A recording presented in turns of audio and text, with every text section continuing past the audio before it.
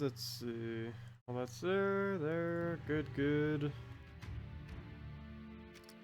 Now, will the stream start when it's supposed to? Come on, YouTube. It's been doing this a lot lately, having that slight delay. Can you guys hear me yet? Hello! Can you guys hear me yet? You should probably be typing that in chat, not here. I don't know, last few times I've been trying to stream, it has like that weird delay on it.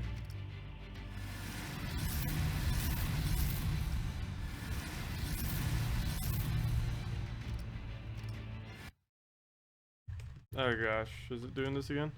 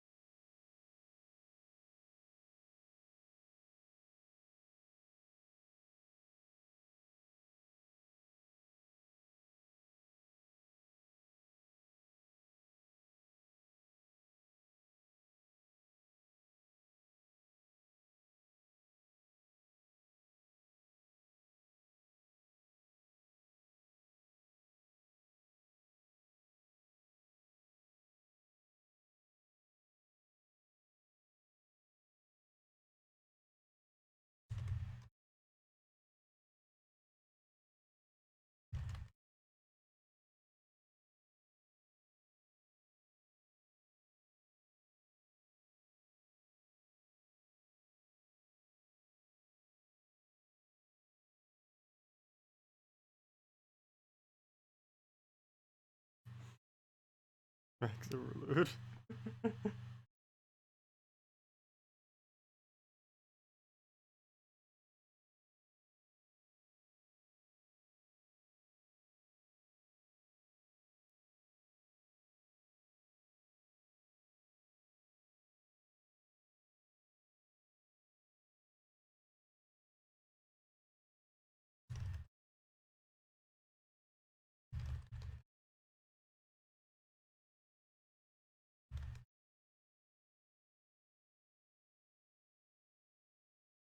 There we go, finally.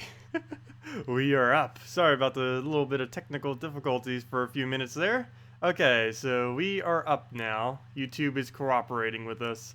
After the 4th time of restarting my streaming software, it appeared to have worked, so there we go. Just have to restart it a bunch of times. I'll try starting maybe a few minutes earlier every single time just to make sure that doesn't happen again, because that is like the 2nd or 3rd time it happened. But hello everyone, I've been talking to some of you guys for like 10 minutes now, but let's see if I can recap everyone. Hello Mike, hello Raluca, hello Max, hello every other Max that's probably here as well, because we were making jokes about it. Hello Jeremy, hello Player Daniels, hello JZG, hello Holog, hello Bridget, hello Viper, hello let's see. Hello, Jeremy, if I didn't say hi already. Hello, other Max. Hello, Derek. Hello, Andres. Hello. Did I miss anyone? I think that's everyone. Well, we're good to go. Okay. No more technical difficulties, hopefully. No, once we get started, there's basically nothing that can happen that's wrong. Okay, let me lower the volume just slightly. Oh wait, never mind. It's not my volume. It's the fact that I have my bass volume too high. There we go. That's better. Okay. Well, today we're going to be still doing some of the rebalanced troops. Might do the random troop challenge again because that was pretty fun the other day. I'll probably do a couple maps because I actually have 0 event gems right now. Like literally 0. Let's see. Yep. 0. 0 out of 250. I'm probably not going to go any further than like 40. Probably just do it for the free 40 gems and 8k gold. And that'll be sufficient. Don't really even need that, but might as well. Oh, and this was the random troop challenge thing that we were using yesterday. Yeah, we'll still have to mess around with some of these. Oh yeah, that's still the Explore one. Really not worth exploring this week, though. And this was the Wolf Garrick. I guess we could use this. He has Devour. Might get clipped by the Bone Dragon, though. Gotta be careful. Maximum Max. Hello, Salazo. Hello, Shane. Hello, Ka. Hello, Peter. Did you get new headphones? No, I didn't get new headphones. My headphones broke, so I had to repair them slightly. The right side of them broke, so I just have the left side. And I'll be replacing it sometime in the future, but they still work, so I figured I'd just keep them for until they completely don't work. But yeah, that's basically what happened with them. The right side just stopped working, so I removed it, patched it up, and then there we go. Because the left side was still working fine. Mana surge, mana surge. You spammed guild chat to remove your info, so don't scroll up. I won't. Oh gosh, he already has Devour. We just started this match. We'll move that over. A team suggestion: Rockworm with 3 times Deep Borer. Also, hello, you have a team suggestion: Rockworm 3 times Deep Borer. Oh wait, never mind. That was you saying hello. I didn't even realize that was the rest of your name. You posted something yesterday too. Gosh, first battle and we already get completely wrecked by a Great Maul Devour. I almost feel like just using all impervious teams. They need to really add more things that have immunity to Devour. Well, let's stick with the new event trip, I guess. Your streams feel like a class. You almost feel like you know everyone here. Yeah, I know, because everyone... we keep getting like the same 80% probably every single time. And then we get a couple new people. And of course we get a lot of people around the times we give out redeem codes. The next redeem code will probably be in about an hour or so. At about 11. So probably more like 45 minutes or so. Mana surge. Mana surge. Was there a gold farming nerf for Bone Dragon team? There was way back in the day, a nerf for it. About like 6 months back, 9 months back. There was a nerf, but there hasn't been one since. The nerf was, you used to be able to use difficulties in PvP, and Bone Dragon could easily do the highest difficulty every single time, and it was basically just as effective, if not more effective, on a higher difficulty than it was at a lower. So you used to actually be able to get like 10,000 gold per battle, but they ended up nerfing that by just removing difficulty from PvP. You can still use it in casual mode, but you can't do it in PvP, so no one basically does it anymore. But technically, farming casual mode with Bone Dragon right now is probably the most gold you can possibly get. The only problem with it is you don't get any raiding, you don't get any trophies, and you don't get a lot of other stuff. So overall, it's kind of not worth it. But it technically is the most gold you can possibly get as of this current moment. I normally don't mention it because I know a lot of people may just start doing it, and then that wouldn't be good for guilds, because then you wouldn't get any progress on the guilds or on the weekly 1.59k and a bunch of other stuff. Plus you get less seals at a pretty big rate, because every single PvP battle gives, how many extra? I think it's like 4 or 5, and you wouldn't get that if you did casual. Hello Greg, welcome. Hello Sub Go, fellow Mana Surgers. Mana Surge everywhere. I really wish they would add more things that gave Mana Surge, or just rescaled the formula for it. They only ever rescaled it once, and the way they rescaled it made it pretty, not useless, but once you get to a certain point, there's basically no point in getting any more mastery. And then they don't even allow any ways to get mastery, like levels past 1,000. It's not going to make that big of a difference if they gave a mana mastery every time. The only other way is like to get your guild stashes up, but even that is basically maxed out as far as what I have. They're all at 191, and about a month or so from now, they'll probably all be level 200. And at that point, there's literally no way to get a higher mastery than what I currently have. And let's see, where's my hero? What are my masteries right now? The Mana Surge chances. Yeah, I'm 62% everything and 66% chance. That's pretty much like 66.66666 infinitely percent chance for a purple Mana Surge. Hello, Geo. Welcome. How does Techni get so many trophies every week? He plays a lot. Actually, I haven't been talking to him a lot lately. He hasn't been coming on streams, and he hasn't really been messaging me on Steam that much. Then again, I haven't been messaging him either, so. But yeah, he tends to play quite a bit. That's how he has so much. I don't know what team he's currently using, though. I'll ask him later.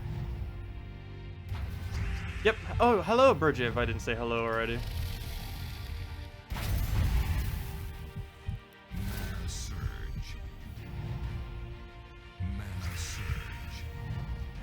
Yeah, oh, sorry, Max, I didn't see your text there. Yes, indigestible is the trait that is immunity to devour. I think only 2 or 3 troops have it, all of which you don't really use on a regular basis. So there's kind of no point in it. Actually, Rock Troll's the only one that comes to mind. I wonder if there even is another one other than him. They basically, it's weird because they end up, in order to counter Queen Mab, they end up spamming everything with Mana Shield, but they never gave too many troops indigestible. Which is weird. They gave like, I'll go show it after this battle.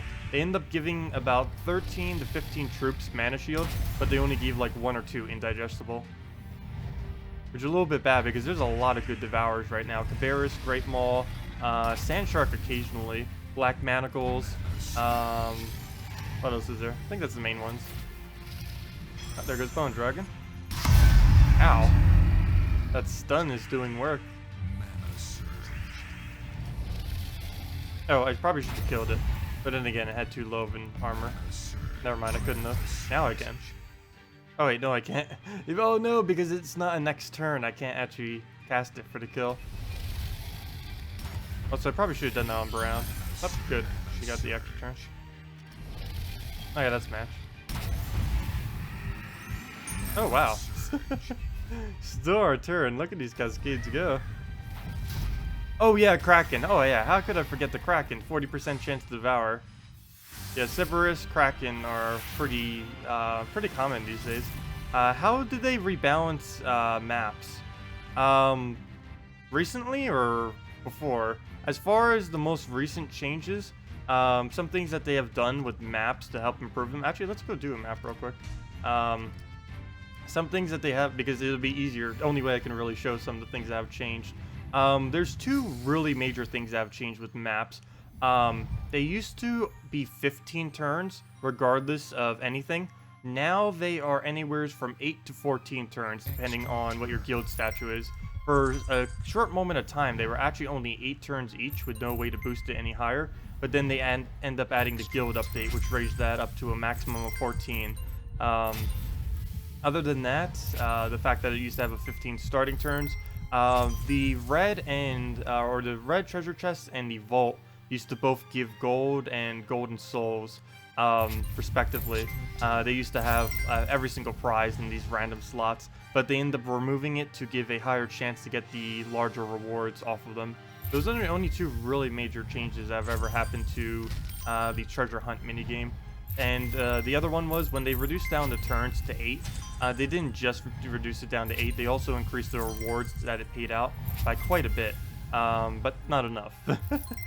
Treasure maps are still not really worth it. Once you get any kind of 100% armor, treasure maps lose all of their value. They're still a lot of fun to play and everything, but as far as their value per hour, if you were to grind anything out, they're not really worth it once you get your first 100% armor.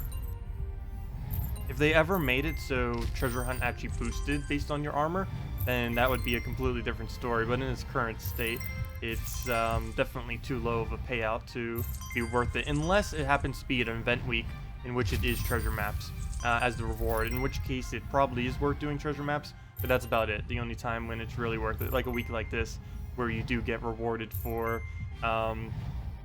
doing the treasure map further than just the treasure map itself. But that's like the only instance I can ever really think of where treasure maps are currently worth it in a given week.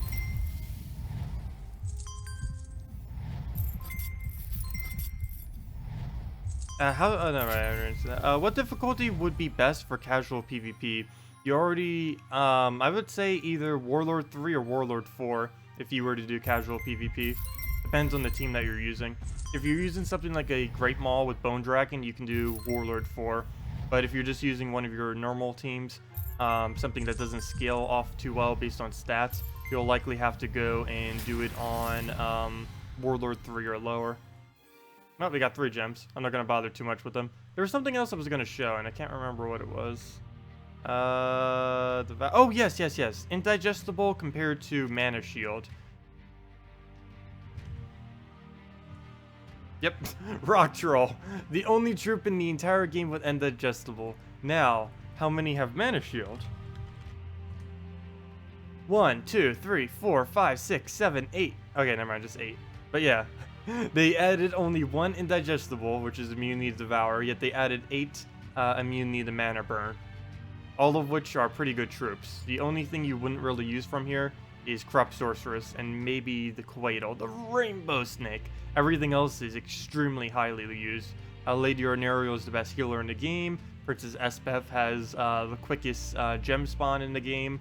Dragon Soul is just amazing. Valkyrie still does souls and has board control.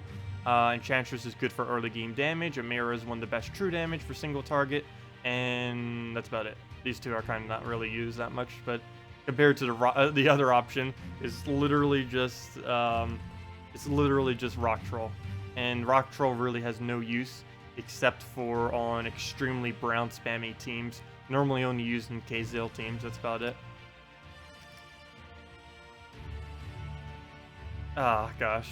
I really can't wait until they do next patch. Next patch is coming in a couple weeks, by the way. They'll probably have another preview video up in like 2 weeks or so, 2-3 weeks. I just can't wait till these stop existing. I want to stop using this team, and I want to have to stop facing teams like this. You're getting irritated about Celestacia. Her trait stones are the same as those for Jotnar. Well, that kind of makes sense that they're both the same trait stones because they both do something similar. She shields on 4 times and 5 times matches on herself, and Jotnar shields allies on 4 times and 5 times matches. So they basically have the same thing. It's just Celestia aims at itself rather than at the team, which means you can use as an infinite tank. But of course, the benefit of Storm Shield is that you can actually enable your entire team with it. Use Corrupt Sorcerers quite a bit in Arena. Oh yeah, in Arena she's amazing. Yeah, whenever I say like a troop is bad or anything, I normally am referring to it in PvP and stuff. As far as Arena, the meta in Arena is completely different than what the meta is in just PvP and just in general. Basically anything that can summon or do true damage is insane in Arena. Doesn't even matter what amount it is. You vote for the Nagas, there's only 5 or 6. There's actually quite a few. Like when they end up adding like so many more classes to the game, they ended up reducing the numbers that some of them have by quite a bit. Like yeah, if we go to things like Naga, there's barely any. Yeah, there's 6 Nagas. If we go to... Oh, what was that one called? Merfolk, right? No. I have no clue. There it is, Merfolk. There's literally only one Merfolk, and there's a lot of very weird ones out there. I think mechs actually don't have that many because it was divided when constructs came. Oh no, there's 12. Most of them are pretty useless though because they're almost all Adana. Useless, good, average, good, average, useless. Not a mech. Really good. Bad. Not too many options. I'm really curious what they'll do when they do the Adana update. That's coming, I think it was about a month from now. I can't remember. Oh gosh, another Bone Dragon. Let's try to do something different though. I hate having to keep using this team every single time. I just need to find a good Gurgoltha front team, which is pretty much everything. I should make one of my dragon teams into it. Actually, let me... Sorry, Dwarf. You're being removed. Oh wait, never mind, that's not it. I'm removing her. Let's make this for all dragons. Other than a, there we go. Now, the absolute counter to this. Let's just keep using this now. We'll call it the Shield Dragons. That's about as tanky as I can get using all dragons. And it still covers every color, so it's not like that has changed. Now we have the Entangle, so they can't just get random death marks and stuff on us. You need a mythic mech? That would be kind of interesting. That would be really, really interesting if they add a mythic mech. Mana Surge. Can you try your team? Sure. Try Lady Ironbeard, Runesmith, Queen Jezebel, and Alkalite. Oh, I haven't tried using Queen Jezebel with it. Yeah, one really good thing about Queen Jezebel, she's kind of like a Gurgoltha, where you can put her with pretty much anything and she will synergize with it. She actually has one of the best mana generating spells in the game that doesn't actually manipulate the board, which can be good and can be bad. It's good in that you won't mess up the board, but it's bad in that you have no chance of getting an extra turn on it. Okay, that's gonna do a lot of damage. Shouldn't be one shot though. This late in the game, she's not capable of one-shotting. Which is one of the reasons why I was kind of trying to... That's literally why I just replaced her out. As far as after this week, I don't know if I'm even going to really be using her. I really like her concept, but without her 50%, that's like, what, 16 damage? 18? Even if it was like something like 20, that would only be 60 damage, which would barely two-shot. You have Gurgoltha in front of Justice, Valkyrie, Mab. Yeah, I've seen quite a few people do that too. I've done it a couple times. I don't prefer doing it, but if you're up against a Bone Dragon, it's definitely worth doing. And since it's like half the teams right now. Is it worth to trait Farish Ra if you have only one of him? Yes. One Farish Ra is still worth it. Because you can put him in a bunch of different teams. You can even just like place him in, even this team that I'm using right now, you can just last slot Farish Ra, and you'd be fine. It basically have no difference than what I'm using right now. Plus you'd get a lot more souls. You'd be getting 150%. We'd be getting what, 100 souls per battle? Somewhere around 100. Actually, I could show that right after this battle too. There's a lot of teams that you can just placeholder him in. Like any of the triple teams that work, you can just put him in there and then you get a lot more souls. You could even use him in a Valkyrie Justice Queen map team as in last slot if you wanted to. A little bit risky if you're up against a bone dragon, but it works. Oops, meant to do that to row over, though it doesn't really matter. Or column over, I mean.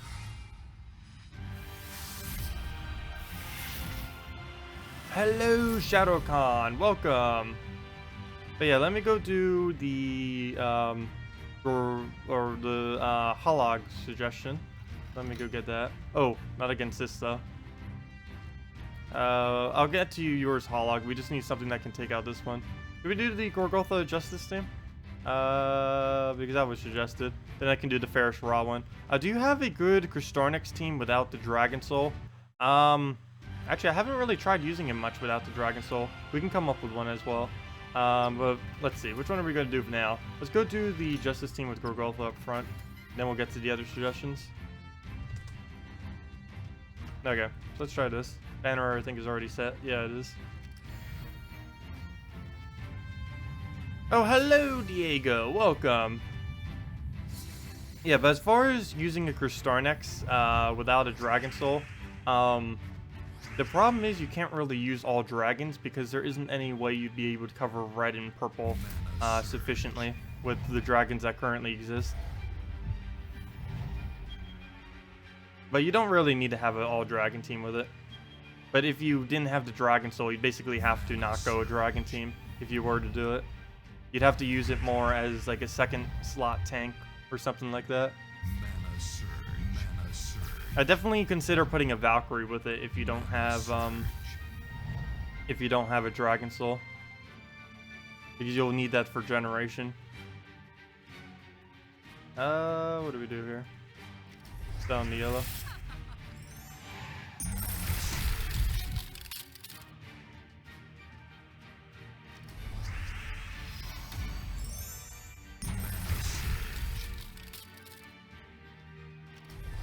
And just keep spamming this, and it should be good to go.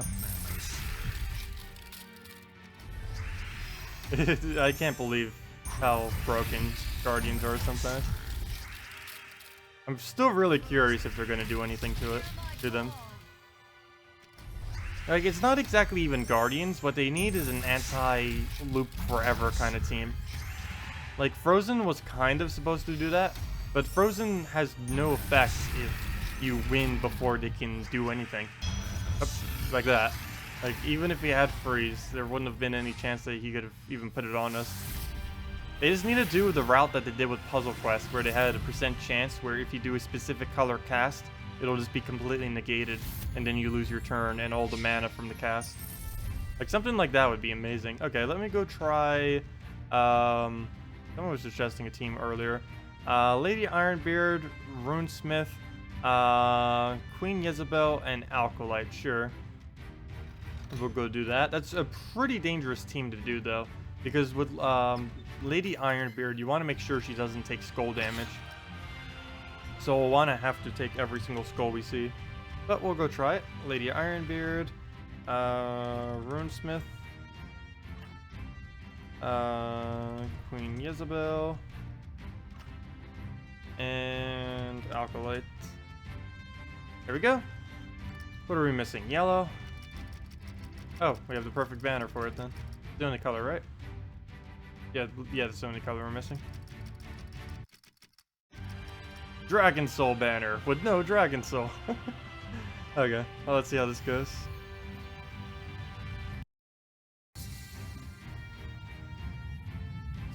Oh, hello, Adrian. Welcome. Good afternoon. Also, hello, Fiber. Welcome as well. Let's see. Finally fully traded Gorgotha. Oh, nice. Yeah, having a fully traded Gorgotha really opens up a lot of teams. Because he is a little bit flimsy without the fully traded, but once you get him fully traded, there's pretty much nothing that he doesn't work in. And he's pretty versatile, especially with the fact that he counters out Bone Dragon pretty decently. Okay, he already has Devour. I think I just lost with this suggested team. It's only like turn 2. But if he gets that Devour off, we already lose. For the most part. Okay, good, he didn't get it. Though he did hit the thing we need high armor on. Okay, well, we have high attack on it. Now we just need that to get it going. Mana surge. Trying to get Queen Jezebel mana, but not really many around. And I feel obligated to take every skull. We'll eventually have her strong enough to one-shot everything. Pretty close to it already. Once we get her mana all the way up, I'm pretty sure I'm going to have to not cast her. Because we need the extra mana to go into Queen Jezebel. Like right now, I'm not even going to bother. Ooh, or do I? It's not enough damage though. Okay, we'll just keep taking mana. Oh, I'd even bother checking for alignment. I don't think he has it though. No, he doesn't. Didn't look like there was enough. Oh, now they have annoying barriers. And we'll just get all of our mana up, so we should be good from here. We can just Queen Jezebel for the kill. Oh wait, never mind, that won't be enough. Wait, is this enough? Let me test this. I'm not gonna bother counting it out. No, I didn't think so. Oh! We didn't even have a higher armor fail. I keep forgetting that that's not just default instant kill. These are a lot of troops that can hit that high without any requirement. Okay, she's still not at one shot though. And that just keeps missing. This barrier is very annoying with a one-shot build because they just keep negating every attack. 129 wins straight on this team. No loses. Wow, nice. Well, it's definitely winning. I could see me losing a lot with this though, mainly because of Bone Dragon. I don't see how you could consistently win against a Bone Dragon with this. Especially since you don't have anything that can shoot it if it's all the way in the back. It will kill at least 3 of your team. It will probably kill all the way up to Queen Jezebel at minimum. Let's see. I'll just throw that down. There's like no brown on the board, but not many other moves I can take. Just trying to get skulls if we can. Okay, so we have higher armor, so that'll knock it down to almost to death, and then we can just skull. Mana surge.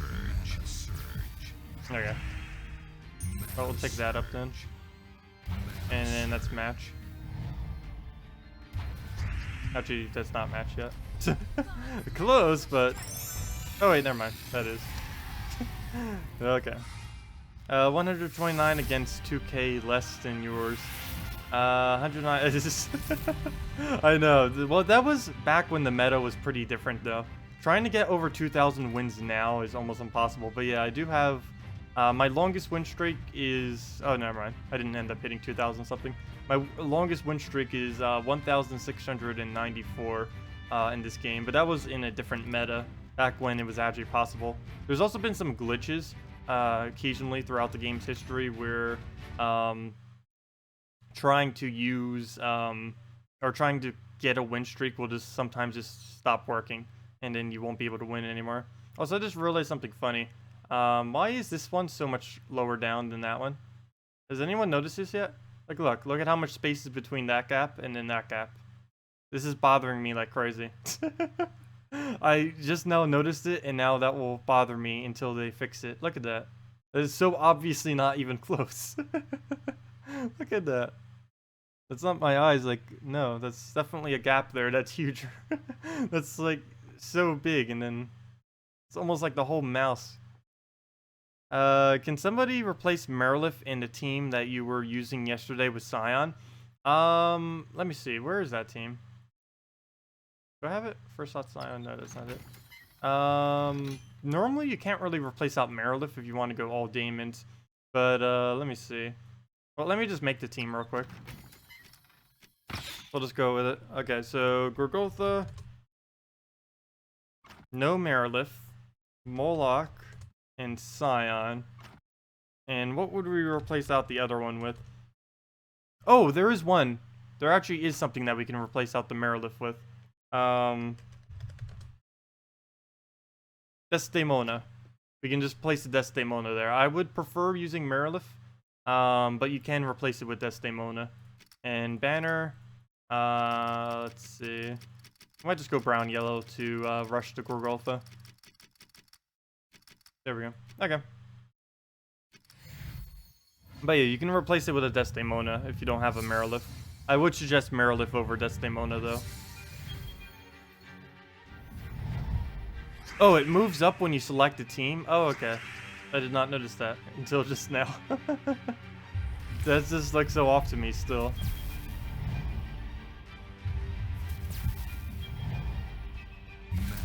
But that kind of does make sense. Let's see. Did I end up missing any team? Because there was like a lot of teams suggested earlier. If I did, just feel free to leave it in chat again. So we can get around to it.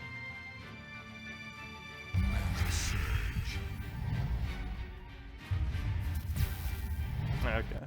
Oh, no problem, Diego. But yeah, if you don't have a Merilith or Desdemona, you probably can't do this team. Because there's not another Daemon that would be slotted there that would work. That would work with the colors anyways. Well, we can't drop that. Drain them all. I really do like the buff they did to Scion. I still haven't been using it that much, but at least it's more balanced compared to everything else. Before it was so weak compared to most things. Oh gosh, don't you dare. Did that all. That's bad. Oh, there goes our Gorgotha. Yep, not dead yet. Sweet. Also, this does do double damage to yellow, but unless he has any daemons, which he doesn't, that's not really going to be that useful.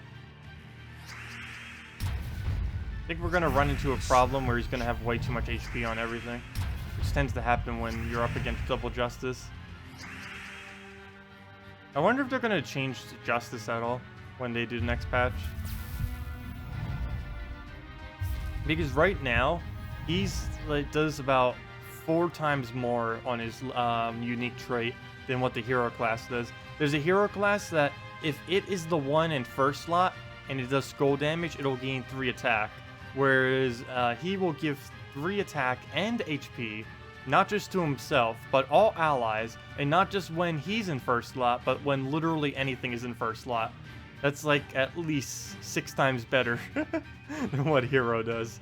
It's just like a billion different things on top of it. Whereas the warlock class, all it does is if it's in first slot, and only the hero will gain 3 attack every time you take a skull. Whereas he does it for all allies and so many other conditions on top of it.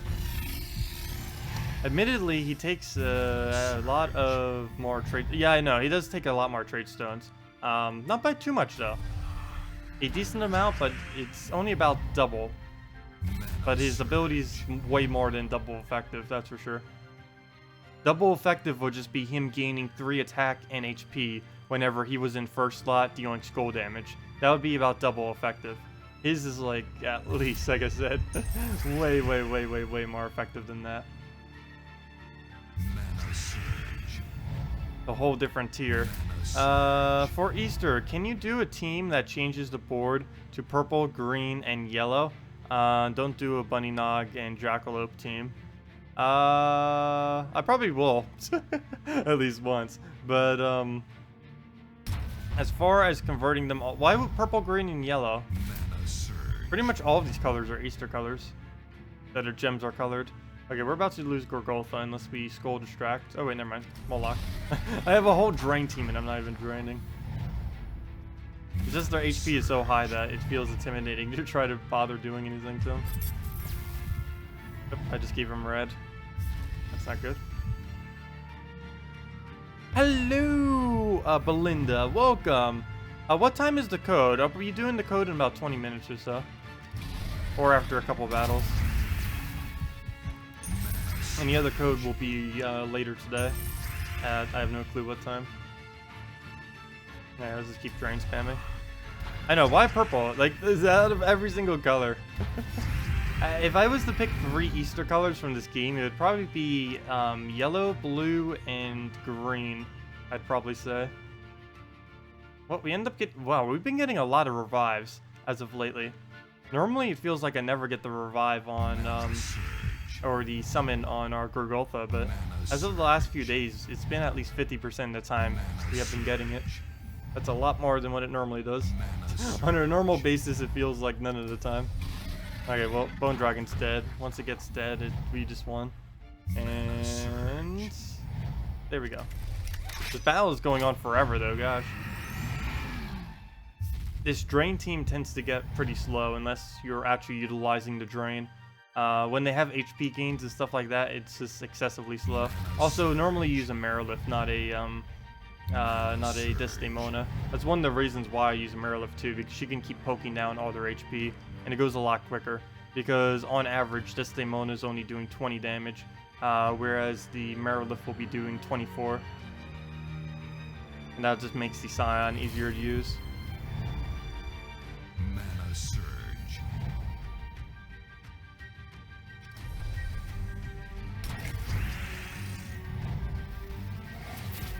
Purple, green, and yellow for Mardi Gras. Can you post your codes into Guild after stream? You'll be here for first code, but it's nearly 3 a.m.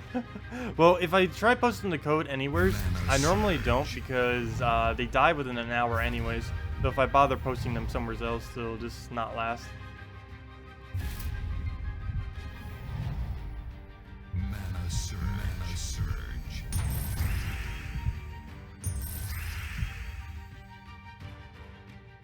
What do we get for our stats?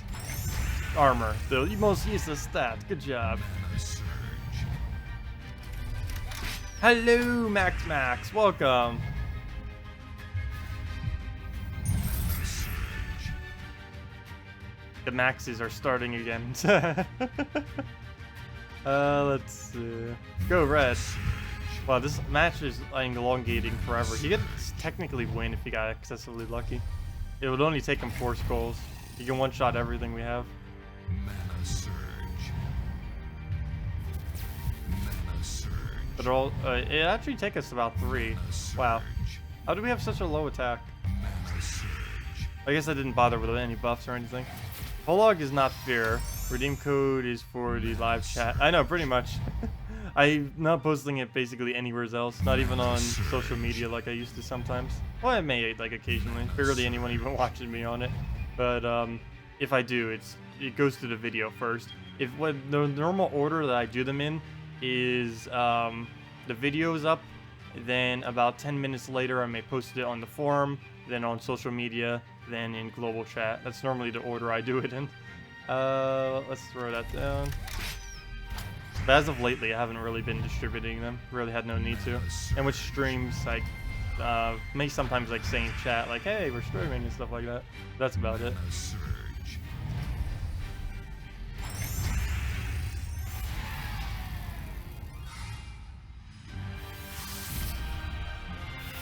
Oh, thank you, Max. Wait, that one's not you? Oh, okay. So we do have 3 legit Maxes then. Oh, come on. Literally every team. Let's see.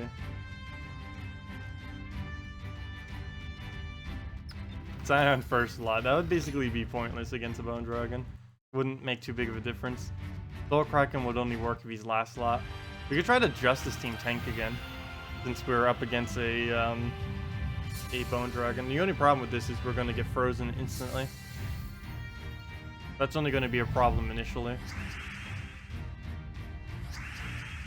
We can always just cleanse off the Gorgolsa. Mana surge. Mana surge. Oh, there we go with the board. Really quick Gorgolsa start. Mana surge. Wow, we almost killed it on turn 1. Mana surge. Too bad we don't have enough damage yet.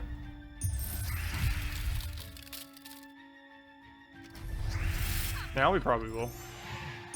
I think I can Queen Mab it. Yeah, we got it for free. Wait. Wasn't gonna bother counting. And then we can just Gorgolfa for the clear, and then it will die. Should hit at least 8. There's like 12 skulls on the board. There we go. And now we don't even need to worry about the freeze. Then just Queen Mab again and go from there. Oh, we don't get our turn though. Oh well. At least we get a kill. Oh, there was also a skull just sitting there. Didn't notice that one. Mana surge. Mana surge. And yeah, we won. The skull and skull. Yep, that's justice. Mana surge. That's justice, that's courage, that's humility. All three of them. Honor kind of does it too.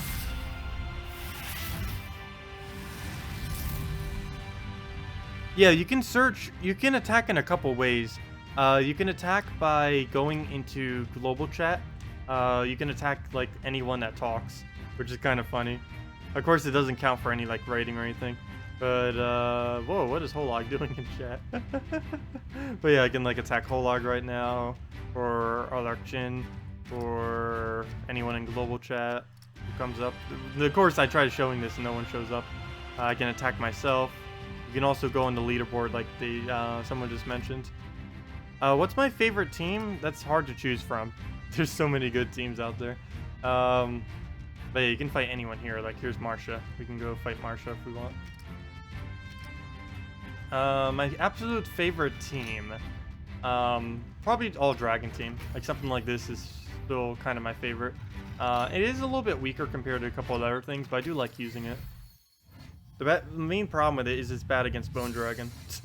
Anything that's bad against Bone Dragon right now is almost not worth using, because there's so many Bone Dragons that you have to face that it's not worth doing a team that's not good against it.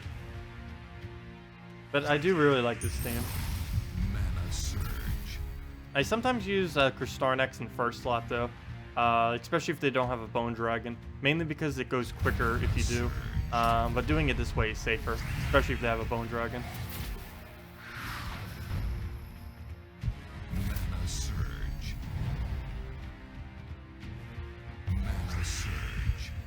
Oh, we get the purple for the crystallize. Let's get a little bit more mana on it. Go from there. Mana surge. But yeah, we could have already had its mana up at least 2 times over.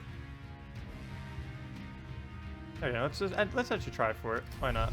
I wasn't gonna go for it, but I didn't get it. We got the mana, but wanted the extra turn. You spam your info up in the guild chat. Oh, okay. Oh, that's what you meant with that. Mana surge. I was wondering what you meant with that in chat. I didn't realize you meant guild chat.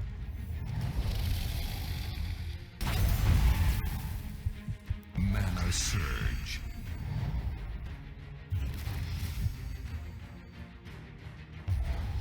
Okay, well, as long as we can keep distracting with skulls, we should be fine. That or we need to get an extra turn to actually entangle him. Okay, we could distract with skulls instead.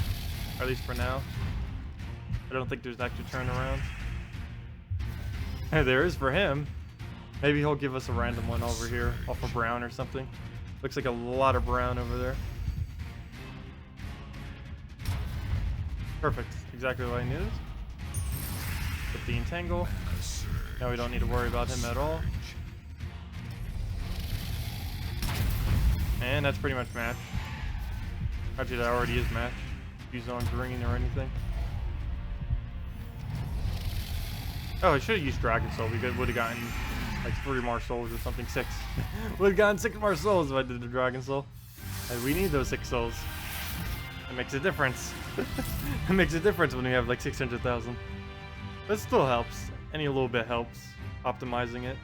But yeah, this is basically my favorite team in the game as far as teams are concerned.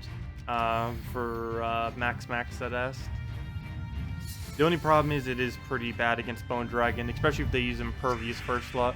But as long as we can get the Entangle off, it's normally fine.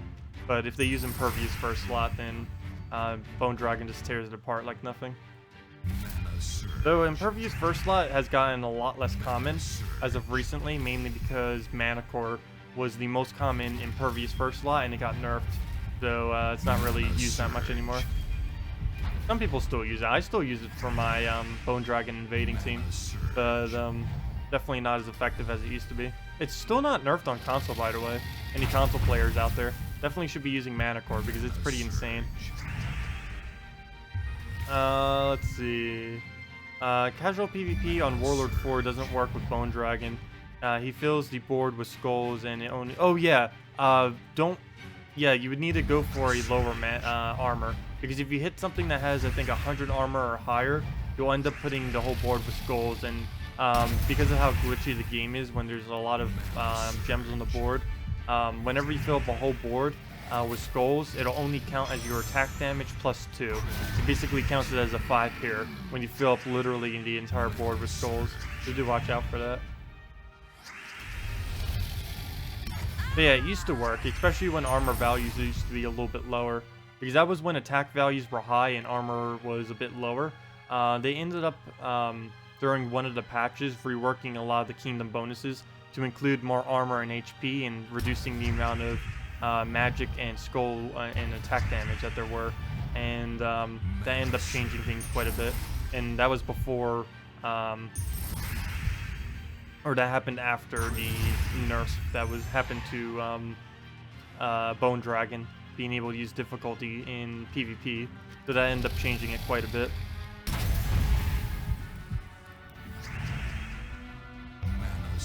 That literally just happened to you? What just literally just happened to you? Is one like this? First Silver Dragon Soul, Stasia, Dragon Soul, and Kustarnex full purple. Oh yeah, that would work too.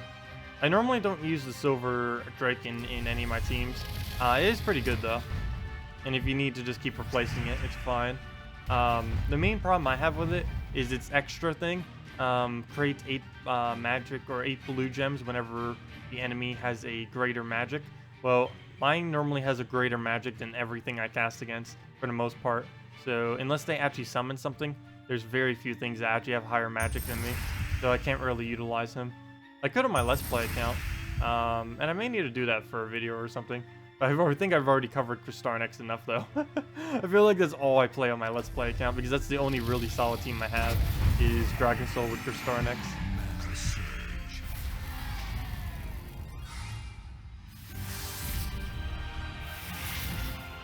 Everything on Warlord 4 has 100 plus mana. We could go do that real quick. It's been a while since I bothered in casual. But yeah, let's go to the highest difficulty and just mess around. You may just have to put it on Warlord 3 then. If Warlord 4 has too much armor these days. Because you used to be able to do Warlord 4 and it was only like about 80 armor. If I go now, well, if they're over 100 armor, I might as well just not even do them. I'll do it on a different difficulty. Oh, 192, 170. Wow, these armors are a lot higher than what they used to be. I can say that. Oh, this was also, that was something else that's different. Yeah, I might not be able to do it now. That's another thing that changed. There's now the extra bonuses. So like the 25% bonus and the 50% bonus. Of course, that used to not be a thing back then either. That's something actually pretty recent. Even consoles don't have something like that yet. See what it is on hard mode. Or not hard mode, on Warlord 3. It's only, actually that's not too much. It's only a 25% gold difference. But at that point, we're better off just doing normal. I do want to try one battle on it real quick. With the Great Maul Bone Dragon combo. Maybe with Apothecary and something else. Wait, that is casual. No, casual. But yeah, we get like 1k from this. And then we can make that quite a bit more. Oh gosh, their armor... How on earth is their armor value still over 100? Yeah, the problem is there's too much armor these days to do it. So maybe it's not viable anymore. Actually, technically already wasn't viable, but... yeah, they ended up changing the game enough that that's pretty much impossible to do now. But back in the day, you used to be able to do that in PvP, and it would work pretty decently. And you'd be able to make at least 8,000 per battle, which was insane amounts of gold.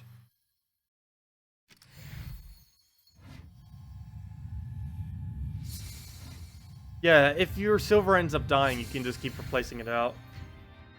I normally don't like having to kill out one of my troops for a summoning team, though. I'd rather just have it nice and tanky, and then if it happens to die, then you can. It's basically how I play giant spider teams. Like, I don't make the team assuming we'll make a little spider.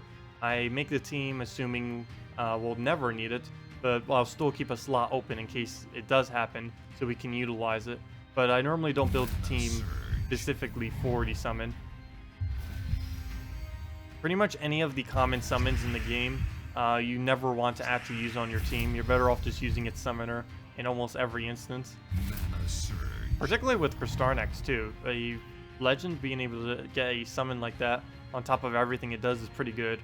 Goblin King does kind of something similar. The only problem with the Dragon King, with Goblin King is he's all heal and nothing really good happens from his ability.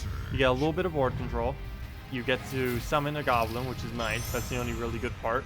You gain some HP, and that's basically it. Look at how much damage he's doing. So much. I don't know if we can take it all. Oh wow, he actually... Oh, never mind. He didn't leave it. I thought we were going to get that. Oh my gosh. We did 0 damage back to him because of Agile. You got 5k, but it's too long to bother with. What team did he end up using? Because with Great Maul Bone Dragon, it's sometimes quicker than a normal match. Because you get your you get your Great Maul to be so huge, and then you just throw down the Bone Dragon, and then you instantly win. That's how it used to work. You basically just use a Deep Bore or Apothecary. Actually, I don't think Apothecary existed at the time, but you just use some kind of troop that could fill up either brown or yellow, maybe even something like a Mercy. You would then just cast it on whatever had the highest attack on the enemy team. You then just throw down Bone Dragon. Usually the Great Maul would fill up your Bone Dragon, then you just cast it, and then you end up winning with like 8,000 gold or something. That's how it used to work. I think my very first best teams video ended up doing something like that. I forget if I actually showed it in that or not. Pretty sure I did.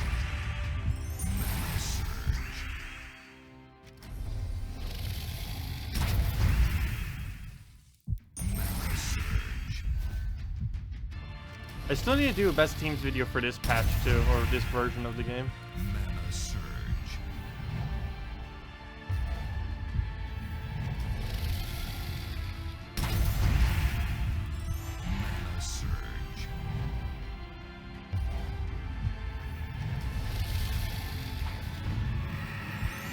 And there we go.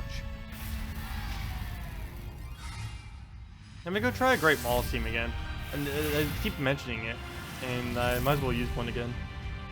It works better whenever you can get higher enemies, but we can use it against pretty much anything. Let's just do it over suggested teams.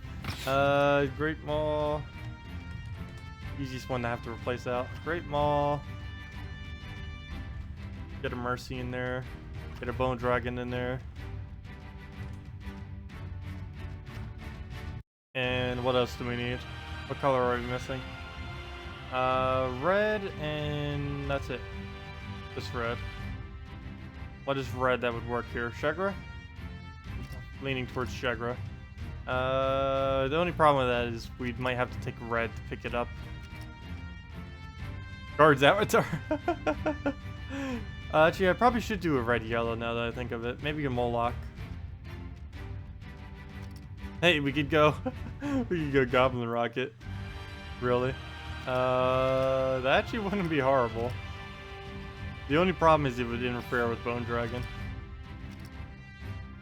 I might just stick with Moloch. Use it as a backup train. In case they end up getting a Bone Dragon or something. And banner, we'll need to switch to double yellow. We could also stick to a brown-purple banner. I think I used to do brown-purple with it quite a bit. I never actually used this specific team, though. Normally, I would use it with, like, Deep Bore and some other brown and back, kind of like a Famine or something. Because it was around the time that Famine came out. It was still... It was still possible. Also, after this battle, I think I'm going to give out the redeem code then. Or our first one, anyways. Oh, first turn Mercy.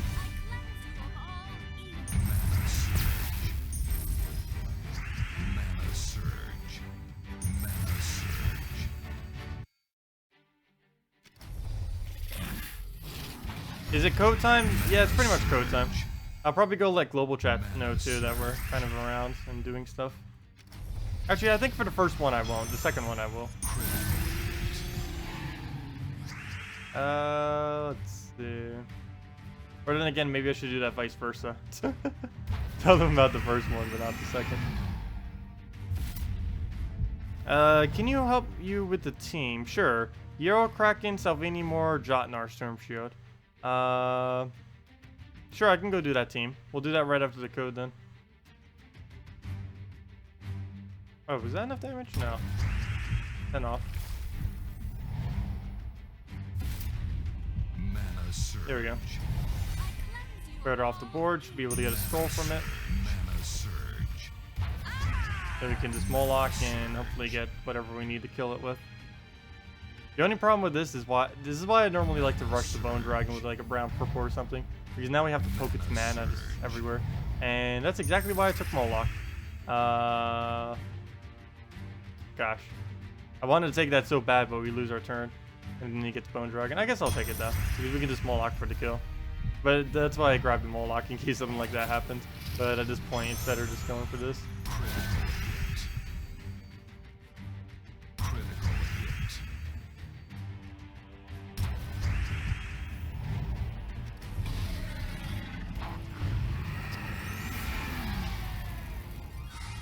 Okay, so let me go find the redeem code. She'll let global chat know that we exist again. I basically, as of recently, have never really been bothering to advertising global chat, but since we have the redeem codes again, we might as well. Let me go find it, hand it out. Oh, good, 7 tribute, nice. That's a redeem code right there, gosh. Actually, that's probably more than what the redeem code gives.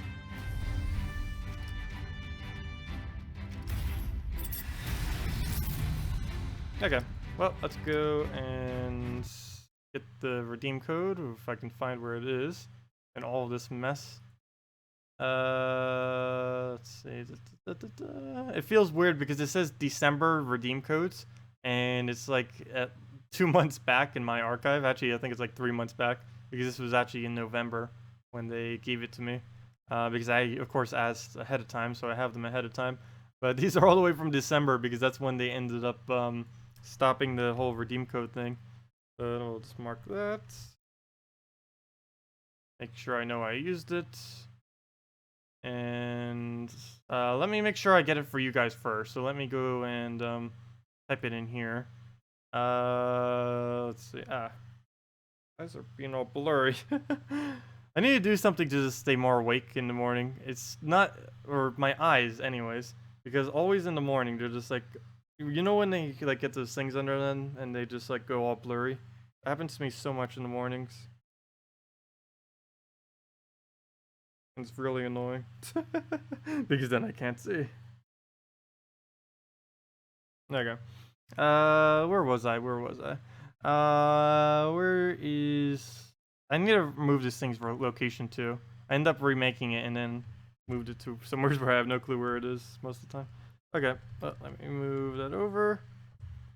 There we go. I'll make sure to paste it into the chat as well. If you don't know how to use it, I just did a video last night on how to be able to use them, and that basically explains all of it. It's pretty short. Make sure to keep it as short as possible so people can just reference it if they don't know. But yeah, there's the code. Let me get it into chat as well for all of you. Here we go, chat.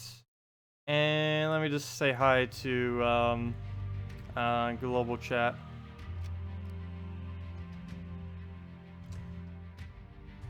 I don't know, which way should I say? Streaming on YouTube, or actually, should probably specify what I'm streaming.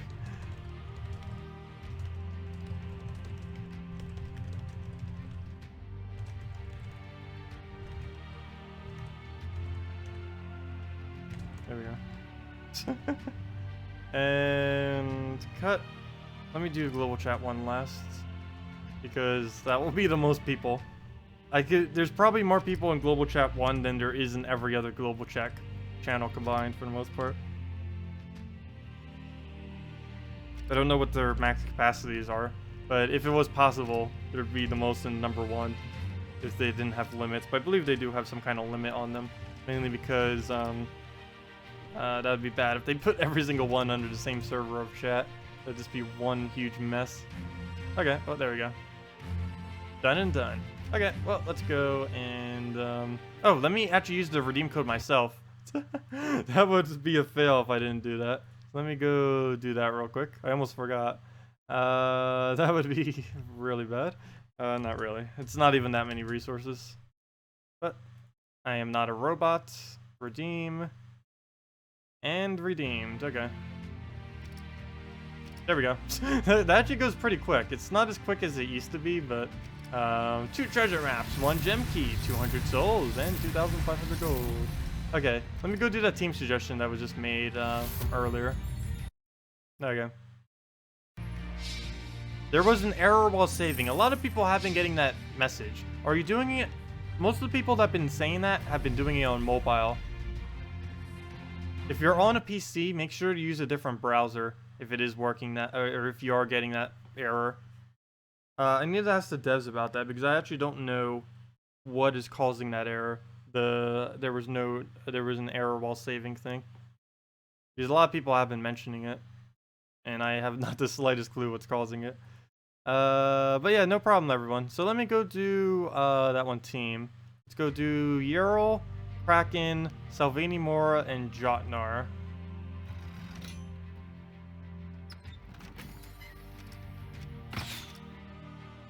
Okay, Yerl, Kraken,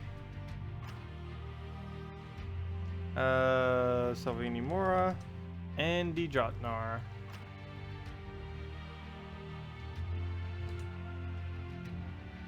Okay, let's see. What are we missing color-wise? Nothing. Sweet. Okay. I'm probably just gonna go brown-red, rush up Yerl. How many times did I pass it? Nope, I think I only passed it once at most. There we go. 1 or less, I think would consider to be pretty good. Okay, fix up all my tabs.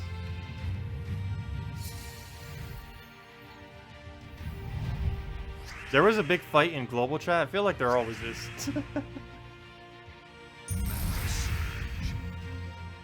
Let's see.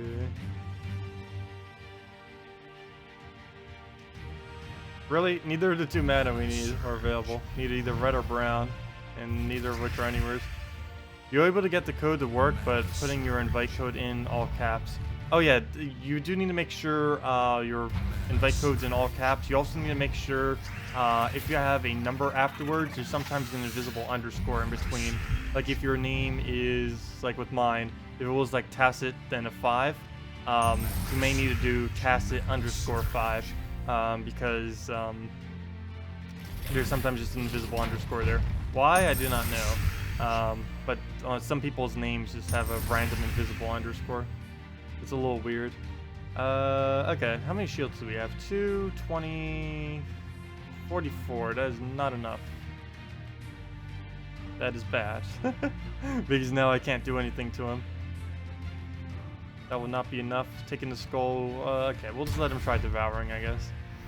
Don't have much of a choice. Please don't devour. Good. Even if it did, at least it wouldn't have gained attack, if nothing else.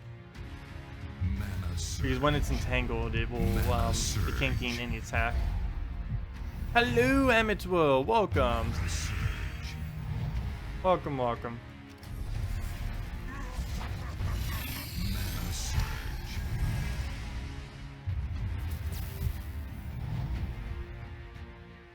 What to do here?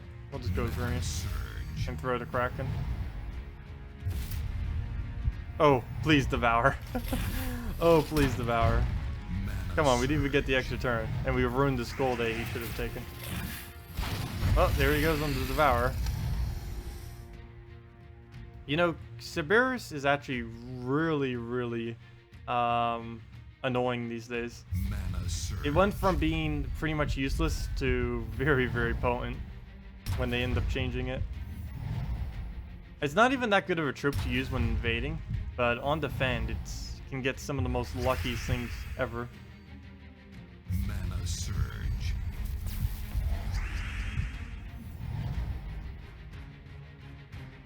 Well, I guess we just skull it. I want to be able to do something with this, but I think we already just lost. Surge. Mana surge. Oh yeah, you go to use the redeem code, you go to the Gems of War website, and you'll be able to do it there. There's a redeem code thing. I also just did a video on it that explains the whole process of it. But yeah, make sure your invite code's in all caps. And pretty much everything that you type in for it. Mana Okay, this is already a lose. But yeah, whoever suggested this, I could see it being okay. But the main problem I see with it is you're using too much true damage with physical damage. That's the main problem that Jartnar has, is there's no true damage that synergizes with him. Because there's no giants that actually do true damage. Actually, I don't even think there's any divine that do true damage either. Let me double check that. I didn't even think about that, but on every single front, there's basically nothing that synergizes with him. Nope, that's not divine. Let's see. Oh, there's one. Morthani's Will. It does 4 true damage. That doesn't really count. Yeah, there's no troop other than 4 slight true damage that does true damage. Oh wait, no, that's not divine. Yeah, you could essentially say none because I don't really count 4 as any amount. So yeah, Jartnar is literally the only thing that's divine or giant that does true damage, which is why he basically has no synergy at all.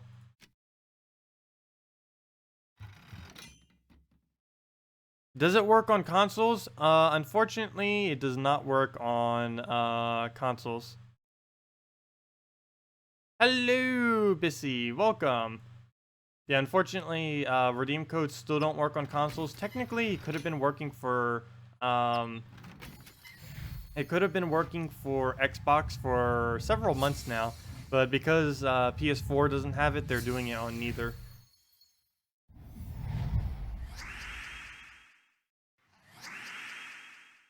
Oh, the green! Come back! I could have done all of that and still taken that, and now we get entangled. Though that doesn't matter because we're not taking skulls. We need the mana a lot more than we need skulls. Actually, it's better if he takes everyone.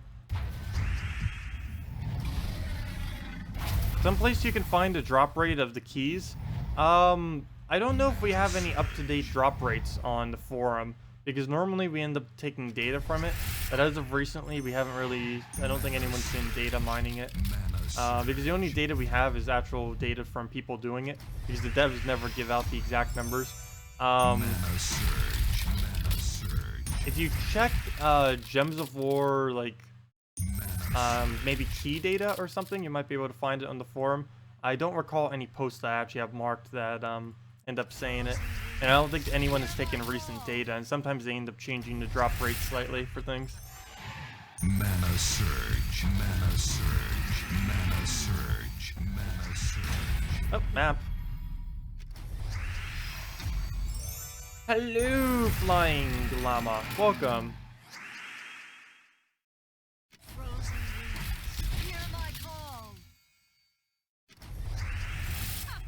You tried using a new tab for redeeming the code for your second account after doing redeeming for your main account, but still says error while saving and you're on PC. That's really weird.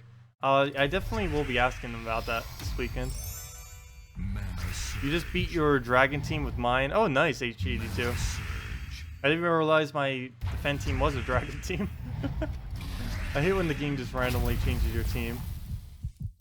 Hello there, Drew. Welcome. Mana surge. Oh, how many defend wins do you have these days? Are you still actually doing that to farm all the defend wins? That's pretty funny. Mana surge. Just lowering your win rate to so low that you just get constant battles from them. And the dev says that they're not against it either, which is kind of interesting. I have never bothered doing it because you would have to have such a ridiculously low win rate from deliberately losing. But the devs did say it's okay, even though it gives a lot more resources than just normally playing. Hello, Dragonfire. Nice. Or welcome. Yeah, the defend glitch thing. Well, it's not really a glitch. It's more of just using the system that they have in place and using it for your benefit.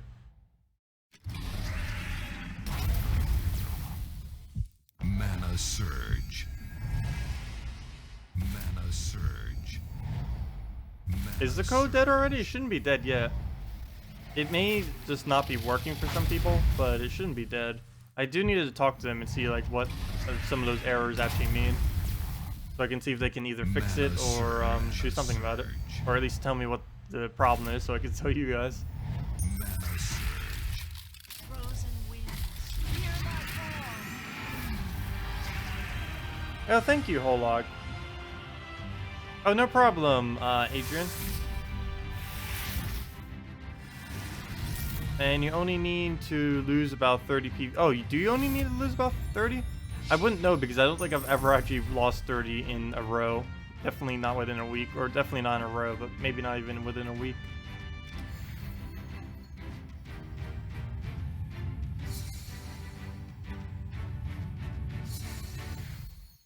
Well, you can lose 30 times in about 10 minutes if you just keep spamming battles. Like 10 to 15 minutes is as long as it takes. Mana surge. Mana surge. Because you can just keep retreating. You can also just alt F4 the game, and that counts as a lose as well. Mana surge. Critical hit. Yep, what am I doing? Oh, could have taken a little bit more around there. Keep taking moves too quick. Could have had a full Gorgoltha to cast right there.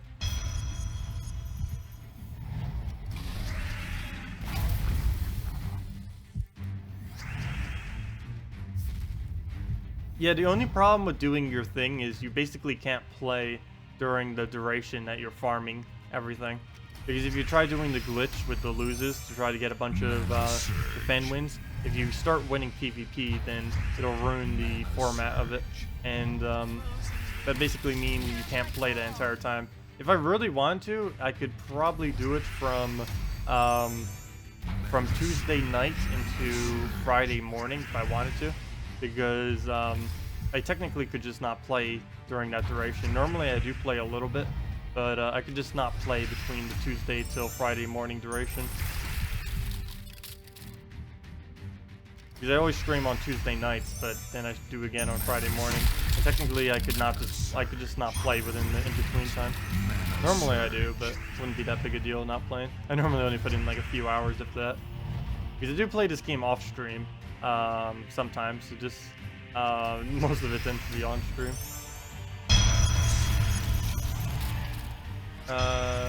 Lose on the Let's Play account. Oh yeah, we could try it on the Let's Play account. That would be cool to try to test it there. The problem with the Let's Play account though is it's going to make a little difference because my team isn't actually strong on my Let's Play account. It would help, but it wouldn't be as potent as if I did it on this account because I could make insanely overpowered teams on this account. Whereas if I did it on my Let's Play account, it'd be at a huge disadvantage.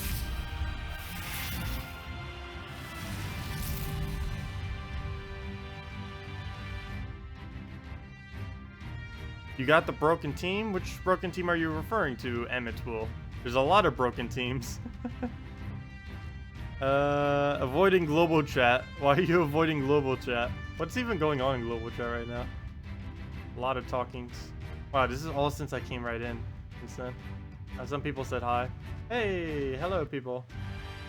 Too late to say hi now though. It's already been like 15 minutes later. So much chat.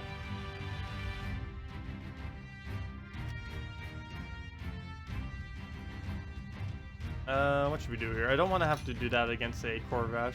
Might as well just go back to dragons.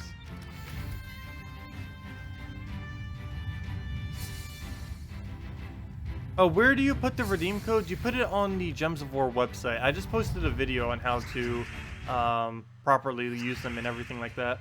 But you input it on the Gems of War official website. Is where you use redeem codes now. There's no way to do it within the game, unfortunately. You're afraid it's only trigger much with strong teams. Yeah, I know. You can't really get it to work. What the Drew is talking about with the thing doesn't really work unless you have a really strong team. And that wouldn't really work on my Let's Play account because he doesn't really have that strong of a team.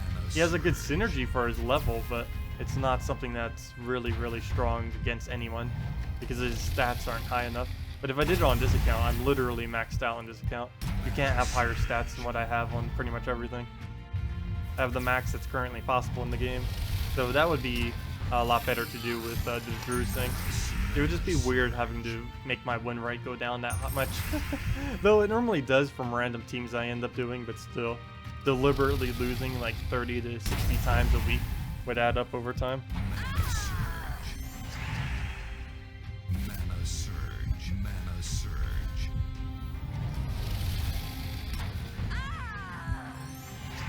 Also, I don't really need the resources either. Like, if I actually needed the resources, that would be a different thing. But since I don't, there's almost no point. Mana surge.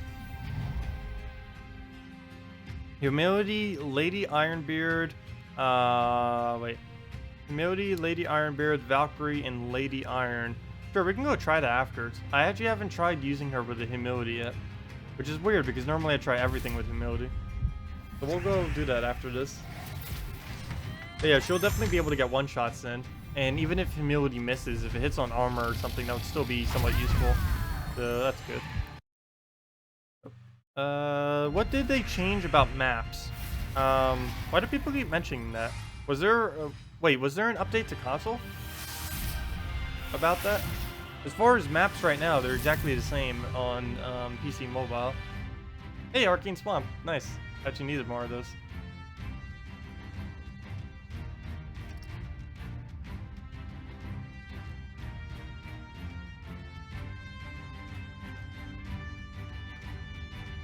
They actually may be making a card named after me.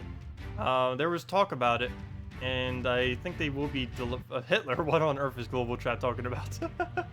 Wow, always sees a random Hitler question mark. Oh gosh. But as far as a card themed after me, there actually will be in the future. The devs were already talking about it. When it will occur will probably be months from now, probably early to midsummer, but it should probably happen. So probably a couple months after the year anniversary of this channel, pretty much. Because we end up starting at like the end of April, and they'll probably have it by like May or June, July, somewhere around there. Anyways, let me go and what was the team that was just mentioned? I need to make this chat bigger. Let's see. Where to go? Humility, Lady Ironbeard, Valkyrie, Lady Ironbeard. Humility, double lady. We got 3 ladies. We need a 4th lady so we can make a whole team out of ladies. And a Valkyrie. There we go. Banner, red, yellow. Or actually, double yellow. We'll go double yellow. Commit to humility. There we go. Okay. I wonder what would happen. I'm kind of curious. I'm not gonna keep doing it, but I wonder what would happen if I end up using the redeem code on my other invite code as well.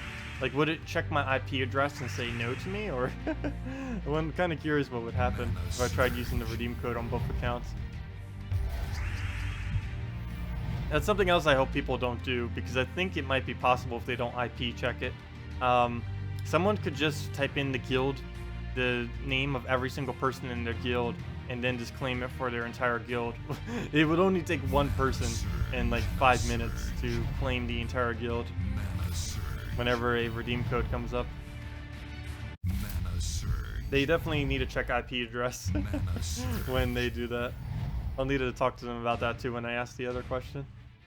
Because that'd be extremely exploitable. It would take no time at all to do it. I guess we just take red. I don't want to give it blue, but he's going to convert anyways. Also, what on earth is he doing using that troop? I haven't seen a Jackalope after used in PvP for ages. I guess it kind of works with what he's using. Good morning, Viera. Welcome. DC creates a bunch of blue for us. I almost feel like just casting on it. Do a yellow-blue right now or something. Oh gosh, Ajkulos. I hate when it does that. Also, where's all the yellow? Oh, it's converting the yellow. Oh, figures. I use this team when he has like the perfect counter for it. What am I doing? I should click that one. You should use it on the Let's Play only. No, I kind of want to keep it clean, the Let's Play account for the most part. I don't want to redeem code it like crazy. I end up doing that too much on my first one, where almost every redeem code I gave out, I end up using on it, and it just gave it too much resources. because an average player won't be able to actually claim that many of them. Because I could technically claim every single redeem code I ever post, plus I tend to claim quite a few of the other ones that get posted around, and most people won't be able to claim nearly that many.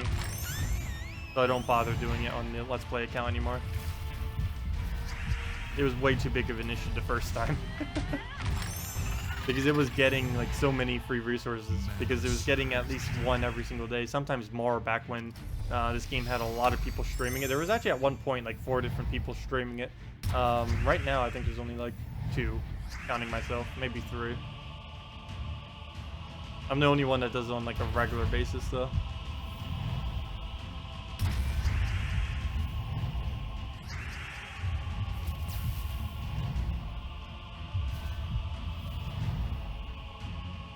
Let's see. Wow. We're against this little small team, and I don't even have a lineman anywhere to be able to kill them out with. Don't ban me. Let's see. Deep Boar, Apothecary, Lady Ironbeard, and Lord Ironbeard for your defend team. Try it out. It does work for PvP. Sure, we can try it afterwards. Not a huge fan of the full KZL teams, but we'll go and mess around with it. Because all the dwarves tend to be pretty bad. Lord Ironbeard and Lady Ironbeard are like the only 2 kind of okay ones, plus Deep Boar, of course. Deep Boar, I don't even really count Deep Boar as a dwarf. It doesn't even look like a dwarf. It just has a dwarf inside of it. That's the whole premise of it.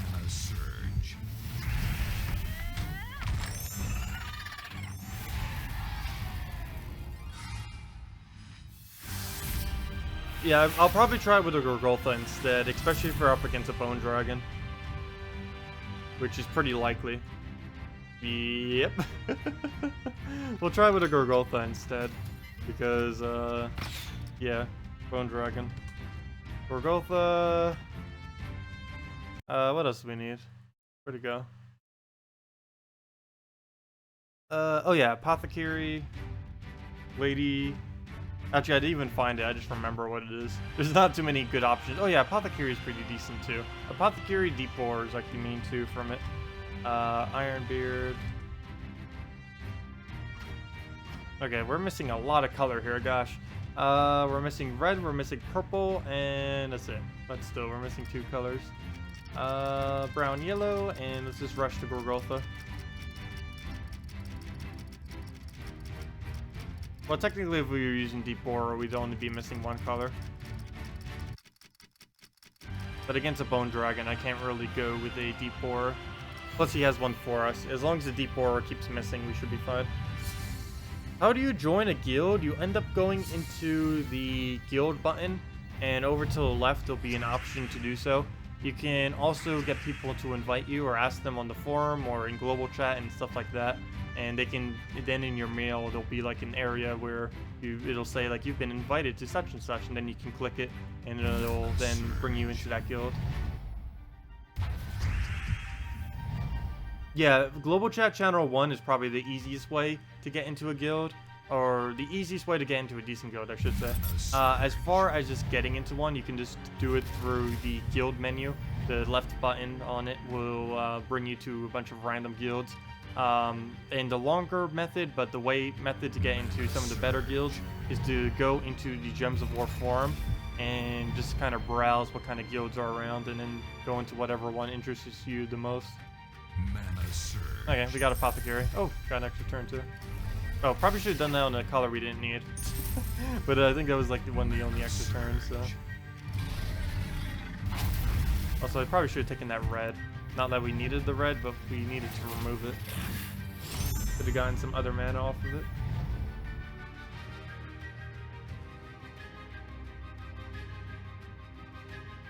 Green Surge, go. No! Now we really need a Green Surge. Mana surge.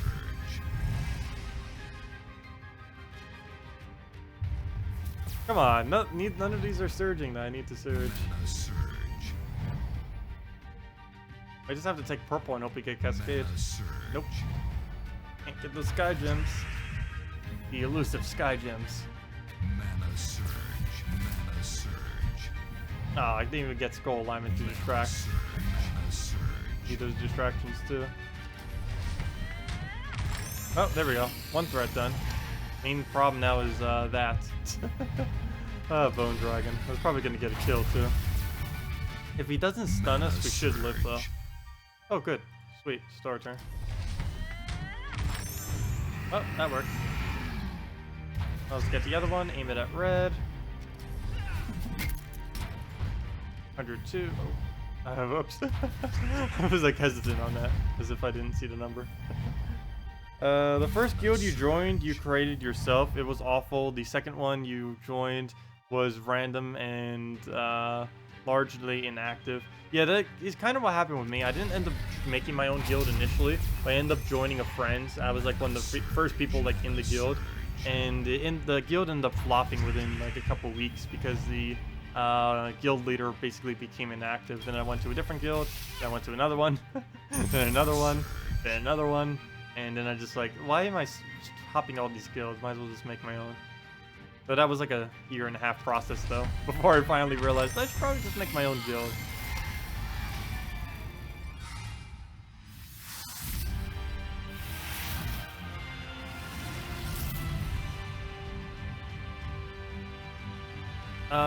Can you recommend any good true damage teams?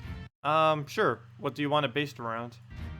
You currently pulled Scion and Shadow Dragon, and want to figure out how to use them well.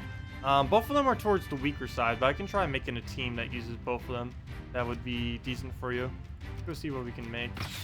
But as far as true damage is concerned, both of them are towards the weaker side. Scion did get buffed recently, to the point that it is somewhat decent. But we'll see. What we might want to put a giant spider in this then, to be able to feed them. And other than that, we'll probably want a true damage first shot if we can. What colors are we missing? Red and brown. I don't think anything red-brown can actually do that. We'll probably want to go for a tank instead. Something like a lava elemental. It's a low rarity. Oh, never mind. Dark Troll. If you have Dark Troll, go Dark Troll. Other than that, you'd probably want to go Lava Elemental with Stone Skin if you can trade it up. But Dark Troll will actually double purple. Almost forgot about that. But yeah, we can just use the Scion and Shadow Dragon together. That would be a sufficient amount. I'll put the Shadow Dragon first though, because we can loop it. As far as mana, I'll just go double blue, because you'll be able to get the Giant Spider up quick. And then we should be good to go. If I can find where double blue is. There we go. We don't want to go to something like double green, or else it wouldn't go into anything. At least with double blue or extra, we'll go into the Scion. Plus we get to counter his blues. Oh, I might have... This was actually a slightly bad idea to do it against this team, though. Because he has Mercy. Mercy's going to be a really hard counter to what we're using right now. The only somewhat positive thing about this is it will help with Shadow Dragon's boost ratio. But that's about it. Everything we have is centered around purple, and it counters purple. Mana surge. But if we keep going quick enough, then we might not have to deal with it. Mana surge. The Endless Night. Mana surge. Oh, now here's like where it's gonna help us. Oh, that way we could just keep draining it. Nice. I actually end up countering a Mercy with all purple. We're literally using an all purple team against the biggest purple counter in the game. But it's working. The sad part is it's working. Oh. I'm actually going to deliberately take this down, even though it gives us less mana, because it already gives us full mana. Plus we get to keep an extra purple on the board. Look at that. Oh, that's funny. Countering out something that's supposed to counter out us. Mana surge.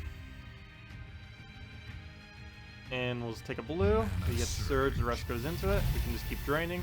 Mana Doesn't even matter what mana it really goes for.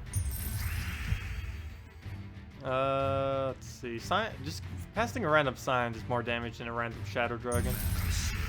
So might as well throw that down. We can always Shadow Dragon into Dark Troll if we want to. Or Giant Spider into Dark Troll into both of them. But yeah, that only does 23. Our Scion's doing like 29 right now.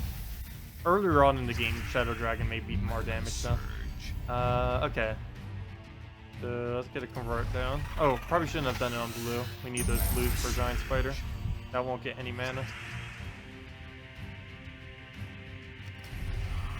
But yeah, this would be a sufficient true damage too. Really purple oriented though, so you don't want to go against a Mercy normally. We got pretty lucky early on, but in most cases you wouldn't get that lucky. Mana Surge. Oh, we could have taken that as well. Mana Surge. Mana Surge. Mana Surge. Mana Surge. Ah, yeah, there we go. And we get the map. And I think that's match right there. Yep. Oh no, Shadow Dragon for the win. But yeah, that's the true damage they can make out of two of them.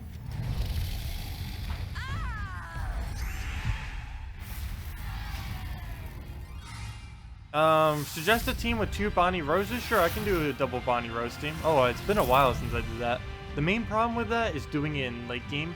Doesn't really one-shot. Let me see what this guy has. Okay, here it'll be able to one-shot. So let me go and do it here. So let me go do a Bonnie Rose one-shot team. So let's get the Bonnies. We'll need double Bonnie, as you suggest. We'll need a pirate for the gold, I think. Let's see. Do we need to commit to this or not? No. Let's see. What do I normally use with this? I think I used Gorgoltha Kraken. I don't know if you have Gorgoltha Kraken, though. Because I remember this is what I used to use with it. But it does use 2 legendaries. Which I don't know if you happen to have available.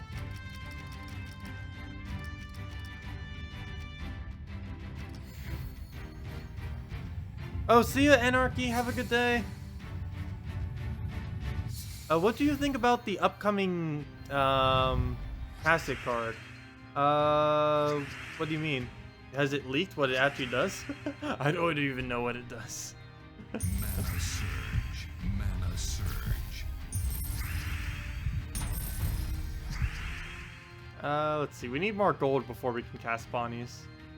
Well, I guess we could kind of cast them whenever. Preferably, we'd want more gold, though.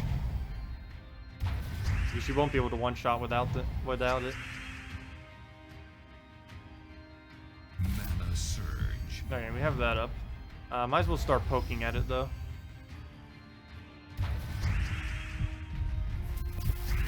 Oh yeah, the code is case-sensitive. I did a video earlier going over pretty much everything with the redeem codes. I'm basically just referencing that though because I mentioned absolutely everything in there and don't want to accidentally not mention something. But yeah, the main things you need is make sure it's capped, make sure if you have a number in between or after your name, there's sometimes an invisible underscore, and that's about it. And of course it's redeemed on the Gems of War website now instead of in the game, which is a little bit confusing now that it's like all in a different location, but still pretty straightforward. Dragon Troop should be like Ramna half, where hot changes. What? Mana Surge. Okay, we still don't really have that much damage for our Bonnie yet. But luckily, every single time she casts, she does more. We could just throw that down and then Kraken it. Oh, can we get a Devour? That'd be pretty nice right here. Mana Surge. Ah, I didn't get the Devour. Luckily, Kraken feeds her, so. Mana Surge. Okay, he'll throw that. We'll use Gorgoltha, get a double kill with Bonnies, and then pretty much win. Mana Surge. There we go. That's mass. Surge. There's 1, there's 2. Actually, we could probably kill with Kraken right now if we really wanted to. Mana Surge. Oh, don't you dare. Well, that'll barely kill Gorgoltha. Actually, probably will. Nope. Ah, Gorgoltha lives until now, and now it's dead. Is the last... wait, what? Oh, wait, is that ass? Wait. Player. Don't know your disaster. Let's see. Oh, you're not playing on Xbox? No, you just talked about it earlier. So you were wondering what you think about them adding... Oh, what I think about them adding my card? I know, it feels weird that my character may actually be in the game like that, like this or something. But they did say that they would add it. Don't know when they're going to be getting around to it. And I'll probably talk to them more within the next month or two about it. But they said after the next major patch, and the next major patch is in a couple weeks from now. It definitely, or it most likely won't be before the next Dragon's Claw though, because the next Dragon's Claw is basically like right around the corner. I think it's only like 3 weeks or so from now, so they definitely won't be putting it in then. But probably the next event after that event, they'll be doing it.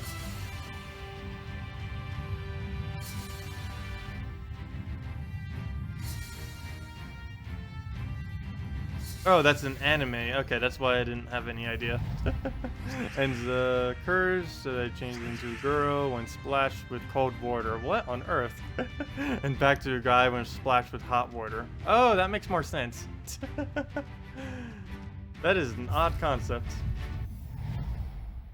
I haven't watched anime for a while now. I can't even remember the last anime I even watched. I used to watch it some, but then I kind of just stopped.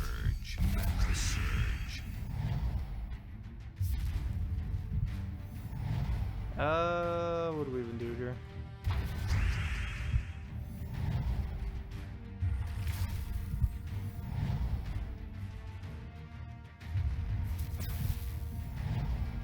Question: is there a team you could suggest to face almost any other team? Yes, there's quite a few of them. Actually, good majority of the ones I use, I tend to make like that. But, my absolute favorite for it right now is Gorgotha, Kristarnex Dragon Soul combo with anything in 4th slot. That's not what I'm using right now, but partially I'm using it right now. But you can use that against literally anything.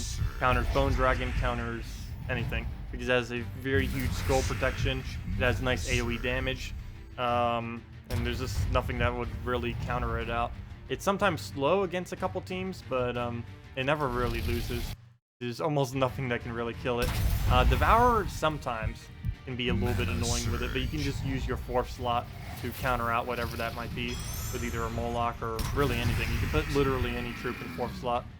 So whatever counters out your biggest threat on the enemy team is what you would put on it. You can also put a Mercy on it for a quicker start. Oh, I could have just taken that with skulls right there. But yeah, if you end up losing your Gorgotha on that team, you just keep replacing it with a Drake as well. So you don't even need to worry about skull spam at all.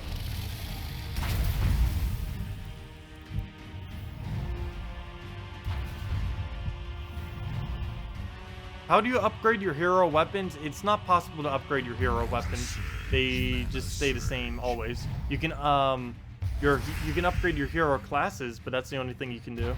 There's no upgrading of hero weapons. If you're wondering why there's different borders around people, it's based on your level. Level 10 is green for rare. Level 25 is ultra rare. Level 50 is epic.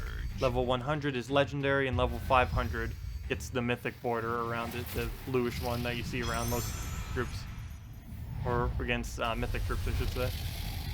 But yeah, it's based on your level. You can't actually upgrade like any of your weapons or anything.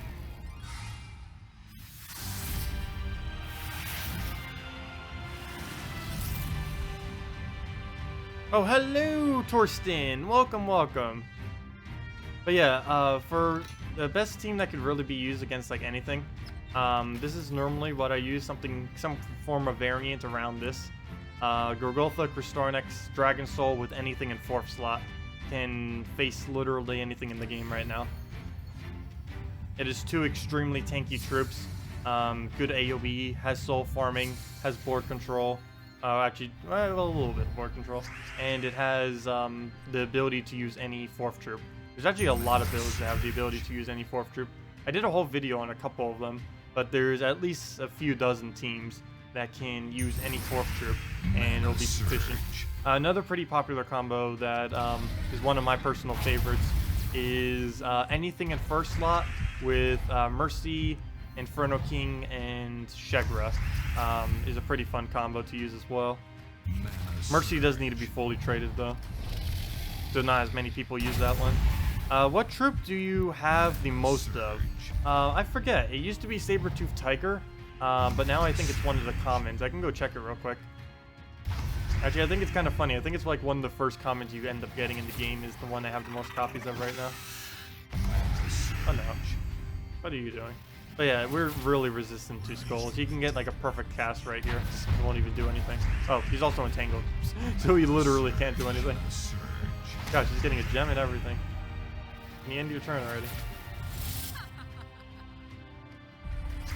Corvash has like no mana. I feel bad for Corvash. He got nerfed so hard. He's still viable under some cases. He's used mainly for his stun now though, and almost no other purpose than his stun. Mana surge. But yeah, this team actually does have board control. It has board control through Starnex. It has a lot of board clear though. We have 3 different board clears. I don't really count Sylvania anymore as board control. It slightly has board control, but you'd have to get insanely lucky to actually be able to use it. Like, let's see, like right here, we can get either a double purple or a double blue. Nope. We did get mana there and there, but didn't get any of the extras. And normally when you go for board control, you need to have extra turn consistency. Anything that can spam extra turns like crazy. And the only thing that can do that on this team is Starnex. The rest is just board clear.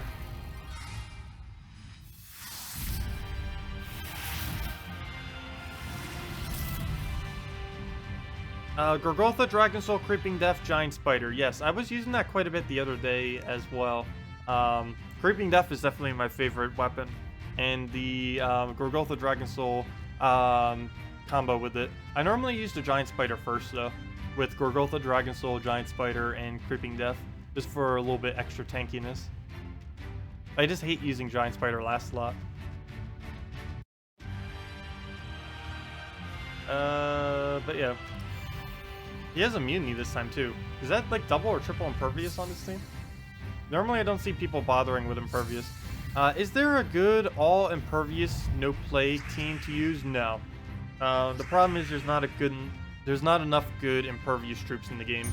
The only particularly good impervious troop that can actually do a decent amount of damage is Behemoth. Every other impervious troop in the game is not really worth it. It's basically just Behemoth as of this current moment. And Manicore slightly. But those are like the only 2 that are really viable as of this current moment as far as impervious troops. The main reason why they have impervious on quite a few of the troops that have it is because they deliberately made them weaker. And the only case that isn't really the case is Behemoth. Slightly with Carnex too, but Carnex, Gorgotha is just exponentially better than a Carnex, especially now that it has Cleanse. It's basically impervious anyways, so you're better off just using Gorgotha over a Carnex. Plus that ends up disabling your red and purple, and red and purple tends to be damage. It's really weird, because red and purple tends to be like extremely damaging troops, yet Carnex is almost completely defensive, which doesn't really fit the red-purple theme, and he ends up blocking what could potentially be a lot of damage. Because almost every red-purple in the game has excessively high damage of some kind. Can't really think of one that doesn't. Actually, there probably are a few, but like I know that one Damon that has the death mark on it. Well, technically that could be a lot of damage. It has a chance to instantly kill, but it doesn't actually do any damage on its ability.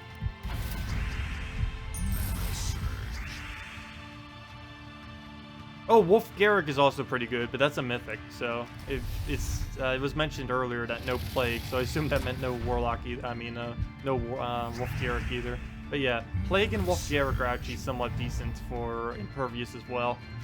Wolf Garrick in particular, because it can actually get random devours, and there's barely any immunity to devour currently used within the meta.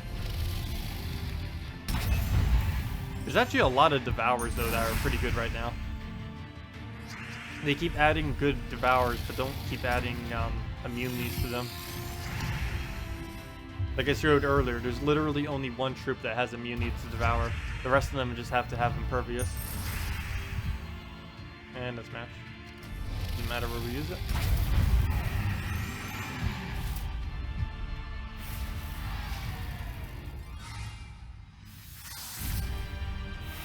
Hey, almost at 7k. Also, we're almost at level 1,100 too. Or 1,100. I don't know what. I meant 2 as in TOO. Yeah. Actually, by the end of today, we might actually hit 1,100. That might need to be the goal of today's stream. To hit level 1,100 by the end of this stream. Which I think is doable. I'm not quite sure. I have no clue how to gauge how long these levels take anymore. Because every level you get takes more time than the previous level. Once you get to level 1,000, that is. Prior to that, every single level pretty much takes the exact same amount of EXP. Except for like the first like 10 levels when you first start out. Which go extremely quick. But other than that. But yeah, if you guys have any other questions or team builds, let me know. We can go and do them all. Other than that, I don't know. Maybe we'll do an arena run later this match or later this stream, and I might do the random troop challenge again a little bit later this stream. That was fun ending it with ending the stream with a last stream because it really makes you think on how to utilize every single troop. It's hard when you just get a random team of just a complete mess. It's kind of funny that they can normally win though. Do you know when the next big patch is coming for Gems of War? About a couple weeks to a month should be the next major patch. No confirmed date as of this current moment, but it has actually even been mentioned by the devs that it'll be about a month, and that was said several days ago. What troop do you know, or do you have the most of? Oh, sorry, yeah, let me go check that after this. I did see you, I saw you mention that earlier, but I forgot to actually go show it. But yeah, we'll go show it after this, see which troop we have the most copies of. I believe it's somewhere around 1,400 copies, is how many copies we have of it.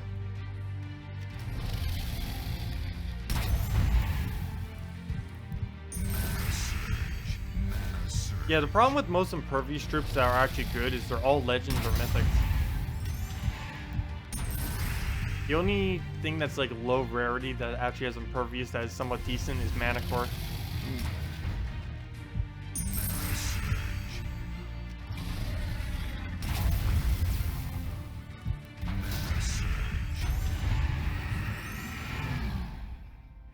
Oh yeah, you can use, if you have double Behemoth, you can just use double Behemoth. That's pretty solid. You can put it with a Valkyrie to feed it mana and then just get, what do you need for the rest of the colors then? We need a green, purple, some kind. Is that match? I think it is. That looks like a lot of skulls. I think it was about 20 damage plus the skull, so that was definitely enough. How much is Selvaini more damage? I think it's 20. 20 or 21, I think mine does. That's the max you can possibly have on it though, or at least for base value anyways. Let me double check it real quick. Yeah, 20, right on the dot. Oh, that's cool, they both do exactly 20 to all enemies. As of this current moment. Okay, what was I about to check? I was about to check troops, the mount one I have the most of. Reaver. We currently have the most Reavers. Oh, it was Lance Knight earlier. When I said I had the most of one of the copies of one of the starting troops, it was Lance Knight earlier. But now it looks like Reaver ended up taking the lead. Yep, we have 1,169 copies of Reaver. Wow, this whole screen's all over 1,000. All over 1,000. All over 1,000. All over 1,000. All over 1,000. All over 1,000. I think that's it. Yeah, and then they go under 1,000. I barely have any copies of these. Gosh, they're not even over 1,000 copies. What is this madness? But yeah. And I basically have everything upgraded too. Let's do by rarity again. They really need a better option to get all the way to the bottom too. With how many cards they have these days. It takes forever.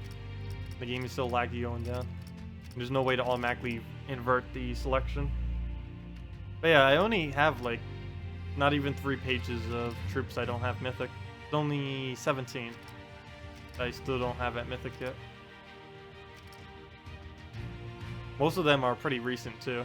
so I haven't had time to get copies. No one has. Some of them are guardians, which actually, once we wait, what is my guild at this week? I might be able to get more mythic guardians right now. Almost forgot about that. Go do that. Deals? Oh, we're a little short. Come on, someone from my guild. Anyone in the guild? We need 300 something more. Who still hasn't contributed yet? Actually, there's 2 on 0. I need to kick one of them if he still hasn't gotten here. I might need to kick Phaethon. Nathan too, if he hasn't said anything.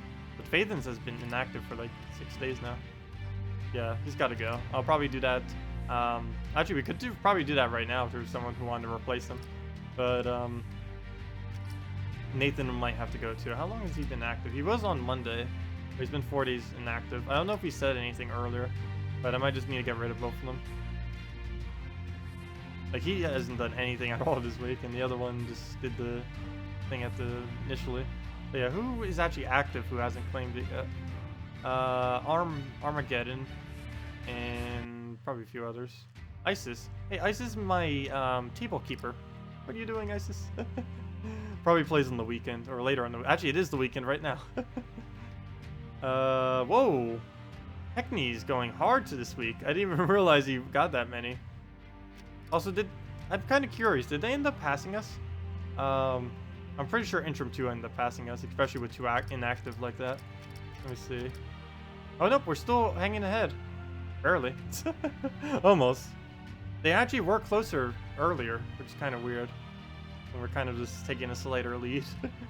But yeah, they are eventually going to pass us. But that won't matter because we'll eventually pass Tiger Claw as well. So we'll still be in 9th even if they pass us. We might go to 10th for a little while. It's not like the leader even matters. Leaderboard thing. That's such an outdated thing too. Doesn't even reward you with anything. How about a kingdom challenge? Go down the list and make teams that only belong to that kingdom. I was thinking about doing that in the past. The main problem is there's a lot of kingdoms that don't have synergy within their own kingdom, as weird as that may seem. Like, Groshnok is a pretty big example of that. Like, Groshnok is just insanely horrible. There's quite a few kingdoms. Someone actually made a tier list back in the day. I think it's outdated at this point. They basically made a tier list of every single kingdom synergy within itself. And that's why it's a challenge. I may do that for a video concept. I don't know if I would do that on stream. And I'd probably want there's a few more troops into the game of every single kingdom, because there are some kingdoms that it just even just for messing around with it would be insanely weird, the kind of teams that would come from it. Like, one of them is what's it called, Darkstone would be pretty weird. Another one that would be pretty weird, of course, is Groshnok. And what other ones would be really, very weird? I think those are actually the only main 2. A couple of them, like Wild Plains, are a little clunky, but they would still work. But there's just some kingdoms that are just way, way, way too weird to really do anything with. But it would be a fun challenge. Well, let's just do that on Brown. The better ones are ones like Whitehelm, Zacian, Broken Spire slightly, mainly because you can use the Warlord class. And Forest of Thorns is okay too, mainly because you can also use the Archer class. Pretty much any of them that have a good class you can make a sufficient team with, as long as they have a sufficient hero class with them. I didn't even check to see if that was an actual turn. I just assumed there was so much purple and yellow on the board that was enough. And it was. Gosh, Restless Board is horrible though. Can't do anything with it. Trying to end my turn. Let me end my turn. Yeah, that's it.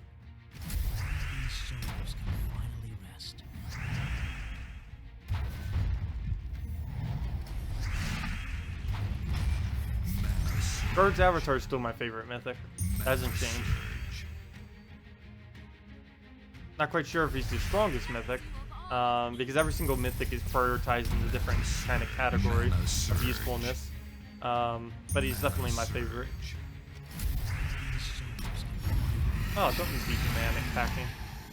Oops, I forgot one. Maybe allowing you to use your hero weapon with the kingdom so you have more versatility. Yeah, because pretty much any kingdom that does not have a hero class if I was to use their full kingdom, would kind of just end up failing. Because you can use your hero class to fill in any gaps that a kingdom is missing. But the problem is only like 1/3 the kingdoms have hero classes. Surge. There's more in the files. I don't know when they're going to be adding them. I really hope they will next patch.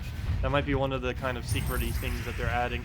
There's things that they don't really ever mention publicly, and then they just bring you into a patch one day. And it's like, here they are, surprise.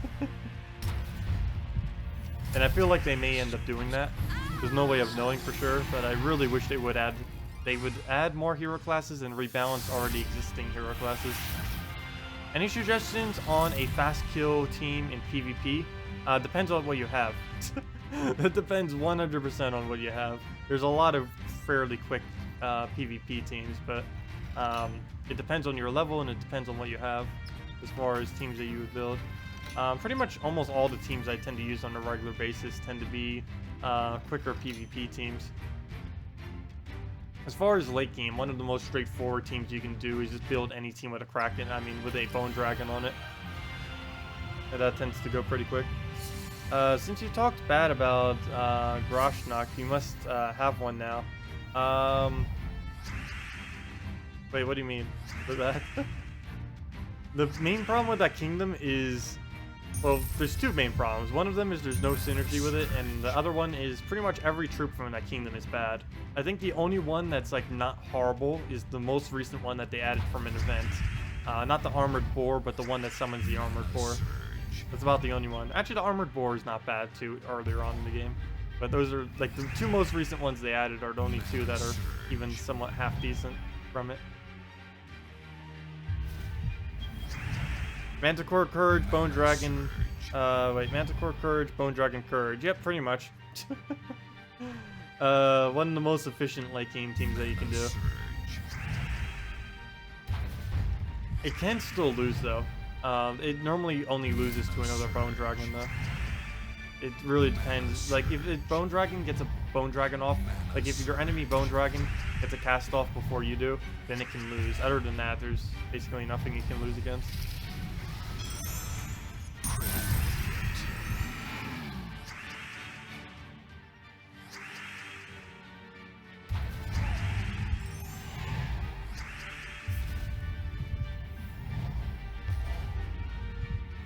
Is there a Kraken team better than Guard's Avatar?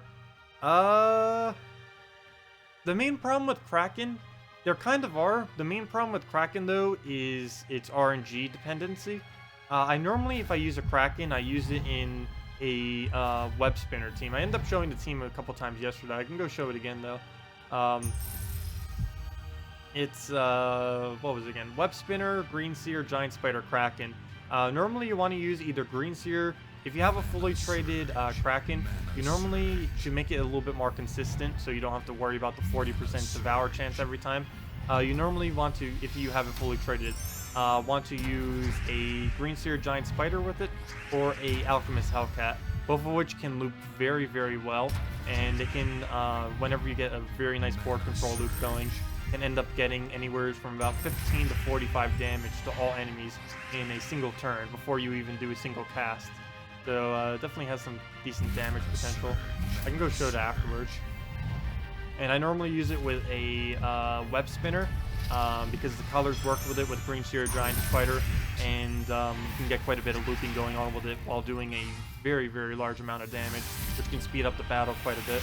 Plus you have web spinner first line. While that's pretty dangerous to do, particularly against skull spam, it's really, really high damage output. Of course he has a Gorgulfa, so it's going to be slightly lower damage output. Oh, and he has a Bone Dragon. Let's skip that one. That would be a really bad example to show it on.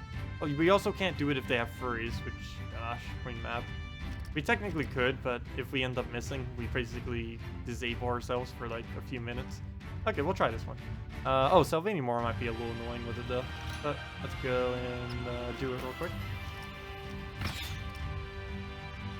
As far as Kraken teams go, this is... Oops, what am I doing? I'm so used to making a tank to counter out. But as far as Kraken teams go, this is one of the better ones that I know of. It's pretty risky, though, against a lot of current teams that are used a lot right now. But I'm a big fan of Web Spinner Infinite Loop. It used to be a lot easier to do in the past. It was nerfed a little bit in more recent times. More recent times being the last year. But, oh, I'm not even typing. The box is even in. Green Seer and Giant Spider. Also, you pretty much always want to use Giant Spider Kraken if you can. Giant Spider Kraken combo is really, really potent. Just go yellow green for banner and ready to go. Alright, let's get into this. It will be a little bit annoying with the Gorgolfa there, but it's not going to make too huge a difference. We can just keep spamming. We don't need to go for skulls. What could you use instead of a Kraken? In this team, you could use double web spinner. The other thing you could probably use is put web spinner in the back slot instead of Kraken, and then use a brown-red tank. Something like a lava elemental would be sufficient. Lava elemental gets stone skin, plus it has some board control and has pretty decent damage. Especially now that Corvash ended up getting nerfed. It might seem weird, but I think Lava Elemental make it used a little bit more because of that. Because you can use Lava Elemental and Night Coronet together. Earlier on in the game would be really, really tanky. You could use Night Coronet. Oh, why did I take that mana? Well, luckily we got lucky. Because you can use a Night Coronet plus a Lava Elemental and that in that order, and then have a pretty tanky shield that's really easy to build for the most part. What do we do here? Go for green, I guess. Problem is we're running out of green on the board, and this will likely miss. Okay, got lucky, and we'll just take our mana. Mana surge. Stop taking our extra turns. I don't care if this thing gets entangled. We're just gonna be looping them out. Okay, so we want to use this on not green. Mana surge. Okay, we might lose our web spinner. No. Oh no. If we don't have anywhere to cast this. Okay, we can do it on purple. Save us somehow. No. Well, web spinner's down. There's no way it can survive. I can't distract it with a skull either. That wouldn't really work. Mana surge. Yep. No web spinner. Yeah. It's so flimsy in first slot if you can't get it rolling right away. But now we can just go for the Kraken kills instead, and just get these two loopings for as much damage as we want. So I'm gonna completely ignore the blue for now. Also, we get a spider there whenever that dies as well.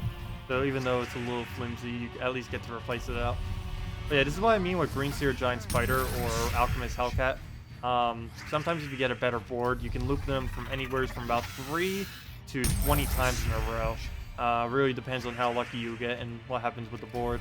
But you can keep them going for quite a bit of time, just looping between each other and using the Kraken's ability to keep accumulating damage. From the life of the earth. Mana surge. But yeah, you can see we're doing insane amount of damage to it. And what is this, like our 7th cast in a row? Somewhere around there. And every single one's doing a minimum of 3 damage to all enemies, if not more. From the life of the earth. Mana surge. There we go. And that's match.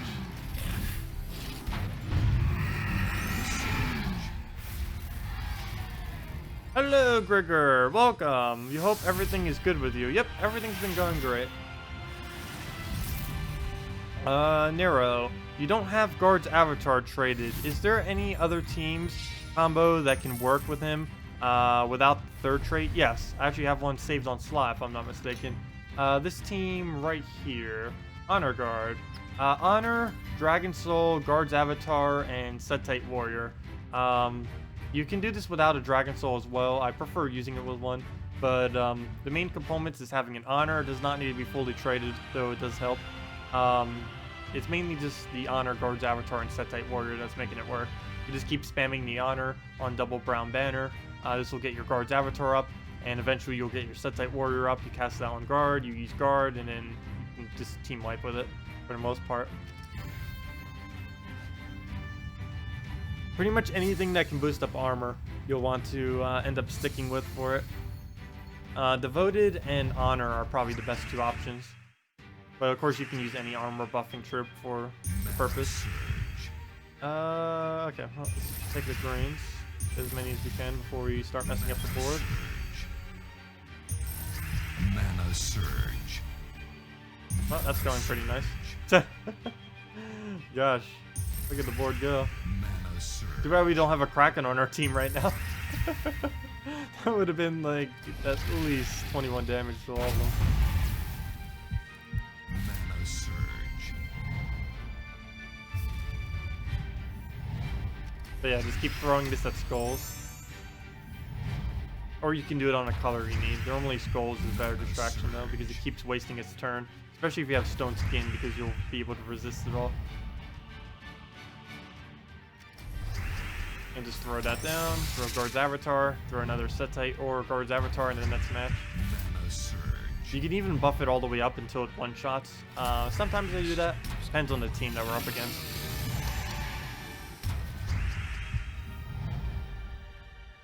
Mana surge. Oh, should went for the purple. Could have won Mana right now. surge. Gosh, it didn't search. Never mind, I wouldn't have won. Oh, never mind, I would have.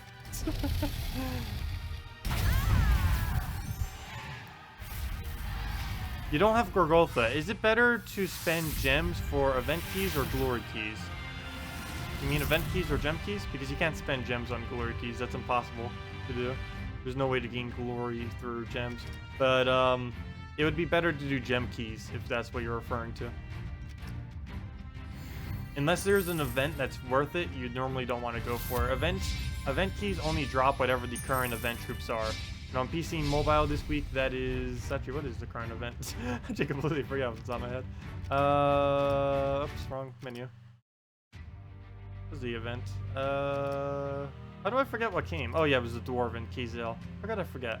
But yeah, it drops mainly all of the Kazale troops.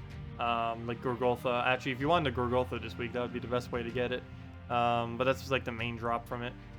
Everything else is kind of trash, so you don't really need to this week. Also, speaking of that, does my guild end up getting enough seals yet? I don't think they have. We're almost there. There's 240 left. The final push.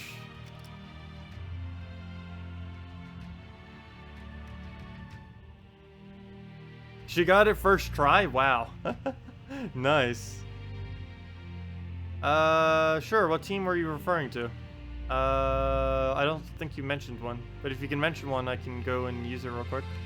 Oh, Gorgoltha, Kraken, Justice, and Queen Mab. Yeah, let me go do that. Okay, clear that out. Troops. Gorgoltha. Where'd it go? Gorgoltha, Kraken.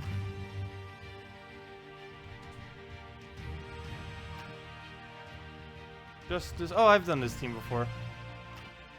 Yeah, it's pretty strong, especially if you can get a Devour off with the Kraken, and then you just get the Justice team going.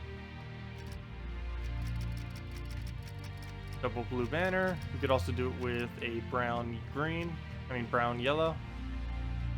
I'm not going for that though because he has Corvash, because he's just gonna drain our front two troops anyways. So we might as well just deny his blues.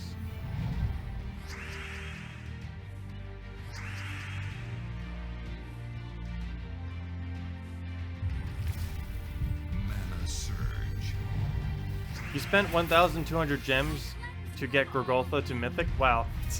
That's a lot of gems to do that with. I don't think you really needed to do that, though. Gorgoltha doesn't have too huge a difference between Legend and Mythic.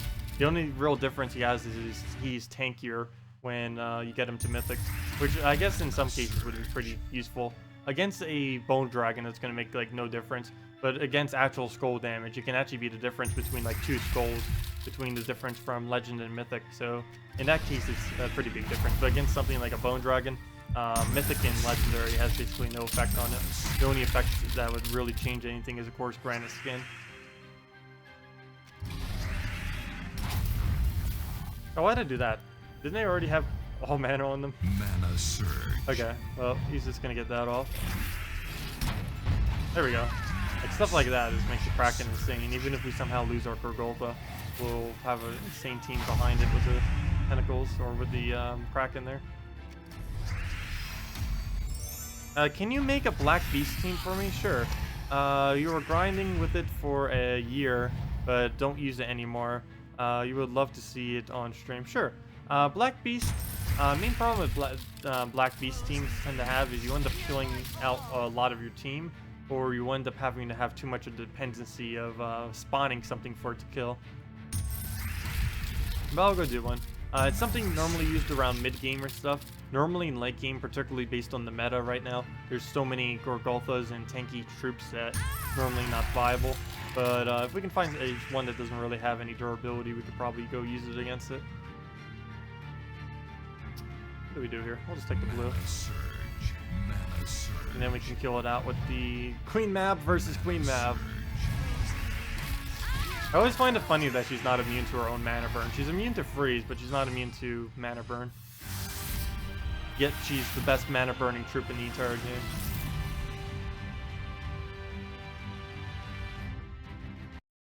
Okay, actually this one we might be able to use it against. Yeah, we actually could. Okay, so let's go get the Black Beast team out. I don't know which one I want to go for. There's quite a few options that we can do.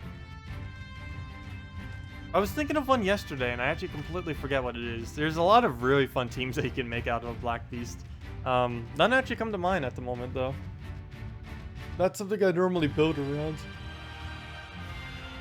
Let's actually get in Green Seer. Let's try it with, actually, I don't even think I've ever tried this before. Or at least in this particular way. Get in a, oh, what's she called? Is it called Lady? No. I can't remember her name. Oh. No. It's, oh, Queen Jezebel. Yes, there we go. How could I forget Queen Jezebel? Here we go. Queen Jezebel, and what else will we need? I think we only need red. I need something for it to kill, though. I don't have a summon at the moment. Nor could we really have one. What's red that has at least a 25% chance to come back? That or a really high attack. Let's see. Oops, meant to do it by attack. Red attack. Oh, we could just use one of the event ones. Oh, he is impervious too. Though that one, we can't devour him if he has impervious. I guess we could use Runesmith. That's the highest attack that we can devour right now, based on what's currently in the game. Okay, so let's go do this. And banner we'll just set to a purple-yellow to speed up the Green Seer, so we can keep spamming it down. Actually, what's their attack values? I'm gonna put Queen Jezebel up front. There we go. But then it has nothing to feed if we end up getting skull spammed. So in this case, there's nothing to skull spam us. But if we were use this for like a general team, we wouldn't want to have it in that order. Oh, there it is. Okay. Then again, if they had a Bone Dragon, we wouldn't be using a Black Beast in general. Yeah, Amnesia for summon. I do see a lot of people doing Amnesia for summon with it. Personally, I'm not someone who tends to go summoning with Black Beast. What I tend to do with Black Beast is just go for one Devour and just use support troops to make it big. You don't really need to keep devouring with them. I'm not a big fan of using up a bunch of team slots just for him to be able to devour.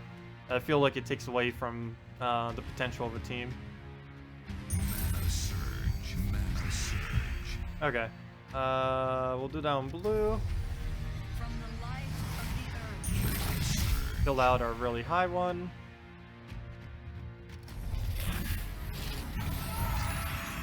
Ah, we gave it a free skull. And just keep doing this. So we will be able to get its attack up to not even close to one shot due to what it has on this team. But we'll be able to use the Queen Jezebel pretty nicely. We'll actually let it take that skull. So I'll buff that up. I could probably even kill something like the Green Seer right now or something if I wanted to. Though that would be a little bit of a waste. So let's see, I need to get Queen Jezebel up. That's the main priority of anything that we do for now. Is there really anywhere's here that I can take an extra turn? Wait. All this on the board. No, there's yellow. Never mind. From the life I was gonna of say, the earth. that's a lot on the board. Surge. Mana surge. Yeah, I wish I kind of could get another Devour. There's really nothing I can do because I can't actually Devour either of these two. But that is the trade-off to not having a summon.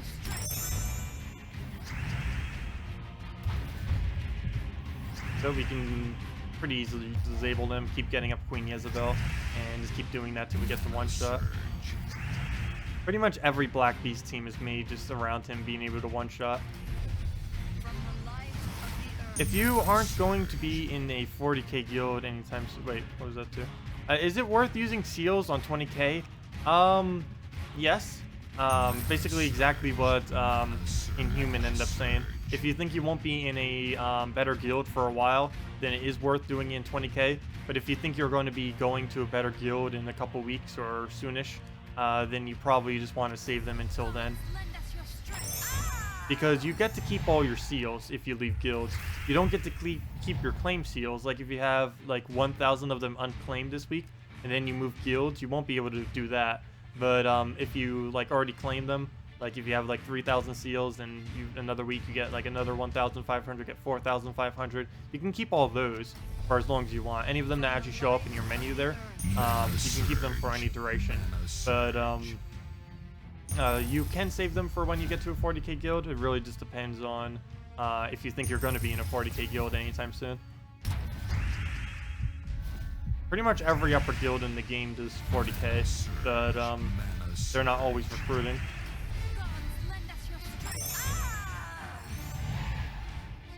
Okay, we can pretty much just kill out our team at this point. I think we got enough. From the life of the earth. Surge. There we go. The Black Beast. Always a really interesting troop to use. Pretty easily countered, but fun to use on occasion. You mainly only see him earlier on in the game and midway through the game. Anything after that you don't really need. He gets disabled by too much. But he's fun to use because he's probably the easiest troop to get his skull damage up to one shot out of any troop in the game for the most part. But yeah, there we go. There's Black Beast. A lot of different combos you can do with him. General premise every single time is just get him huge, then one-shot everything with skull damage. Redeem codes always says error while saving. I will be asking the devs about that and seeing what's up with that, because some people have been mentioning it on all platforms. I have yet to see that error message though. Oh, speaking of that, I'll probably be giving the next redeem code out in probably about an hour or so. Speaking of that, what is the... one second. What is this?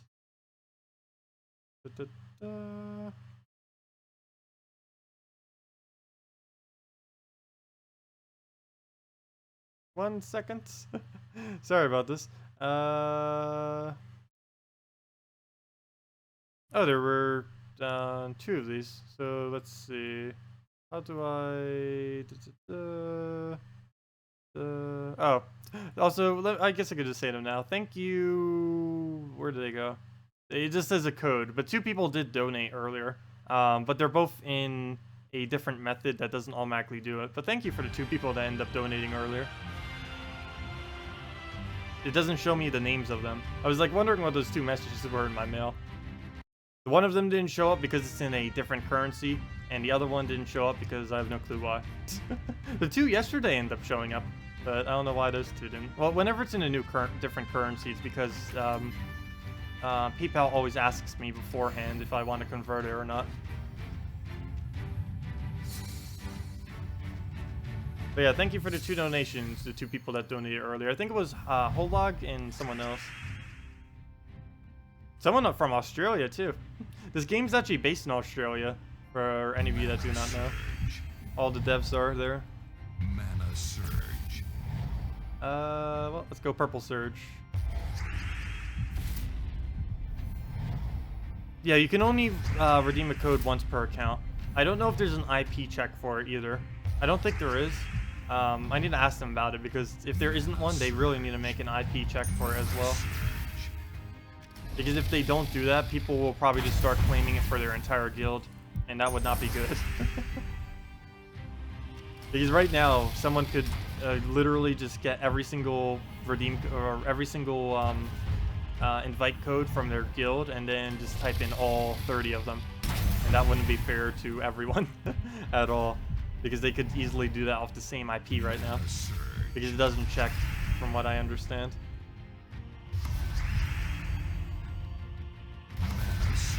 But they'll definitely need to add that later. Of course, it's still new. It only came out like the other day, so they'll make changes to it over time. Oh, you're ranked 21 this week? Nice. Is it a limit to how many you can... Oh, wait, never mind. How many redeem codes do I do per stream? On Mondays and Tuesdays, it's 1. On Fridays and Saturdays, it's 2. We already did 1 this stream. The one below me is probably dead by now. I don't know if anyone can confirm that or not. But, I will be posting another one later in the stream. I normally do one more towards the middle and then another one more towards midway. Monday and Tuesday streams are a lot shorter, so I just do those midway through the stream. And occasionally I'll have them on videos too, but for the most part they'll be on streams. Oh, the code still works. Nice.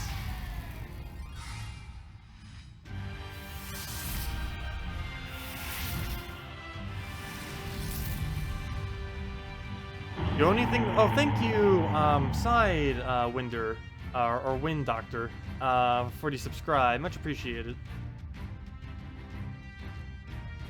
Okay, that's... Why is so many people still using Corvash?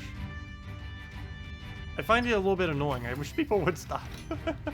Because he's not horrible, but he's annoying to face with quite a few teams.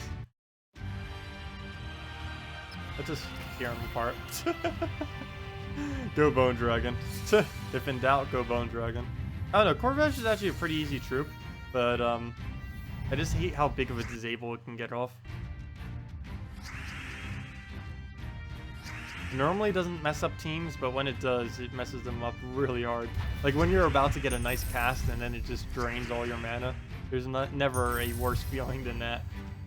Except the Famine. Famine's even worse than that, but Famine, you know it's coming. You kind of just like, here it goes.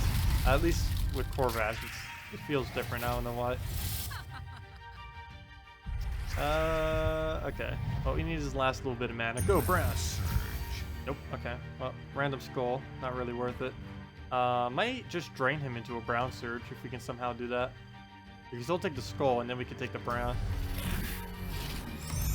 Then again, wait, why did I do that? He only has armored now. I keep forgetting, he doesn't have stone skin anymore. So he's not as big as a target for stun. Mana surge. Let's see. I just start going red, gosh. I need to get the browns down here as well. Mana surge. Mana surge. Oh, bye, Bridget. Have a good day. Mana surge. Oh, or have a good lunch, I should say. I keep forgetting. You're basically same time zone as me. So you probably won't be get the next code. You're okay with it. You like food more than codes. Yeah, the codes, most people who have been playing this game for a while don't even need the codes. I don't even need the codes. The only reason I even redeem my own codes is to make sure they actually work. That's pretty much the only reason. If it wasn't for that, if I could confirm that my codes were working before I used them, I really don't have a need to even claim them. The amount of resources I get in like one battle or one tribute. Actually, when we got our tribute earlier, that was even more than how much a redeem code gives. So I really don't need them. Ah, okay, good. I was gonna say, if Corvash would have gotten a move off there. That's the exact annoyingness I was referring to.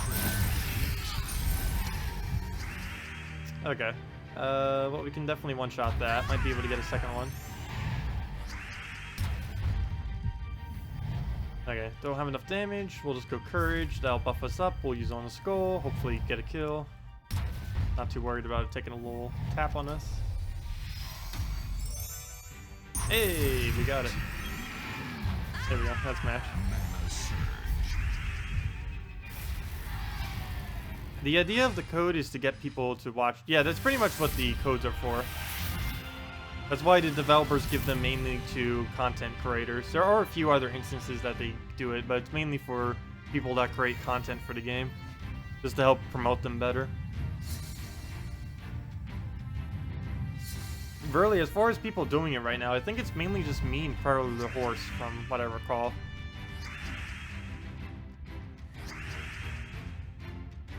Mana surge. Try Maul, Cabarrus, Valkyrie, Mercy. Sure. Wait, what's the Mercy for? Oh, Maul. Wait, yeah, that would work. Okay. I was gonna say, you need, whenever you use a Maul, you do need to make sure you have a brown and yellow behind it.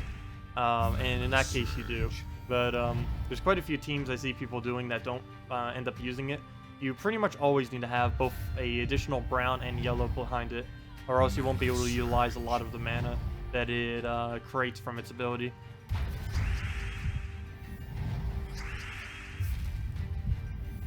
But yeah, it's normally used with things like Mercy, Apothecary, Deep Bore, stuff like that. Anything that can place a lot of brown and yellow on the board is really good with a Great Maul. The main problem I normally just see people doing is they put so much mana generation on it, but they don't have anything that actually uses the excess. Like, it'll be built to get Great Maul off quickly, but then it doesn't do anything after that. Oh gosh. Bergotha, stop being so tanky. I could stun it, which I probably should have done before doing that. Let's see. Okay, we'll just take that. Wow. Well, maybe I should have aimed at its armor. I didn't think it would do that little bit of damage, though. Okay, let's try this again. This time it dies.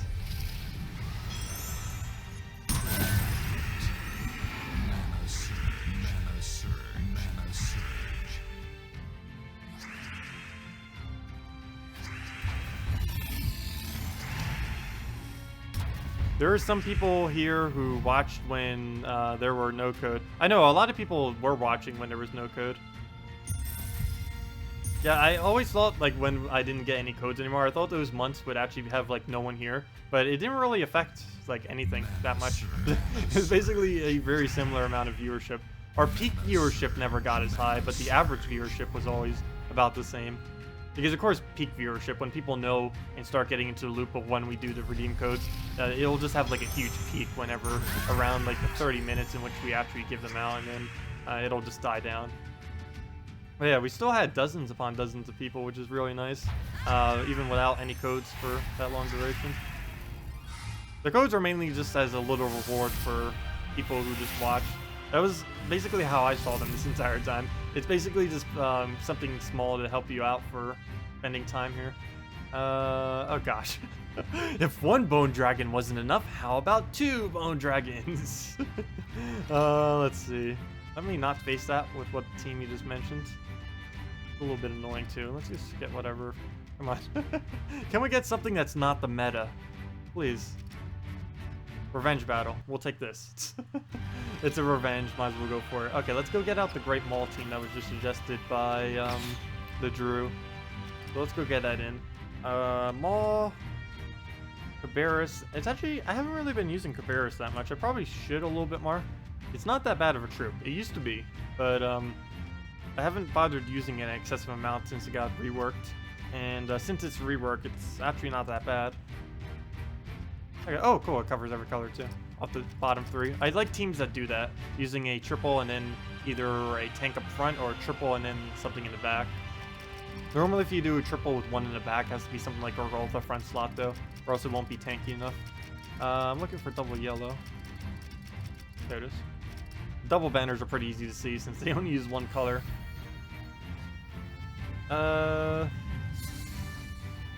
What's your opinion about summoning-oriented teams that can never die, and do you have ideas of how to make one?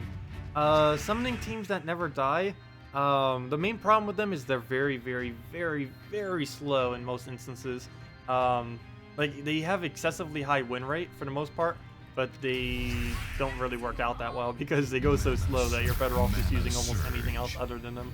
As far as teams that do that, normally you would need to have a giant spider and a purple related summon to be able to keep a team like that going. I think the best combo for that right now is Giant Spider with Void Portal. I believe is the best combo for it. I don't know what you do for the rest of the team. I've done some in the past. But if you wanted to make it like full-blown summon oriented, you could put a Black Beast on it too, just so you have something to clear out your summons. Or Sacrifice or something. Sacrifice even has a chance to summon as well. But as far as viable just summon spam teams, there's really not any.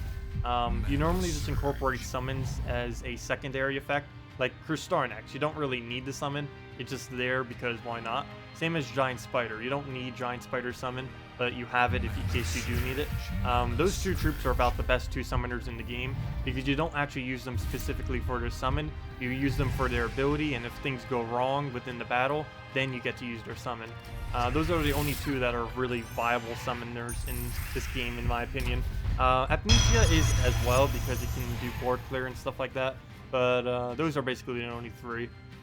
If any troop that is made only basically to summon tends to be pretty bad. Things like Goblin King, Roshnok, I don't know, what else just summons? The Necro Book, if you're using it out of Arena, the hero weapon that is, and pretty much anything. As long as, if its main thing is just to summon, it's pretty bad. Like Dark Master as well, Summoner, well, literally his name, or her name, whatever it was. But yeah, troops like that you normally want to avoid unless you're really earlier on in the game, because then you can just use them as meat shields, but later on in the game they become so ridiculously slow that they just aren't viable.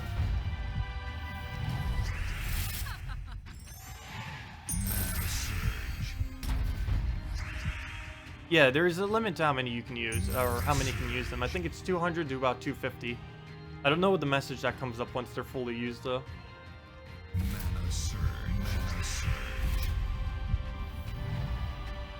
Mana surge. Why not Devour Mab? Her trait seems the worst. Oh, the main reason for not devouring Mab in this lineup is because we have Mercy. We can just cleanse. And the amount of damage she's going to do is basically nothing compared to our durability at the moment. So we don't really need to disable Mab. Mana surge. Mana surge. I'll probably devour her now because, well, actually no. We're not even going to bother devouring. We will now, but if we could take a skull for the kill, might as well take that first. Go devour. Ah. You can tell pretty much right away if it does or does not devour with that troop, because it'll make the little animation pretty much instantly before it shows any damage. Well, no, nothing we can do in Mercy right now. I might still use it though, just so we can get Valkyrie if we get one surge. Mana surge. And we get it. Mana surge. Oh wait, never mind. We didn't even need a surge. I forgot we have double yellow banner right now, and that's match. We didn't even need to do anything like that. Killed with a skull.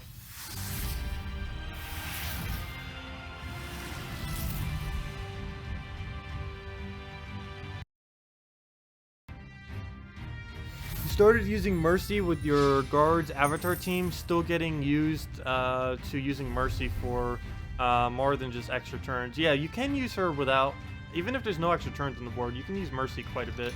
Actually, let me go get the triple threat. Inferno King. There's actually a lot of teams that Mercy can use. At one point, she was almost the most used troop in late game. I think she was like the 4th most used troop in late game. One thing to note about Mercy though is she's really underused earlier on in the game, and you really shouldn't bother trying to build her earlier on in the game. There's a lot of good late game builds she's incorporated in, but 2 reasons why you shouldn't use her early on is a lot of the things that she does synergize with are higher rarity, and the other one is she costs a lot of trait stones. She is an epic, so she costs what is that, 12 arcane trait stones then? Yeah, 8 and 4. So you would need a lot of swamp trade stones. At that point, you're better off just doing a web spinner or something fully traded instead of her. And that's why she doesn't really get used. Because I know, like, they end up doing charts, one a couple months ago and one, like, almost 7 months ago, where they showed, actually maybe it was more like 6, where they showed basically the usage of every single troop in the game. And it always shows that Mercy basically has no usage early on, but then peaks up like crazy later in the game.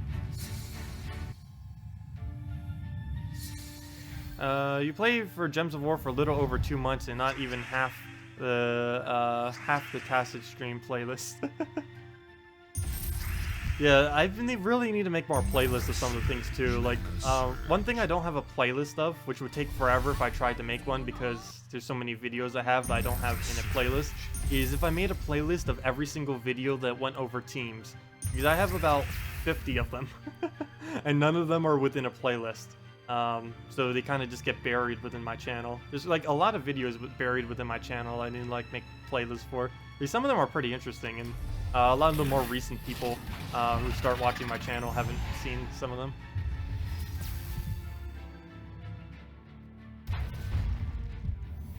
And the other problem is I don't really do much variation with my thumbnail, so none of them are really clickbaity. They're basically all templated. I basically made a template of for myself one day, and then I kind of just kept using it because it's so much more efficient doing like a templated one that I've already made that only takes like a few minutes to make than trying to make one from scratch, which takes like about anywhere from 5 to 30 minutes, if not more. Just saves a lot of time having to do that every single day. Only problem is it makes every single thumbnail almost look the same. Only the title and a couple other things really do the variation.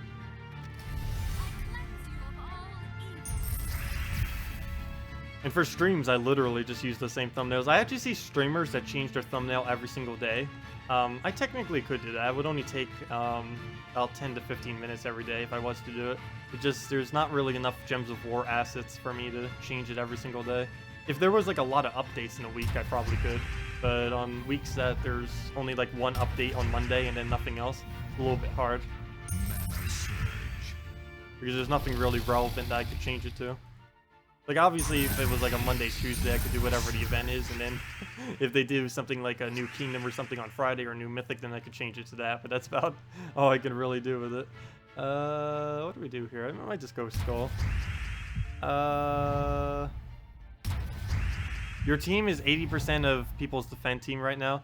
That or Wraith can't wait till Bone Dragon is debuffed. I know, I'm kind of curious what the rate of Wraith usage will be once Bone Dragon gets nerfed. Wraith will probably still be used quite a bit. I'm kind of interested in how people will incorporate into teams. Because I'm pretty sure even if Bone Dragon gets nerfed, people will still be using Wraith. Wraith is really easily countered though. All you really need to do is entangle it, and then Wraith is basically useless. But Wraith does have some pretty good value on his ability and on his traits, so I'm pretty sure he'll still get a lot of usage even after the Bone Dragon nerf hammer.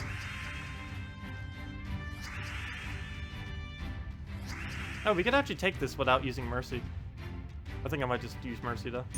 We could just take the purple downwards, but we'd get more mana if we just Mercy it. Mana Surge. Also, he's using a Rockworm team, in wrong order though. The order is Rockworm, Rockworm, Deep Bore, Rockworm. You can also do Rockworm, Deep Bore, Rockworm, Rockworm. Just don't put Deep Bore in first or last slot, and you did it correctly. Let's see, we'll throw that down. Yeah, this team used to be the quickest in the game. It still is pretty quick.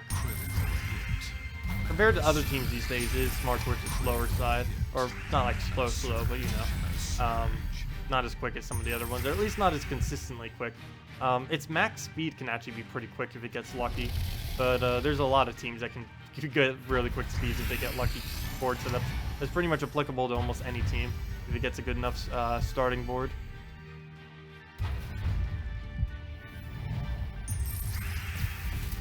But it's more applicable to Mercy though too, because Mercy can... The amount of good starting boards you can have when you have a Mercy on your team is a pretty big improvement, because as long as you have that purple-yellow alignment, you'll be good. Plus, if you have the alignment on any other color, like a 5 times just randomly, it's also good, because then you'll get one of these up almost instantly. Oh, why'd I do that? There's no need to for that. That was literally a waste, other than for board clear. Actually, maybe not. We get a skull out of it. Never mind. That wasn't a waste. We end up winning outfit. Have I played Diablo 3 yet? No, I actually haven't. Off to animate more special effects with your cracked After Effects. Nice. I was almost thinking about getting a trial version of After Effects to do a intro with. Kind of learn how to do it and just do one for free. I've been thinking about doing that, because right now my intro is just a static image. I could always pay someone for it, but I don't know if I would actually want to pay someone for it, because I don't know how much I would actually use it. And whenever I start doing edited videos, that would probably be when I would start trying to find, like seriously try to find someone for it. That or just do it myself. Because I believe I can get a 1-month trial for it, for free. And that would be plenty enough time to make whatever I would need for it.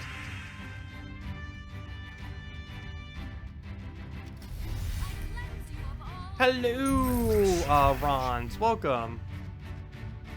Mana surge. Mana surge.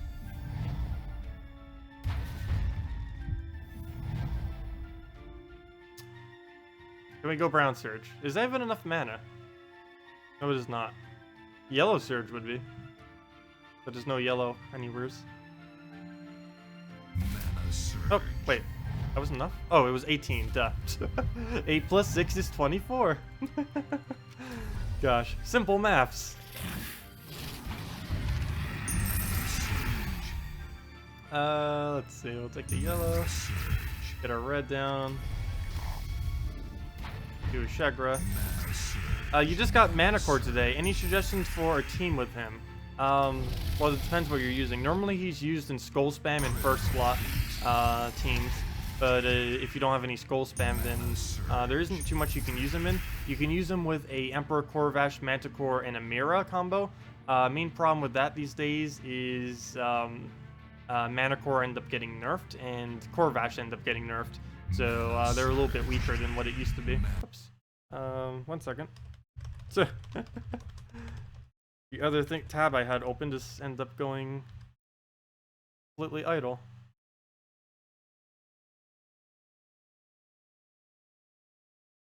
Where'd it go? There it is. Okay.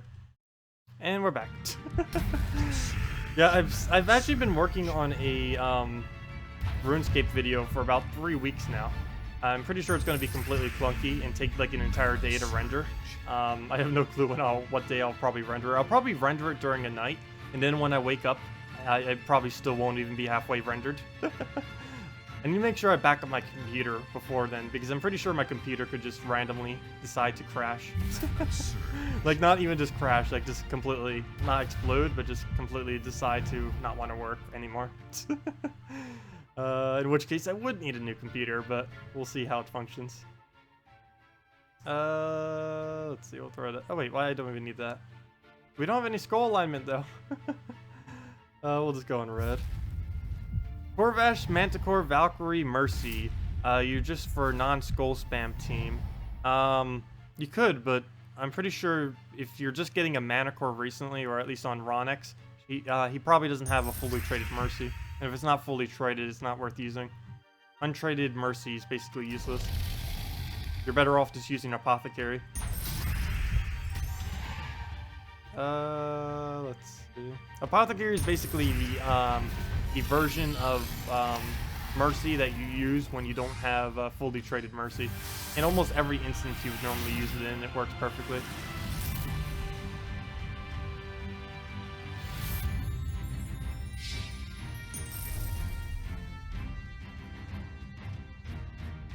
Yeah, they're basically the same thing. Like, if you compare them side to side, like, let's get Apothecary just randomly here. Apothecary. Like, they're pretty much the same trip. Transformer selected, or at least with Apothecary, you get more board control. She has worse traits, but if you can't afford traits on either of them, then she technically is better. Because she has more board control. Select a select color to brown, and then cleanse all allies. And where, as far as Mercy, she gives an ally life. Transforms all purple to yellow, which is less board control, but it does have the benefit of giving life instead. And then cleanse all allies. Her traits are a lot better, but if you can't afford the traits, then Apothecary is much better to use. Especially this week, because she has 50%, but just in general, even if she had no percent on her, Apothecary is better. If you have them both untraded, that is. That's the only instance. Otherwise, you would always want to use Mercy for the most part. There's some instances where Apothecary is still better than Mercy, mainly just when you need a lot of brown on the board, of course. But more often than not, Mercy's better. Like with the Great Maul, almost 90% of the time it would be Mercy. Of course, if you don't have it traded though, Apothecary is the other choice. Well, let's clear this. Were there any other streams? Fortress, wait. Want to show them the simple common base troop trolling? Oh, the fortress. The main problem with that is you need fully traded courage. But yeah, I can try that. Fortress gate. This was funny when you first suggested it and ended up tearing apart the enemy like crazy. Courage. Skeleton. All base commons. The only problem is it requires fully traded courage to really work that well. How did I spell skeleton wrong? Gosh. But yeah, it's a little bit of a weird team. But what's even weirder is that it works. At least fully traded, it works. Okay, so let's go do this. Oh gosh, I can't believe I'm doing this again. Oh yeah, out of everything in here, fully trading a courage is definitely hard. It's really easy to get fully traded Fortress Gate, but I wouldn't really advise doing that. It has 0 attack, or at least 0 base attack. All 11 attack I have is from Kingdoms. Wait, why does it have 11 attack? Shouldn't it be an even number? How's it getting bonus attack? Now I'm confused. How does Fortress Gate have an even number or an odd number of attack? There's, if you have X amount of kingdoms and you times that by 2, it would be impossible to get an odd number.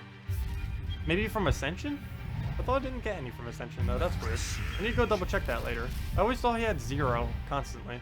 Because if he had 0 constantly, he would have an even number, not an odd number. Unless I somehow don't have an attack kingdom upgraded, that I forgot about. Who should you focus on in getting traded, etc.? You have nothing good at the moment, need to get troops. Oh, what should you focus on trading? As far as specific troops, that can vary quite a bit. As far as ones you want to aim for, you normally want to aim for traits rather than specific troops for the most part. Traits that are really good to get on, or troops to look out for that have specific traits is any of them that have a link that give you an extra mana whenever you take a color, anything with impervious, anything with stone skin, anything with empowered. Troops like those tend to be really, really good and versatile, particularly anything with empowered, because having any of those abilities from first turn are always just as effective. It doesn't really matter what it is. I think tall is like the only thing with empowered that's not good. Wow. We almost lost our fortress gates. This team is supposed to be wrecking them. They're not doing Valkyrie. We're about to lose fortress gate unless we get some insane loop right now. Nope. Oh wait, it ended up stunning them all because it kept getting extra turns. I just realized both our courages are down. Oh, now they come undone now that that thing died. RNG for the win. For the lose, more like. Devour? Really? 20% chance for Devour. The troll team failed. Obviously that's not a serious team though, but that was suggested a while back, and the first time I tried it ended up demolishing like crazy. It was pretty funny. But we ended up failing pretty hard that time. But yeah, if you guys have any other teams you want me to do or anything, feel free to leave them in chat or any other questions. Your Fortress Gate has 10 attack. Well, let me actually go check it. I'm kind of curious on this. Let's see what happens if we go to Fortress Gate right now. It shows you a breakdown of its skills. Okay, 3 from base skill. Wait, how? How does it have 3 from base skill? Well, that tells us what the problem is. I was like 8 from Kingdom. I knew that. That's why I said it should have been an even number. I don't know how it has 3 from base skill though. 0 from Ascension. 3 from base skill. I thought base skill was 0 though. I'm pretty sure Fortress Gate has base skill 0. I don't know what's up with that. Okay. I need something that's anti-devour. That or I could just go guard's avatar, I guess. They're both demons. I do need to make an anti-devour team though. Remember your 3 Krog and Bone Dragon? Wait, Krog the Dread. Oh! Yeah, that was pretty funny. Krog the Dread with Bone Dragon actually isn't that bad. The main problem with it is you already overkill it. You're better off just doing Assassin, but it's still pretty funny. I only did that team to check to see what happens with Devour, or with Enchant. What happens when you Devour Enchant. That's the only reason why I ended up using that team earlier. Mana Surge. You're new to this game. Can anyone tell you how to farm nature fire trait stones? Yes, every single kingdom is associated with a specific color. If you click on the explore function, even if you can't explore in that kingdom, it shows every single trait stone that you get whenever you battle within that kingdom. As far as red and green trait stones, if you go to the Pride Land kingdom, that will be pure red, and any red related trait stone will be there. And if you need what was the other one? Green. Forest of Thorns would be your best location because all the trait stones there are green. Yeah, I'll go show you exactly where that is in a moment.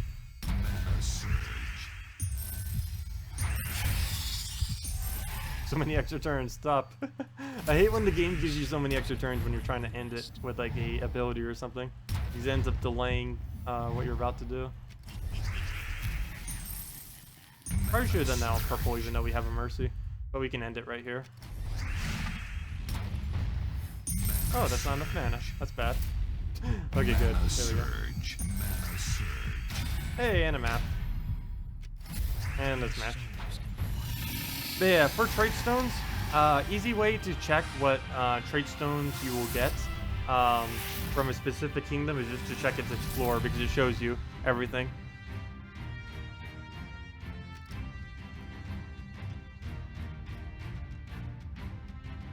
Oh, no problem, Mitchell.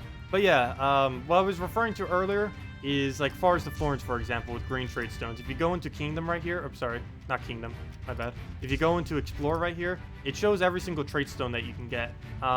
Just ignore these rights, these are only for Explore. But as far as the trait stones here, we can get either Minor Green, Major Green, Runic Greens, the Pure Green trait stone, or Celestial trait stone. Everywhere can drop Celestial trait stone.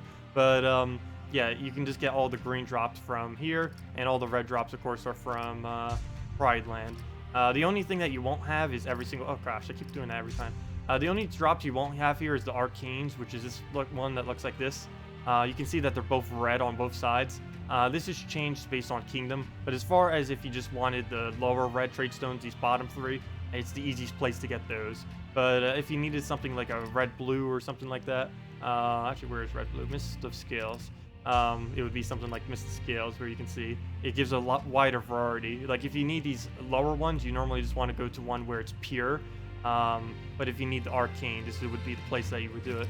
But all six of the pure kingdoms that you should note if you ever need any of the lower three rarities are Whitehelm is yellow, Kazale is brown, Pride Lands is red, Stormheim is blue, Forest of Thorns is green, and Karkaroth is purple. And of course, you can just check them under Explorer if you forget what any of them are.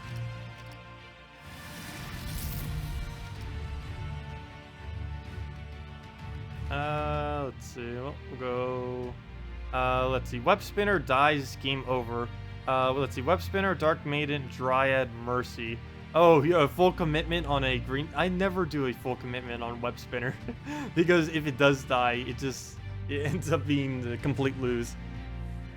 I try not to do any team that's first slot dependent. The only time I ever do that is probably with Hydra, because you can get away with it, because one Hydra cast on a completely dependent team around Hydra can team wipe.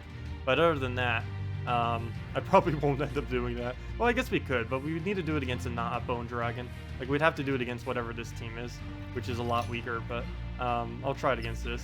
But let's go and do a Web Spinner. Web Spinner focus team. You normally don't want to put your only damage source in first slot. That's the easiest way to lose ever. But if it doesn't lose, you get some pretty quick wins. But the amount of times you're going to lose because of skull spam or something else is going to be a lot. Earlier on in the game, you would be able to get away with it because you don't have to deal with that kind of stuff. But later in the game, it happens like always. Wait, why would you use Mercy? I understand this whole entire team except Mercy. Okay, I was gonna go with a yellow banner here, but given that we have Mercy, there's pretty much no point, so we'll just go double green. Wait, is there? No, never mind. Wait, what banner? I think there's a banner that has a minus color here that would work. No. Wait, we're missing purple and blue. I mean, purple and brown.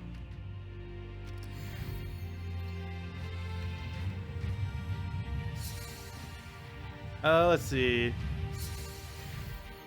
Well, it has Nature Link too. That's actually something I should probably try, because we have 2 of them. What would happen if we put 3 Nature Links with it? With a Web Spinner. I don't think I've ever bothered doing triple Nature Link with Web Spinner. Mana surge. When it gets looping, it would never stop. The problem is it would be really hard to get looping because you need to take green in order to get it started. Surge. Oh, if that hits our... That better not. If that ends up hitting our Web Spinner. Good. That would have been matched right then and there. I don't know if I should Mercy or not. We only get a little bit of mana out of it. Probably not worth it. Come on, don't miss. Ooh, the miss. Partial miss. At least we got a pair out of it. If we got nothing out of it, that would have been truly horrible. Mana surge. Still nothing we could do off of Mercy. Mana surge. Okay, we have a convert. What does he even convert again? I think it's yellow into anything, right? Yeah. Oh, we can do that into green. I almost forgot Dark Maiden is even a thing.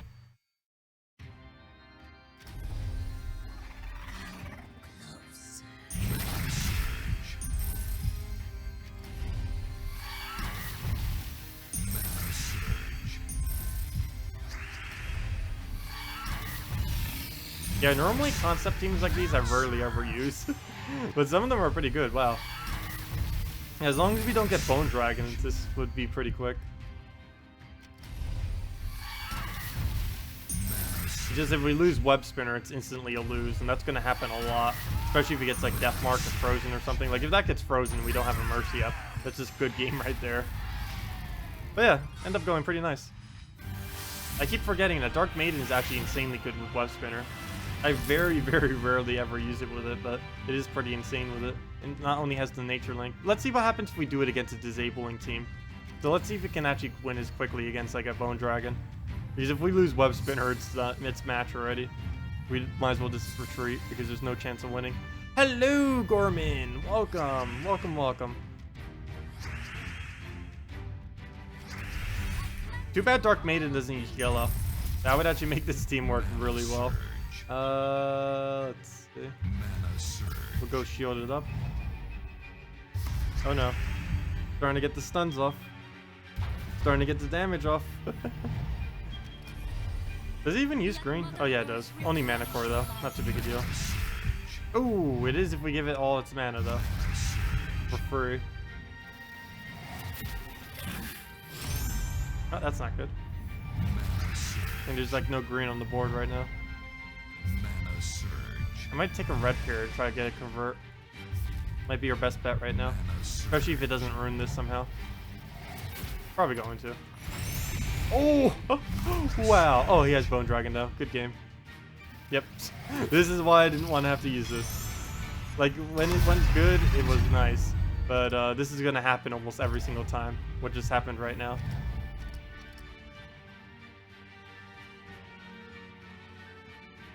I'm doing pretty good. Oh, you have everything there but the Mercy? Nice. Well, Web Spinner, there's a lot of really fun Web Spinner teams to build out there. I normally wouldn't advise doing a first slot one like this, though. It's fun when it goes nicely. Like, I guess we could do it one more time. It's fun when it goes nicely, but it's once you lose the Web Spinner, you instantly lose. Yeah, it's like the Bombot team. Where if it doesn't win on the first cycle, you basically lose.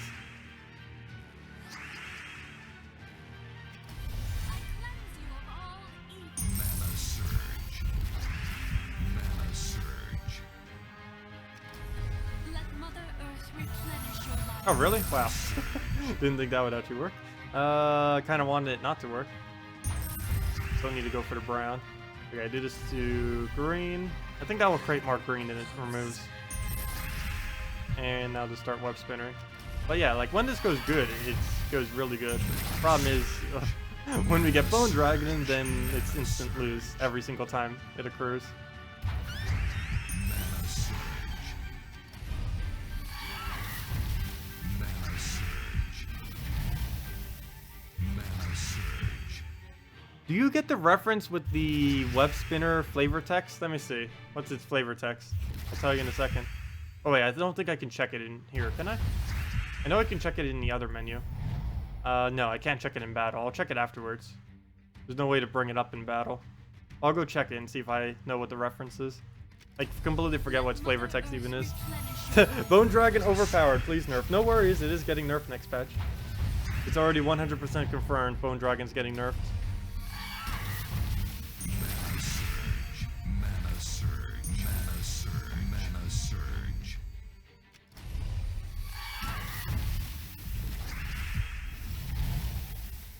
Mana surge. Problem is we keep missing our loops right now. Surge. But we're still gonna win. He's always using his spiders. It's not like we can really lose at this point. Mana surge. Stop doing turns. Oh gosh, it took away our chance of getting a... Oh no, we brought it back. Cleanse you of all evil. Mana surge. Let Mother Earth replenish your life. Mana surge. Okay, can we get Web Spinner going? If not, then this might take a while. Okay, good. It didn't take away green for whatever reason. Mana surge. There we go. Mana surge. Okay. Oh yeah, it can't be poisoned because there's immunity. That double immunity is actually coming in handy. Immunity to poison and immunity to webs. Also, something really funny about Web Spinner. Web Spinner doesn't have immunity to web. It has Snare, which does web, but it doesn't actually have immunity to web. It has immunity to poison. They end up changing his Snare, but they didn't end up changing his immunity. Like I forget what this was. I think this used to be a Daemon bond, instead of Snare. But he still has Sturdy, or she still has Sturdy. Yet she's called Web Spinner, or doesn't even have immunity to web, which is a natural thing.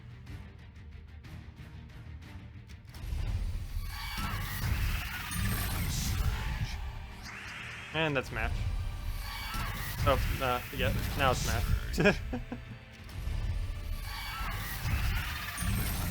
You don't think it has Snare on console? That may be possible. You'll probably get it next patch if you guys don't. It might still have Daemon Bonds. Though that was from a while ago. That'd be weird if console doesn't have it yet. No, I don't think it ever had the ability to do poison. It was either Daemon Bond or what it has now.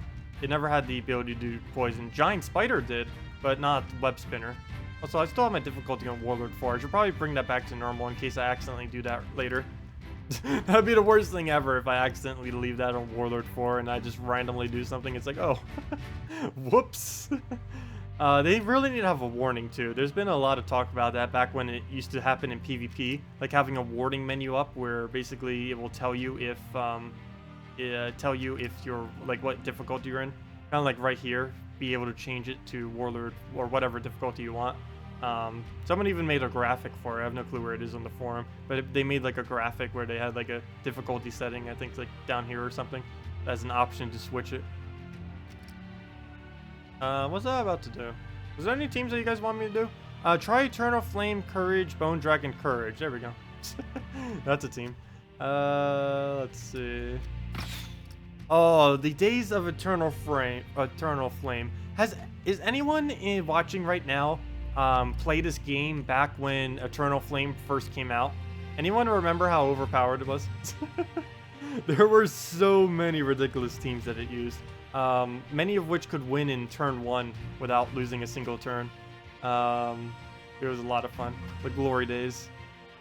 It could infinite loop with Yarl as well, which was pretty insane. It used to have the amount of gems that it used to spawn would scale off of magic. It used to also only have a 6 mana cost.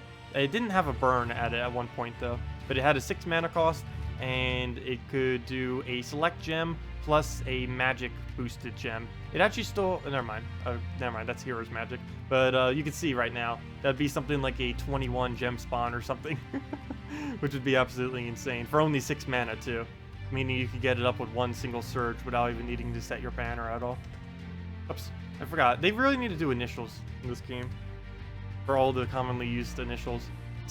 Typing in BD should definitely bring in Bone Dragon. Okay, banner, brown, purple. Oh, assassin class? I'm currently not using assassin. And I don't think I have my switch at the moment. But we'll use Archer for now. It's basically Assassin, except not as strong. Or at least for skull spamming anyways. But yeah, it's generally the same premise. We'll still get them all dead. Just takes slightly longer. Oh, you're about to fight me? What team am I even using right now? It's probably one of the random ones they end up showing. My defend team keeps switching just randomly. I hope they fix that next patch too. That's been an issue pretty much since they had the new system. Ooh, no good spot for this. I could try. There's 3 spots where I could do an extra turn. Or 4. Wait, whoa, that's a lot of spots. 1, 2, 3, and 4. Okay, let's just do it here. There's like 4. Yeah, 1 on each side. Literally every side of it was a chance for an extra turn.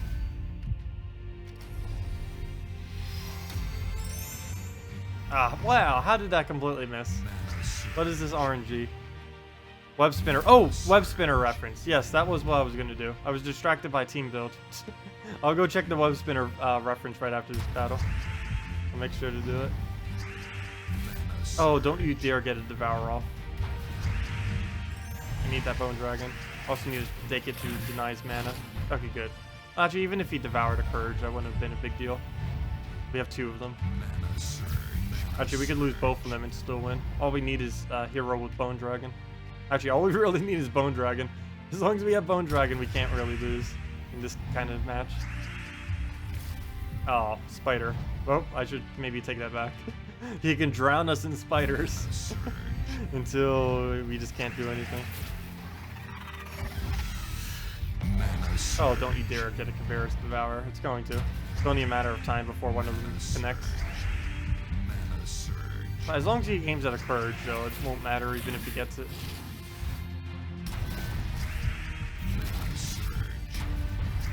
Gosh, stop getting extra turn skulls.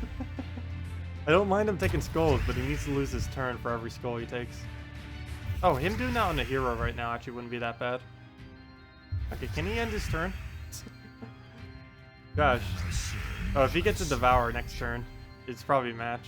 If he kills Bone Dragon anyways. If he doesn't go for Bone Dragon, he should be fine. Oh good, he doesn't even go for that. Perfect.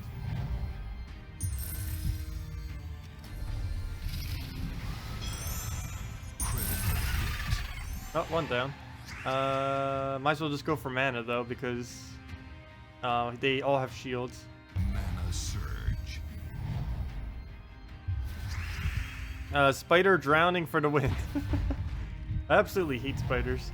Let's see. Go green, go purple surge. Mana surge. Ooh, very nice. Look at all that red right there. I think I'm just gonna take a skull. He'll take a skull. We'll use Bone Dragon, and that might be match. Well, that was a bit annoying, but we end up winning. Yeah, Assassin would have been a lot better, though. We probably would have triggered him a couple times and won very easily. Also, one fun thing about Assassin's ability is it does hit through Impervious. I mean, through Barrier as well. Well, it hits for both of them. It hits through Impervious and it hits through Barrier. Are you using all dragons also? Thanks for the major win trade stone. You have more than enough major wins to... Oh, nice. You have enough to trade everything of a color now. Yeah, once you start getting enough of every single color, you'll find it really easy to start trading stuff in the future. Because the main problem when you first start off with trading is so many troops have overlap in what they use. Hey, 420! So many troops have overlap in what they use that you end up getting bottlenecked by some of the troops that you end up getting. Like something will use red, and then another troop will use some red, and then you might use up all your runics on one, and then you might have the minor trait stones, but you don't have the runics, and then other stuff like that. Oh, let me go check the web spinner reference. Someone was, or the Drew was mainly mentioning that. Let's see, web spinner. What do I know this reference? Looks like she came. Wait, she came straight out of Model Q1. If you get that reference, you're hardcore. Nope, I do not know that reference. I do not know the reference. I don't know most of the references in this game. I was gonna do a video on that before, and then I did a poll and everything on the forum, but then I never bothered doing a video. I did a poll on what the best, on the best phrases in the entire game around the time that Plague came out, and surprisingly, I think Plague ended up almost winning because it has the Star Trek reference. Please state the nature of your emergency. There's quite a few funny ones in here.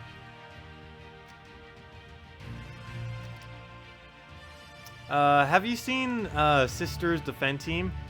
She's using all the random troops. Yeah, I've seen it. I faced it quite a few times. I even did a video with one of them, if I'm not mistaken.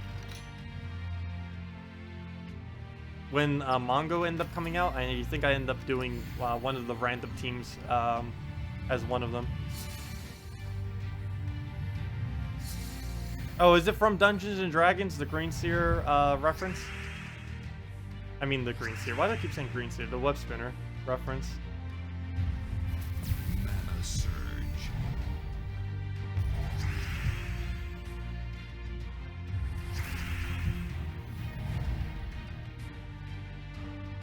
Mana surge. Yeah, some of the references in this game are a little bit more dated. A good majority of them I didn't know initially. Mana surge. Mana Also, some of them surge. just aren't references. It's like, wait, what is this a reference to? Oh, it's not a reference.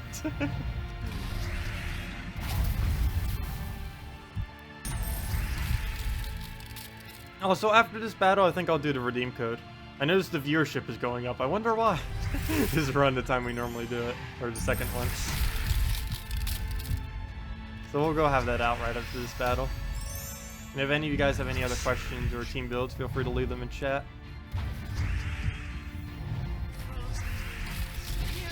But yeah, actually, if I end up finding Sister in PvP, I think I'm going to mirror whatever team she does and just see what we can do with it. Or that, or use an entire random team against her random team. I don't know if I'll mirror it for sure, because I think her team is pretty slow if we end up mirroring it specifically. It'd be ridiculously slow, unless we get insane RNG. But I'll use a random team, a fully random team against her fully random team, and see what happens. If we can find her team somewhere. Because I believe she's still using it.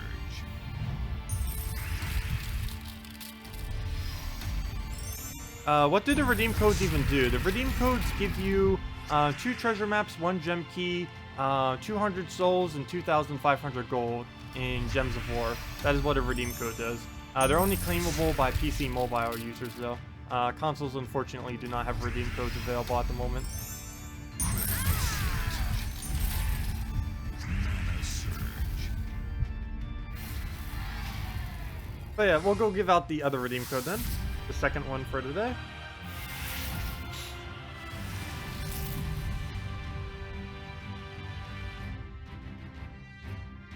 It does give 200 souls.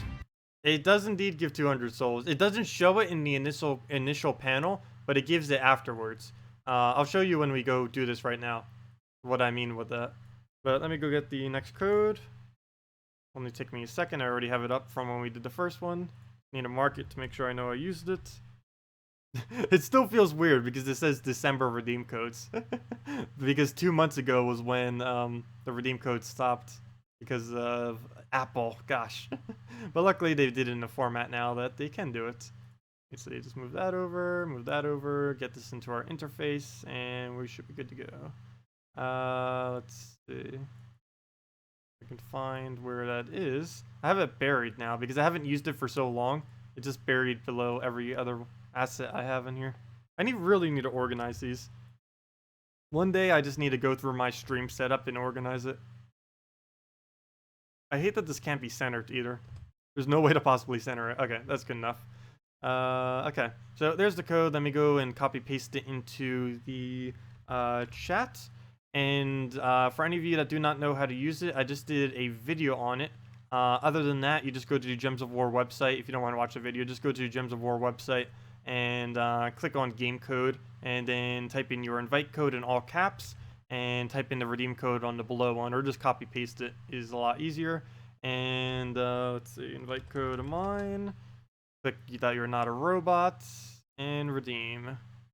Successfully redeemed, so we should have it in our mail now.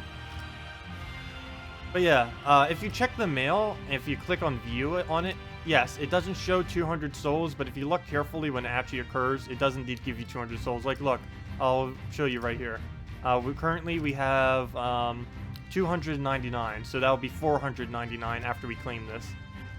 So it was 299, should now be 499.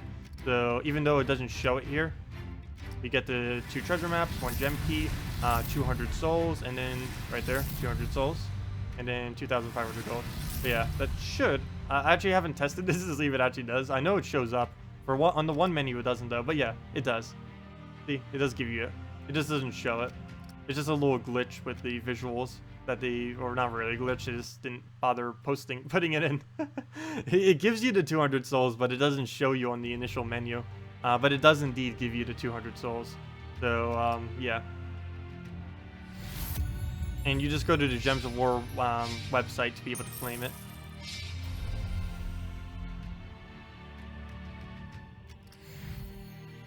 But yeah, redeem code below is active for any of you that want to use it.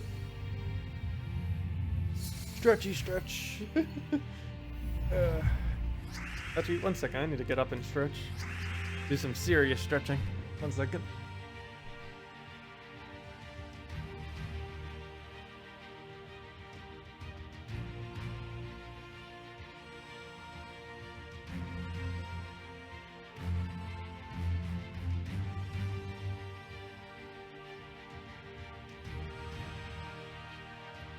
And we're back.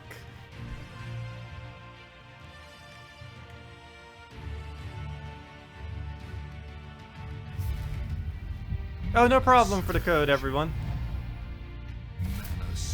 Yeah, make sure everything with it is caps. Your redeem, the redeem code as well as your name. It is cap sensitive now.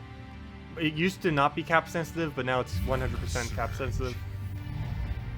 Also, if you have a number after your invite code, there's sometimes an invisible underscore after your name. Underscore looks like this. It's the one where the minus is right next to 0. It looks like that.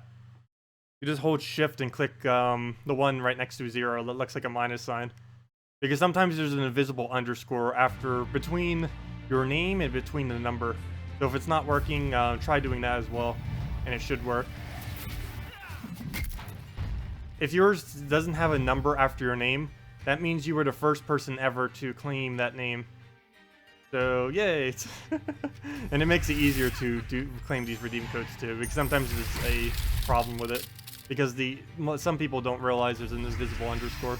No clue why that even exists, but it does sometimes. What's weird is some people's names has a space, whereas others have an invisible underscore. It's really weird. I have no clue what ended up causing that. Hello! Oh, wow, how did we miss that? Hello, Lorenzo, welcome. Oh, no problem. You've been doing treasure hunt like crazy for Dragon Horde. You think the rewards are worth it? Yeah, the rewards are worth it. Personally, I haven't been doing it much because I don't really need the rewards. I'll probably do a couple more maps later this stream. I haven't really done that much yet. I do find maps a lot of fun, and they are definitely more worth it. Maps are pretty much worth it only when the event week is for it. On off weeks, it's not, but definitely on event weeks, you'll want to be doing treasure maps because you get a lot of gems and other little resources extra on top of it. You wonder how many Tacet of the Terrors there are? I believe there are none, or at least not recently, because when I made something called I actually made an account called Tacet of the Terror, and I made another one similar to that at a later time, and the first one didn't have any number next to it, and the other one had a 1 after it. So basically no one bothered making one after my name yet. Yet. Pretty sure people will eventually. Oh, thank you, Life of Sass, for the subscribe. Much appreciated. Alright, we'll just throw down clean map. He's gonna... actually, never mind. He's not gonna get that much damage. She doesn't have armor, more armor than anything. So it'll just do a little tap. Time to get a random key challenge, and you should use your gem keys.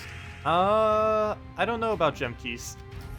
I want to try saving my gem. I'll open up the 2 gem keys that we got from the 2 codes that we did, but I'm not gonna open up the rest of my gem keys. I'll use the event keys. Gem keys are a little bit too expensive to just throw 10 away like that when there's not something good in the drop pool. There's not really anything I need from gem keys right now. Also, thank you, Lorenzo Penzone, for the subscribe. Much appreciated. I probably should have threw Queen Map right there, but luckily we got the turn, so. But that could have been all skull damage on her instead if we would have Queen Mapped it first. Oh, why did I do that? We already won. Let's see. Well, there's a lot of people saying my name. Here's keyboards clicking away as hundreds rush to create tested Adara's account now. Let me actually go check that real quick. I'm kind of curious what number my other account is. Let's actually do this once. This is going to be the only time I'm ever going to do it. Let me see what happens if I try redeeming the code on my other account. I'm not going to bother doing this pretty much any other time other than right now. But let me switch my account real quick. Only take like 30 seconds or so. Let's see. Oops. Let me open the desktop one first because my desktop is completely blocked by a billion different panels. Okay, so let me go to desktop, go to, where's my accounts? Accounts, Gems of War accounts, main accounts, go override those, 1 second. So yeah, let's go and see what number my actual other account is. I believe it says number 1 because the first one I ever did was my very first Let's Play account. Let's see, where'd it go? They really need to add a better way to change counts within the game. This is more convoluted than it needs to be by a long shot. Okay, paste that over. Luckily it doesn't take too long, but this could be like a 5-second process if they integrated it into the game itself. Paste that in.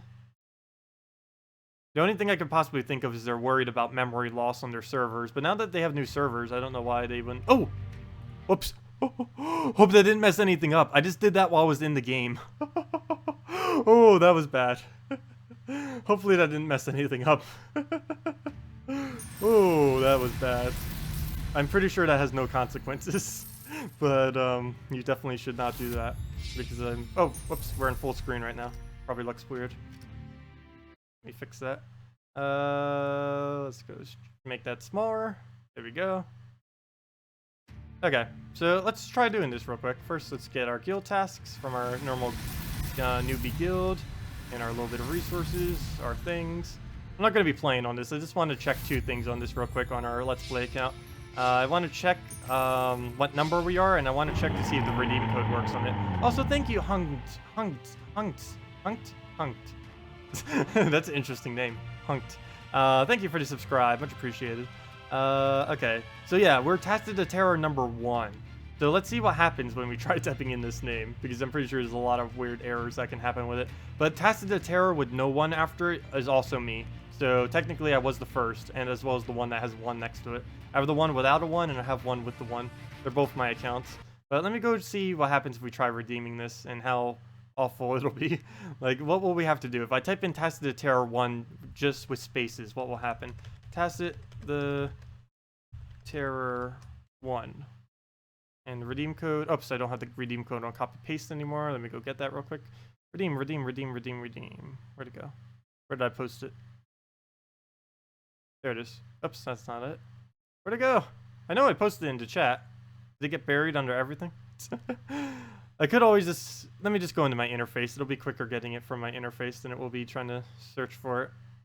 Redeem code, copy. Okay, I got it. And let's go try this real quick. I'm kind of curious what will happen. Put in the code. You're not a bot. Redeem. What will happen? There was an error while saving. Oh, I finally got the error while saving. So now I'll be able to know what you guys are having wrong. Tacet the Terror. And let's do an underscore for the 1. And then type in the code. Okay, I got the error while saving error that you guys have been talking about. Aha! I know what the problem is. If you have spaces in your name, you do spaces. For example, my name is Tacet the Terror 1. Like, let me show you how you have to type this one. I'll type it in the chat right now. Like, this is my invite code right now. How I have to type it in for it to work correctly is this. Tacet the Terror 1. Like, that's my redeem code, and that's how I have to type it in. Tacet the Terror with spaces in between. but then I have to do an _1. There is an invisible underscore between the end of your name and whatever the number is. There's an invisible underscore right there. So if you get the error that your thing was not saved, right between there, between the end of your name and whatever your number is, there is an invisible underscore. So put that in, and it should work for you from now on. So I don't know if I should make an updated video on that or not. Well, I kind of mentioned it in the previous video to put an underscore in between. But yeah, if you keep getting the save error, try putting an underscore between the end of your name and whatever your number is, and that will definitely work. All these are spaces. That's a space, and that's a space as well. I mean, sorry, that's a space and that's a space. But that right there needs to be an underscore for it to work. But yeah, I end up getting it to work on a weird name like that. It's all separated. So yeah, I end up getting the save error that a lot of you were mentioning. But if you just put an underscore there, it works. So yeah. So I basically know what that save error is from now. It's basically because if you don't put an underscore there, it's not addressing a count that exists. So that's why it keeps doing the save error. Oops, I'm on my other account right now. Let me go switch back to our main. I don't know, or should we play a little bit on this? I'll open up the gold keys. I kind of wanted to do maps on my main, though. I might get a little bit of EXP on it later, though. How did I already... Oh, redeem code. Duh. Let me claim the redeem code. We got it. Might as well use it. Okay. Well, let's go switch back to our main. Let's see. I still have them open, so it'll be a lot quicker to switch.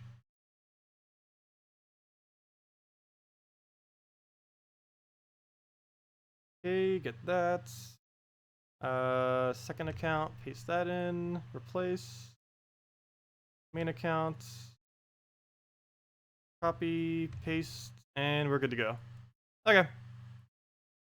So yeah, I figured out the problem with the redeem codes. We got it covered.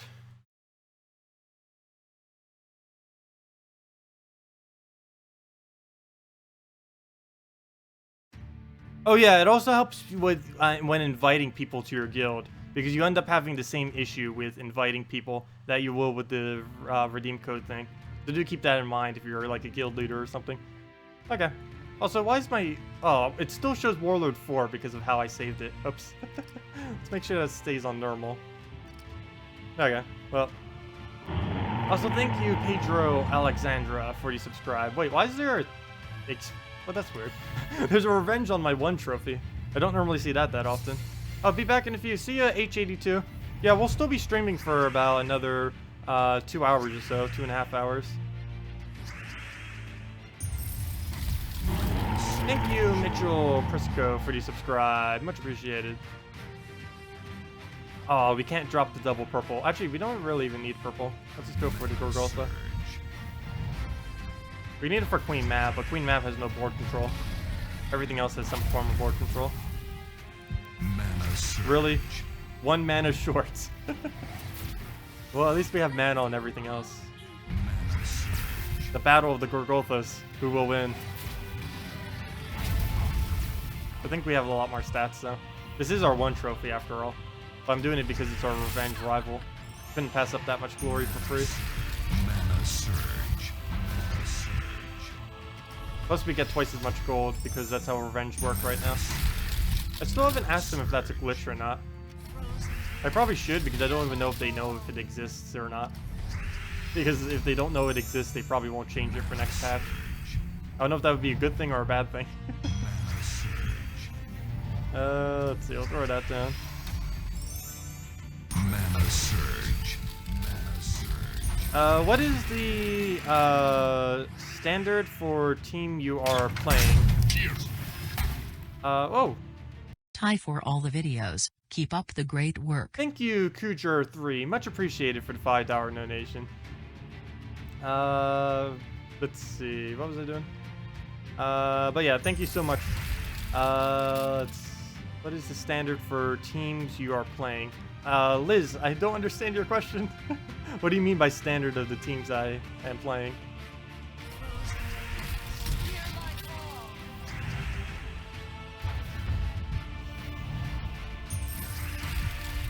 Yeah, if you guys ever have any video ideas based on what Kurter just said, If you guys have any video ideas that you ever want me to do, feel free to just leave them in videos or in chat box here, or really just anywhere, or PM me on the forum or something. Because it's always nice to have more ideas, and doing stuff that you guys want is always more helpful. Because I normally just do whatever I think will be useful, and of course just doing things that you guys specifically request would be probably a lot more beneficial. But yeah, Linz, I can answer that question if I can understand what that question is. For the treasure hunt, you get another turn for a 5 match. But if you do several 5 matches on the same turn, you only get 1 turn. Has then been addressed or will be fixed. No, this is actually deliberately intentional that you do not get multiple extra turns. They did this in order to not give, because there's a lot of people that are actually really excessively good at treasure maps, and they were looking at their data, and they basically said if they ended up removing that and allowing it to do it every single 5 times you get, that it would be way too overpowered for people who are extremely good at treasure hunt. So that is actually 100% deliberate on their part, because they think it'll be too overpowered if they end up giving every single extra turn, which I could kind of see their argument for that. But given that the payout for treasure hunt's actually a little bit towards the lower side, I could see them actually removing it. But the way it currently works is fully intended. There's literally no glitch within treasure hunt minigame. So everything that functions as is in treasure hunt right now is as intended. It's probably the only part of this game that has literally no glitches is treasure hunt. I've never seen a single glitch in treasure hunt. But yeah, the not getting extra turns is completely intentional when you get multiple in a row. Mana surge. Mana surge. Yeah, it would be pretty insane. You'd be able to get very, very high maps if you end up having like infinite turns like that. Because there are some times you can get like 10, 15, 20 turns in a row if you get like excessively lucky with 5 times. Mana surge.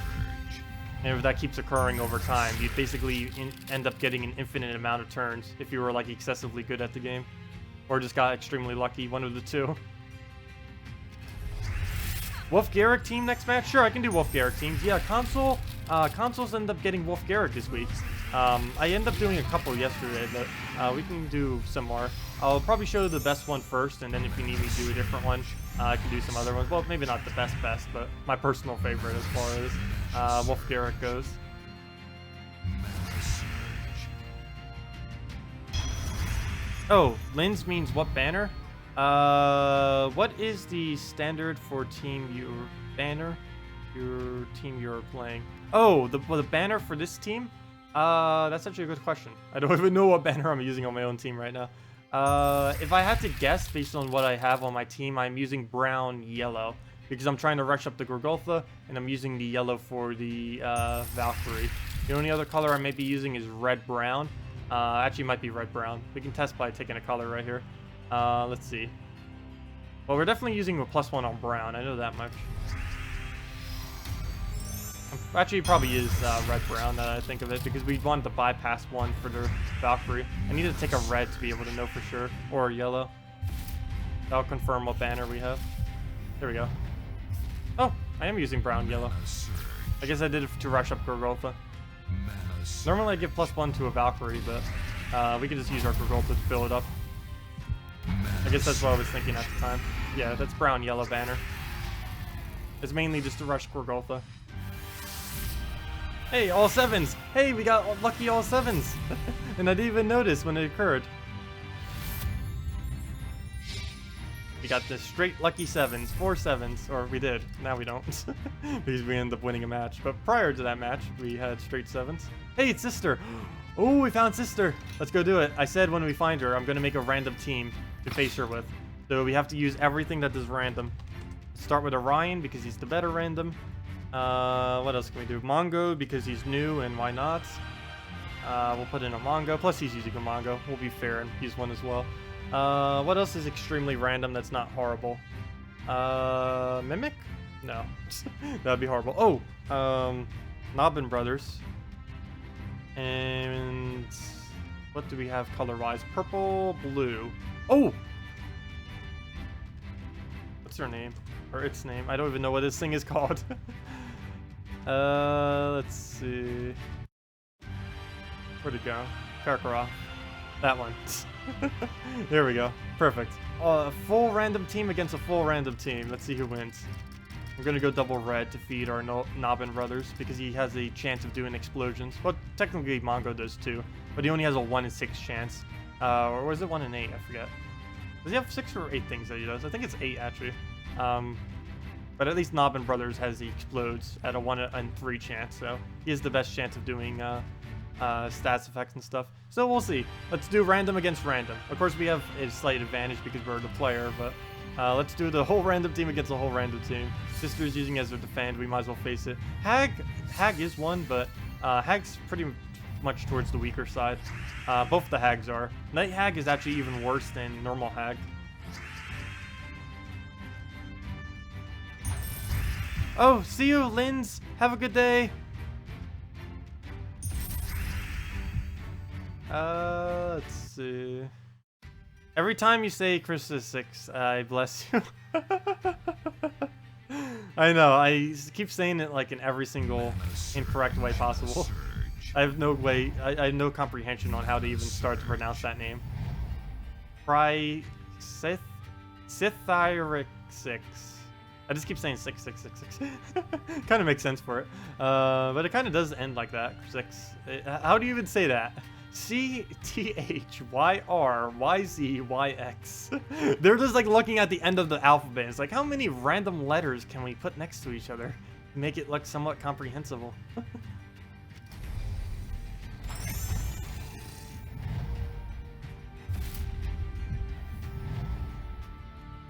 Let's see. We'll take the purple. Toadstool? Toadstool. The 1 in 3 chance I could do Toadstool. Oh, never mind. The Toadstool at 20% chance. I don't think I would use that as a random troop. I had a really funny match of it the first time I did the video for it. But it is way too random to be viable. All these troops that have a transform a enemy into a troop are pretty weak. Because you can just get a death mark or instant kill with Devour or something instead. The chance that they'll do one of these, it's not even a kill either. It's just making a troop slightly weaker, a downgrade. It's normally not worth it. The only time that may ever be worth it is if they ever add a 50% chance to do it, and it would have to be on a troop that has a % chance of summoning a troop once it dies. Because if you do that, then there won't be any chances it summons one when it dies. You know, I have my banner set to take reds, and I haven't been taking any reds. I think that was the first one we had available, though. He could actually win this. It'll be weird. We're both using completely random teams, so it's almost random which one of us wins. And our stats are about the same. I think Sister's maxed out. Let's see. Let's compare our Mongos together. Wait, why does mine have more stats for some reason? Why is it buffed? None of them have anything that was buff. I don't know why they have blue-green stats right now. Let's see. Like his is green HP too. What caused this?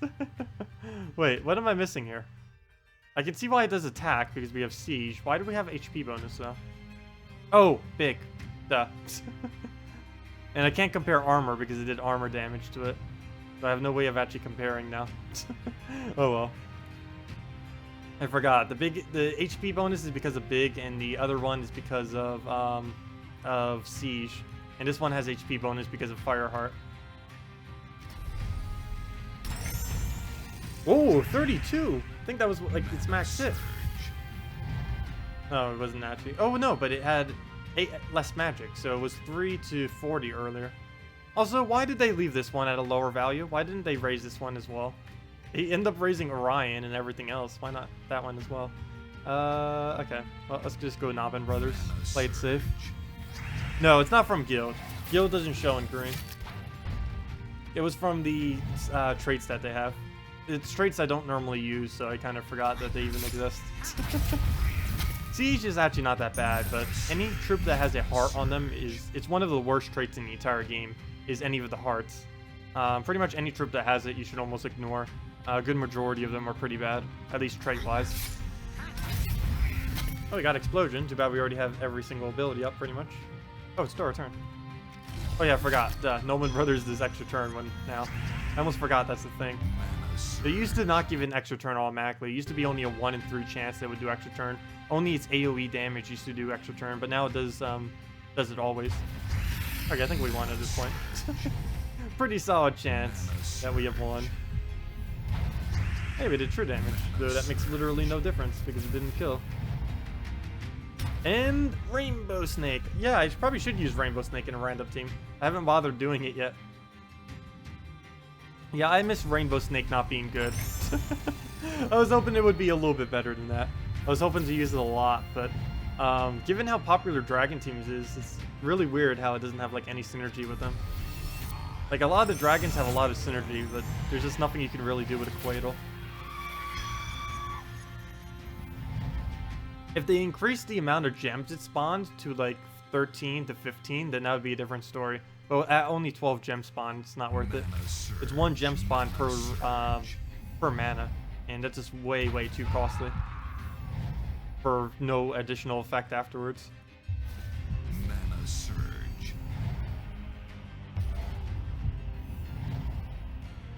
Oh yes, that is what is from JGG. It is. Never mind. Yeah, I forgot. Because the guild does give 3 additional attack. That's what it's from.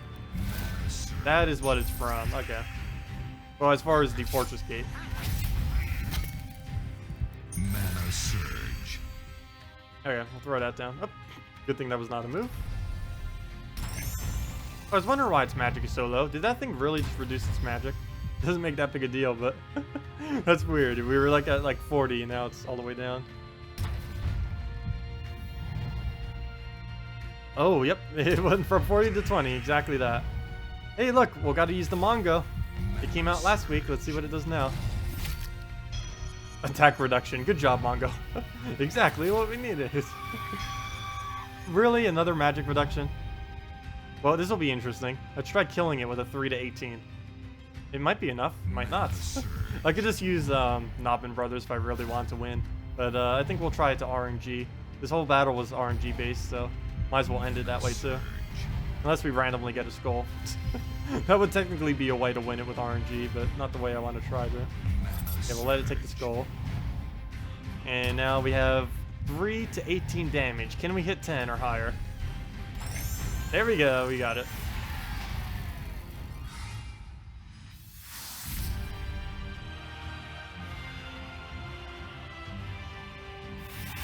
I actually never end up watching Captain Planet when I was younger.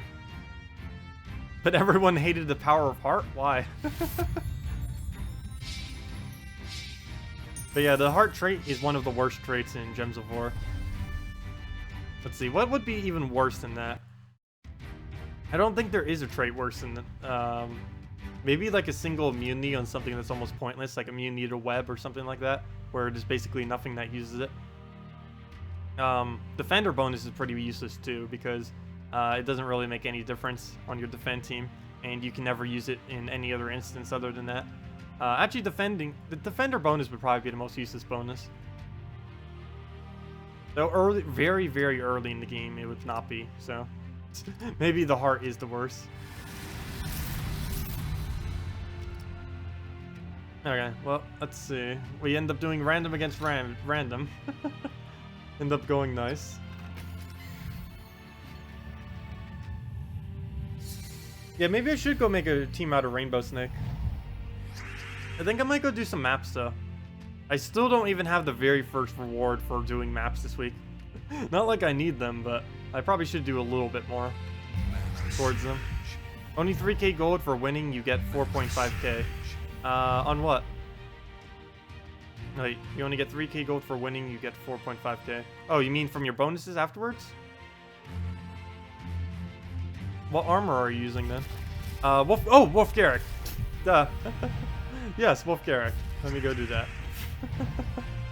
That would be helpful. Yeah, consoles end up getting Wolf Garrick yesterday actually. How many of you on console actually end up getting a Wolf Garrick? Because I know the economy is a little bit different, and I believe it's slightly easier to get a mythic on console than it is on PC mobile. Because I always hear a lot of people saying, like, on console, like, yay, we got this new mythic and stuff, which makes me assume that they actually have it. Normally on PC mobile, not that many people end up getting it, it feels like. Is that how to do it? I almost forgot what he even says. Gosh, I don't ever really see him around. A spark grinder. Who even uses that these days?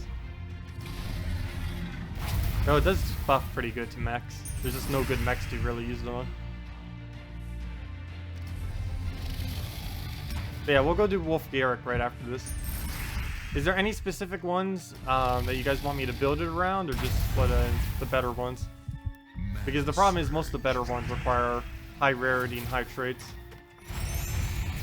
Like for one is Nature Guardian fully traded. It's probably like the best thing you can do because it gives it half its mana and it synergizes well with it. 250 gems and 30 VIP keys later. Well, that's actually a pretty good rate then. Did you get it off the VIP keys or the gem keys? And 9,000 plus glory, no luck. Normally, whenever I was doing glory keys for them, it took about 10,000 to 15,000 glory keys each time. Sometimes you can get it very lucky and get it within like 1,000 or less, but it does require a lot of glory keys to do it. I actually wouldn't advise really using glory keys for mythics. The drop rate on them is so ridiculously low that it really isn't worth trying to do it. Gem keys and VIP keys are basically the only two keys you can really do to try hunting for mythics without completely breaking how many keys you're using. Mana surge. Yeah, I know, it is a lot of keys. They are excessively hard to obtain in this game. Definitely not impossible, but definitely not realistic for a casual player. Okay, so let's go do Wolf Garrick now. The good thing is most of them aren't particularly overpowered in any way. Many legends and even some commons, rares, and other things are of similar caliber. Most of the mythics are really unique in what they do, but not all. Most of them aren't really stronger than other troops. But yeah, let's go get in the Wolf. Main thing that's really good about Wolf Garrick is the fact that he is impervious. He's actually the best mythic in the game and one of the better troops in the game that has impervious on it. Behemoth is probably the best with impervious, but he's probably second best.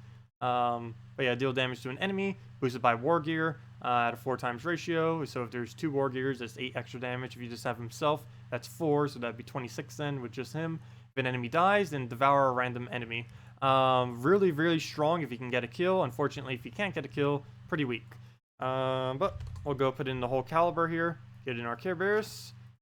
Get in our Giant Spider. And of course Nature Guardian, which is the absolute most important thing to put with him. If you're going to put like anything with it, either Giant Spider or Forest. I keep calling it Nature Guardian. It's called Nature's Ally for ability and Forest Guardian. I could keep calling it Nature Guardian though. Also Mini Group. But yeah, Forest Guardian is its name. Probably the best thing you can have with it is a fully traded Forest Guardian. Because it gives it half its mana, bringing it all the way up to 11, meaning you only need an additional 11. Okay, so we need banner. A couple banners we can do. I think I'm just going to go for the double blue to rush up our Giant Spider.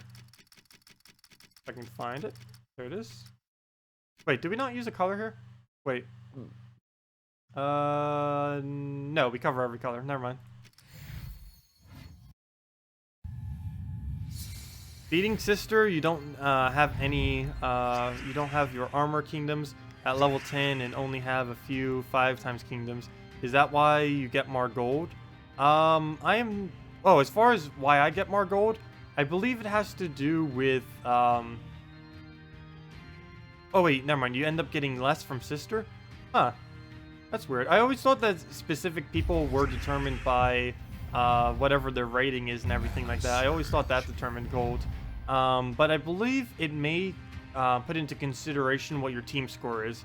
So technically more kingdoms would give you more gold because that would be a higher team score. Because anything that gives you additional stats on your troops will increase your team score. And I believe the higher team score you have, the more value the battles you do will have as well. I'm not quite sure if that's how it scales. I didn't actually even realize that there's a difference between the same people. But if there's any way that it does scale, it's most likely off of team score. Because almost everything scales off of team score these days. Ah, come on, we didn't get to devour. It's a little bit annoying using a Wolf Garrick against a Gorgulfa, because the whole premise is to get the first troop chipped down and then use Wolf Garrick on it. And Gorgulfa slows that process down a bit. But if we can get Cabarrus to just devour it, then we'll be fine. Or just a huge skull spam and take it out. So we need a pretty huge skull spam to take out a Gorgulfa. Let's see. Taking that color won't be worth it. We need to get either Nature Guardian or Giant Spider up. Or both, if that was possible. We'll just do that. Hopefully we'll have alignment. No, we do not. Brown to green and purple to skulls, neither of which will do anything for us. So we might as well just go Spider. He'll take the skull. And if we RNG it, we might have a chance to get... Oh, wait, never mind. I thought that would be the... I'm thinking we're using Inferno King. Let's see. Brown to green will not do it. And that... Wolf Garrick's actually about to die. I could shield it up, I guess. Even though this is kind of going to miss completely. So let's go use this on Cabarrus. And we should be able to get this for a skull spam. Nope. Lost alignment. Well, we'll just wait till something else happens then. Come on, 2 of them and no devour. There we go, now we have alignment. Please be enough damage. Nope. Getting there. There we go, now we have enough damage. So I'll devour. There we go, and there's a double devour. And then we just have a huge troop up front and go from there. It's a pretty decent troop. Really bad against anything that has stone skin or granite skin though. Anything that has high skull reduction. Mana surge. Mana surge. Oh wait, never mind. You got one... Oh, that makes more sense then. If you got more gold than me, that's because of level difference. It's based on your team score and the level difference with the person that you are fighting. It's actually a lot easier around about the level 100 to 200 range to gain excessive amounts of gold, because that's when you get around the full range of people to battle, as well as the fact that your level is so different from everything else that you'll be able to gain pretty huge amounts. Which is why you sometimes see like really low level players getting like a huge amount of wins right there, because they are aware that that's actually when they get the most amount of gold in a week. That or they're just trying to get a guild up, but some people actually make alternate accounts just to do that, and you can farm an excessive amount of gold around that spot of levels if you get like a really solid team built.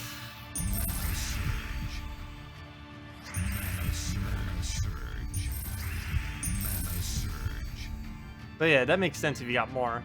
If I got more, then that's why I was a little bit confused. But yeah, if you're a lower level fighting someone a lot harder than you, you will get more resources. That's kind of how they have it scaled to make it fairer for newer players. Of course, the battle's still just as hard, but you get paid more for it.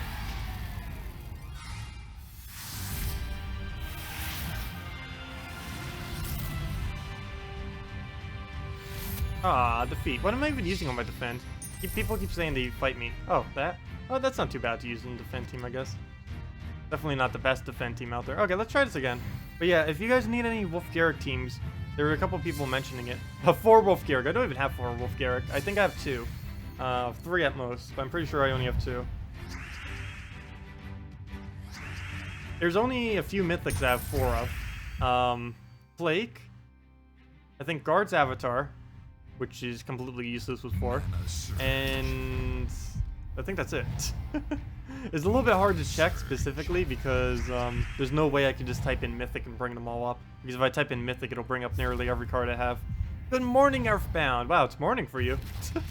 It's like 2 a.m. for me. Actually, yeah, 2 p.m. for me. It's exactly 2 p.m. Let's see. Can't drop it. Might as well take... What banner do we have? Double blue. That won't help us at all. Oh, why didn't I take the red first? I forgot. It's being blocked, so that didn't actually do anything. Oh, if we can get the Devour. Oh, please don't kill it on accident somehow. Okay, we got it. Ooh, should I Cabarrus it? No, let's use this first. Guaranteed devour. 1 in 3 chance. Ah, miss. Okay. We'll die. Oh, it's gonna die. No. It gave its best chance, or to try to survive it, but it didn't. Tried its best. Came close. Alright, let's see if we can get the devour off. Why does it look like there's an extra turn there, but it's not? No. Okay, let's get Cabarrus. There we go. Ha, 2 can play at your game. We can both summon stuff. Annoyingly, as tanks.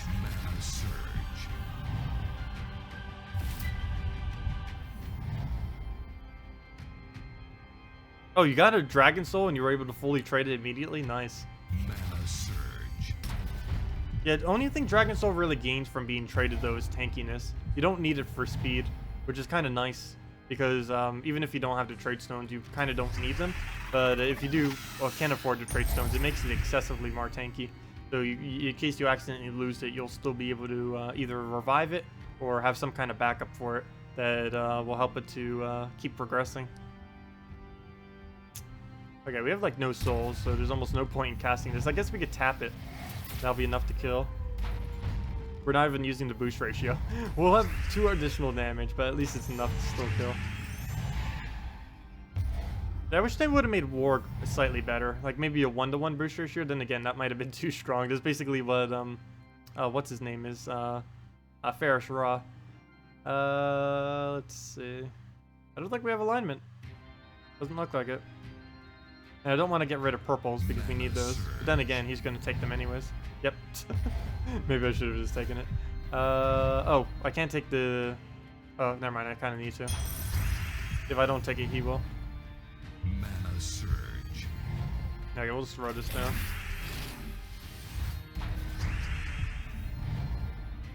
Mana surge.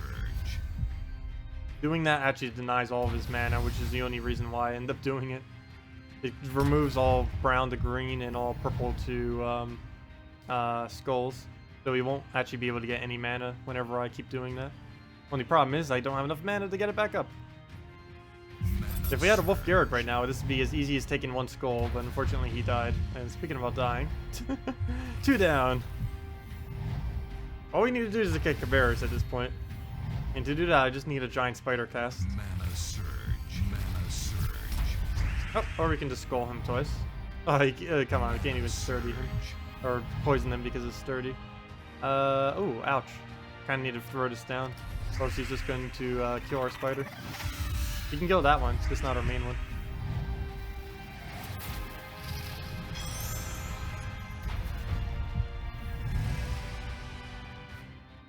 Yeah, the redeem codes are back.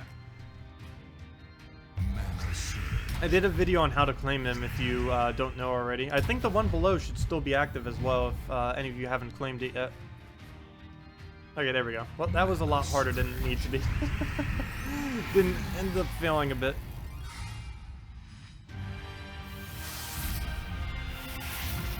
But yeah, you can use Wolf Garrick or the Bone Dragon too, it's pretty funny. I'd prefer using with like a Forest Guardian and stuff though.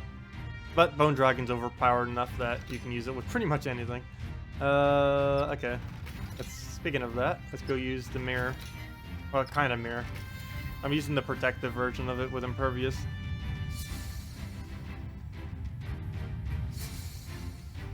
On PS4, Cabarrus summons 2 wolves when an enemy dies. Interesting. That's definitely different than what PC Mobile does. It only summons 1 warg, not 2 wolves. 2 wolves would actually be better than summoning a single warg. Because the warg has partial mana conflict, and a warg isn't actually as strong as a wolf. It gives souls, which is nice, but it doesn't actually have, it is nowhere near as strong. I'm actually surprised how much they end up buffing up the wolf, or the dire wolf that is. The other wolf is kind of still the same. They haven't touched it since it released. Well, we'll take the purple, start getting Bone Dragon up. We'll keep the drain in case we need it for whatever. Can't drop that. Take the brown. Oops, what just happened there? Mana surge. Mana surge. Oh, good. We can drop that. We can just take those skulls down. Get our blues. Not like we need it, but we need it for the extra turn. The only problem is we don't have any follow-up. Oh, never mind. We can take red, which is cool. Some follow-up and get the kill. And now we don't have to worry about his annoying death mark. And we get Bone Dragon, do it on his Bone Dragon. And he still doesn't have his Bone Dragon up as well, which is nice. As long as we get a spare skull here, we just won. We kill his Bone Dragon, and we did. Come on, yellow. Ah, I didn't get it. Nope. Ah. Almost extra turn. But I'll throw this down, and that should be matched. Nope. No extra turn. As long as there's 2 skull pairs, we win, though. Yep, there we go. There's even another one. That probably would have gave us additional one after. Yeah, let me go do a treasure mapper few. I should probably get up to the 40 mark. Right now on the events, we're at 3. I did 1 map, we got to 35 turns. Yeah, I should probably do that to at least 40 for the gems of Strong Kingdom. Oh wow, what was that number? It was something 04. 1000 something 04. It was either 1504 or 1604. I really wish they would add something else that maps can do. We just have like a huge horde of them. That would allow me to give them away, but unfortunately I can't. I can give redeem codes to have them in, but I can't actually like take like 1,000 maps from my account and just like hand them out.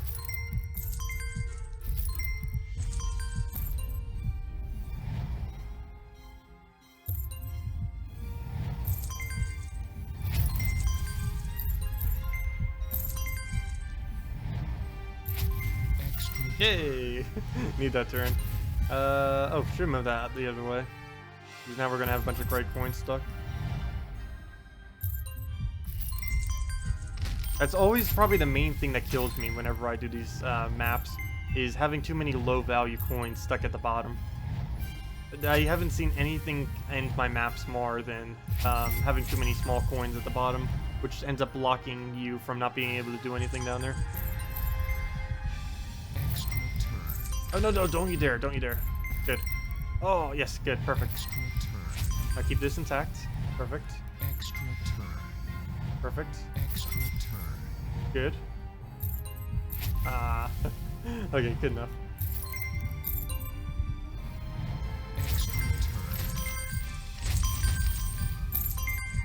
Ah, wasted extra turn.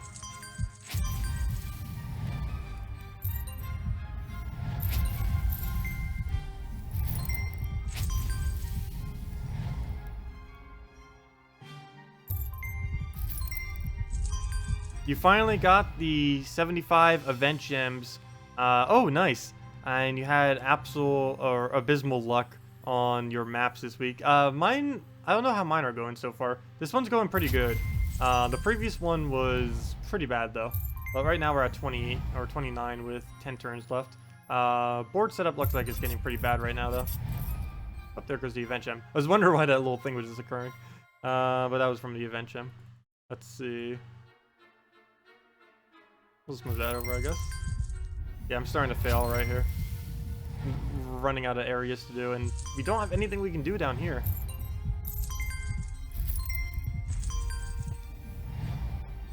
Okay, well, we move that out the way.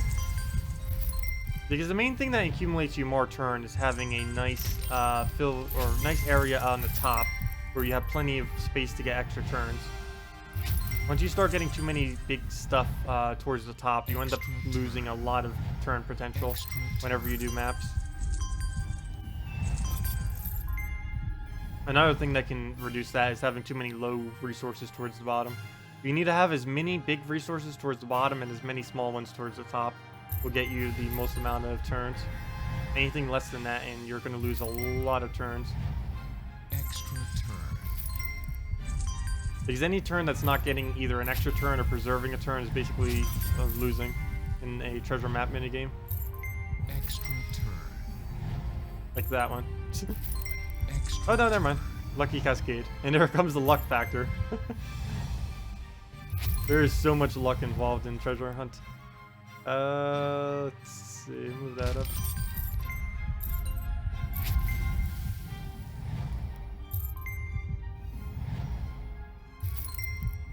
Okay, attack was a pretty bad move. I'm running out of options though. No point in doing that one. Extra turn. Not making a slight comeback. No, that was only one big mega cascade. That's not actually helping us in any way. Oh gosh, we got double 4 times out of big resources. You normally want to try avoiding that. Extra turn. Extra turn. Ah, runes by cascade. Could have got an extra turn off the silver.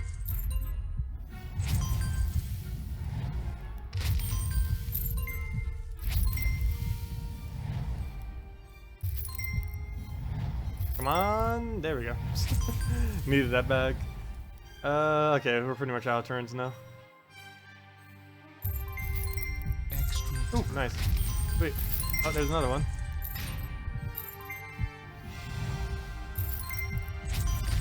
Getting there. Let's see, we're at 68, 69. Don't think we'll be able to make it to 80. That'd be cool if we could make it to 100 somehow, though.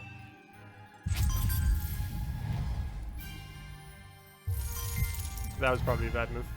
Extra But at least we got the gold where it needed to be. Hey, having to make those big resources into something smaller when you're this late into a map. For as far as payout per hour, you normally don't want to do stuff like that. But right now I'm just kind of seeing how far we can get. I'm just going to play like a map or two just to see how far we can go. Then I'll probably head back to PvP.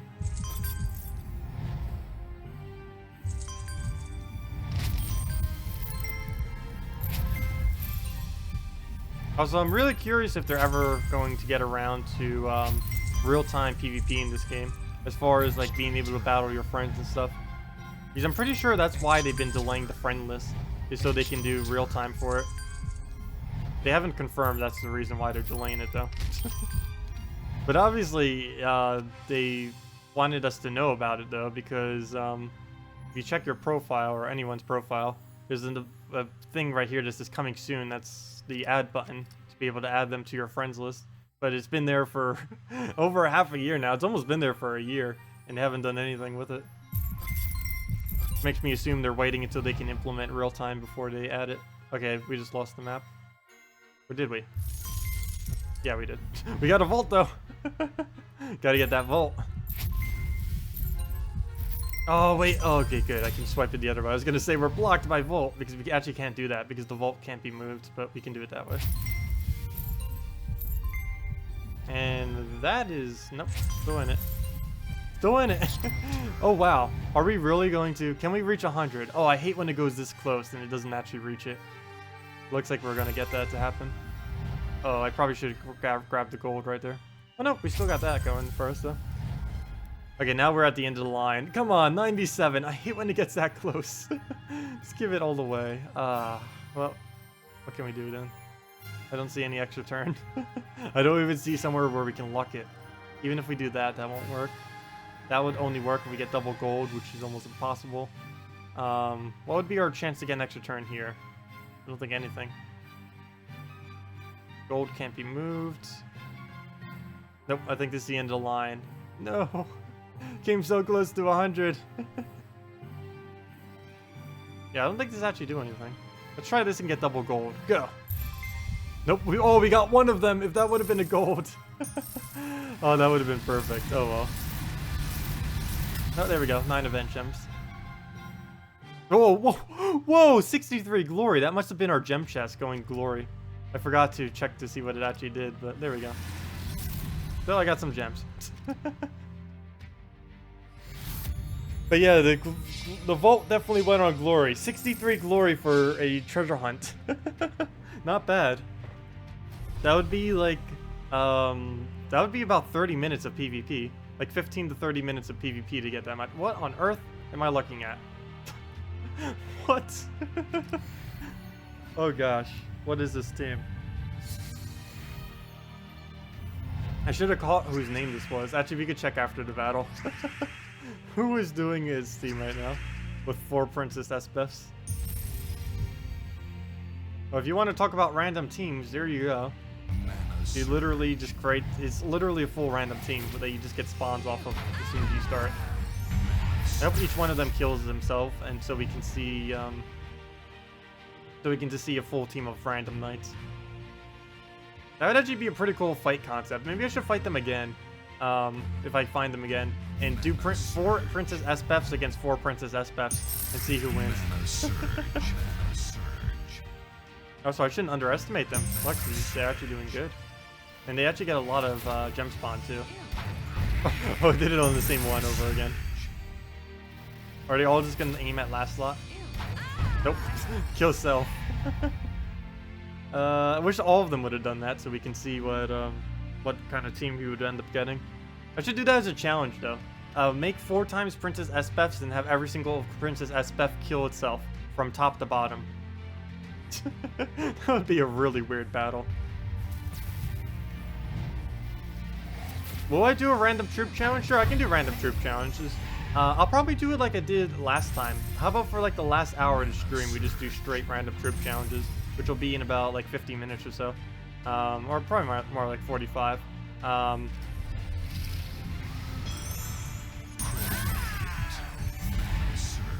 But yeah, let's do the Princess SBF challenge. That sounds... I kind of want to do that now that I saw this team. I've never actually done that yet. I've done a lot of weird challenges like that, but we definitely needed the Princess SBF one. And we'll definitely do the random troop challenge for the last hour of the stream, because that was a lot of fun when we ended with it last time.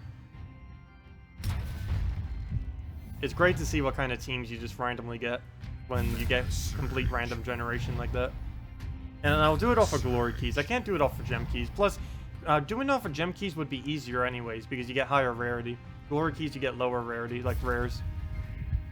Actually, majority get rares. Then again, we end up pulling 2 legends when we did a 10 glory key drop yesterday. That was pretty insane. One of them was Dragon Soul 2, which I really wanted on my Let's Play account, on second one. And can you do a team with 1 Kristarnex without the Dragons? Oh yeah, let me go do that one first. You asked about that earlier. So let me go and do that.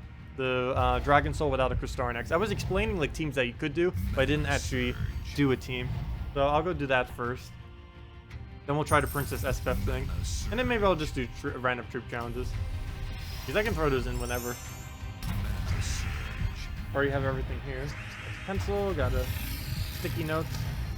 I ended up buying a whole stack of sticky notes. I only went through not even about a third of them so far.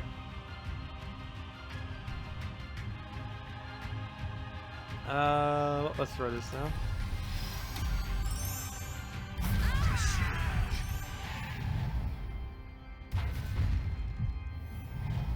Oh, that's match. Oh, no turn? Yeah, there we go. And that's match. Okay, so let's go do the, I'll go 3K. Let's go do the, Kristarnex team with no Dragon Soul. See if I can even remember one. I don't even know if I even ever built one without one. I probably did on the first day. Probably like with the kingdom and stuff. Let's see, Kristarnex. Do you only have 1 Kristarnex? Because double Kristarnex is actually pretty good, even without a Dragon Soul. Kristarnex, we'll need 1 of its colors, so we might as well do Valkyrie so we can get souls. Better than doing a green seer. Valkyrie. As far as brown, purple, we could go Bone Dragon if we really want to and still kind of go a little bit of a dragon team. In which case we'd put it right there. I don't know if you have a Bone Dragon, though. You could use Keeper of Souls as well. It doesn't matter which. Especially once it gets nerfed anyways. And as far as that, first slot can be pretty much anything after this point then. Depends really what you have available. May even just put like hero with assassin class, or hero just in general, or hero archer, or really anything that can do good skulls. Let's see. What is one of the better skulls these days anyways? I keep saying that, but as far as good skull users, it's mainly just hero. Like, heroes with traits tends to be like the best skull users in the game because of archer and as well as assassin. You can put a crimson bat, but we do have 2 curs, so there's a pretty good chance. You only have 1. Do you have a Bone Dragon though?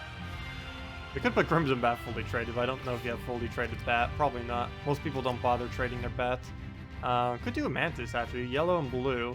That would help us quite a bit. It's not really skull-oriented, but... Let's see, what has armor piercing that's not trash? I know one of the better options is War, but of course we can't go and do a fully traded War up there. This Demon actually wouldn't be too bad. Actually, Ranger wouldn't be too bad either, because even though you're blocking for Starnex, you'll still be able to fill it up with a Valkyrie. You'll also be able to remove green once it dies, or before it dies. Something like that. Ranger, not as an early game option, would be kind of okay too. The only problem with it is you take away from Bone Dragon if you were to do that.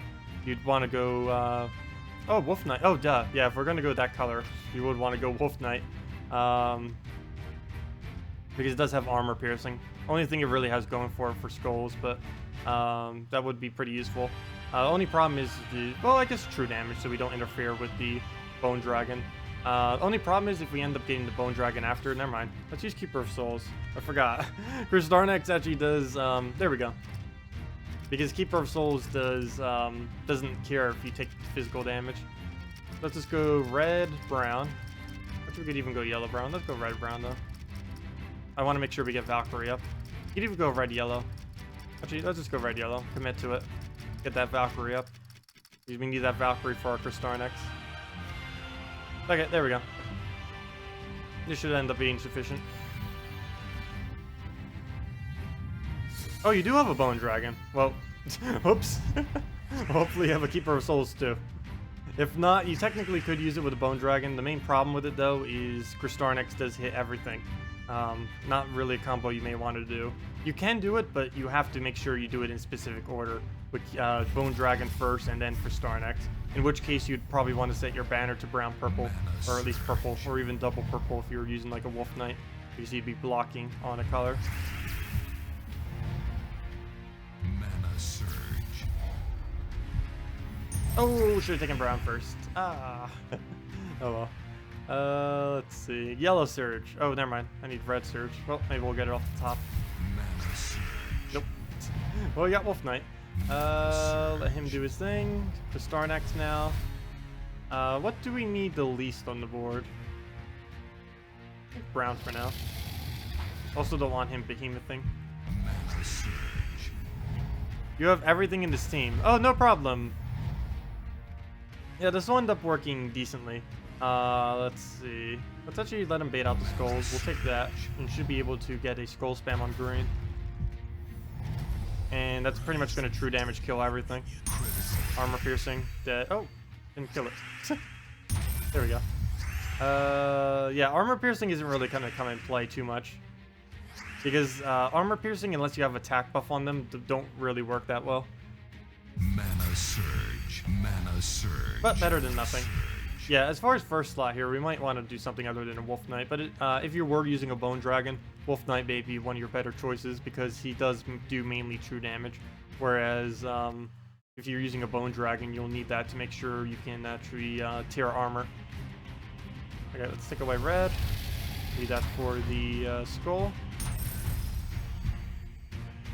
And then we can just Valkyrie yellow and do something again for board control. Mana surge. Take away brown.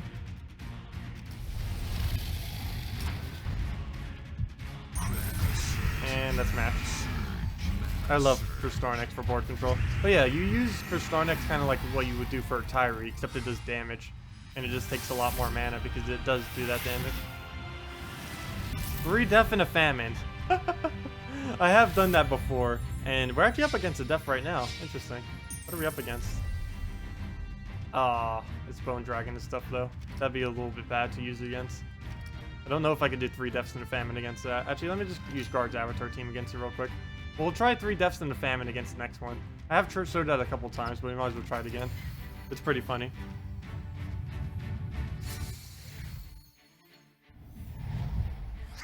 Definitely, if you happen to have that for some weird reason, or excessive luck, don't actually use that as your defense team. It is hard countered by humility like crazy.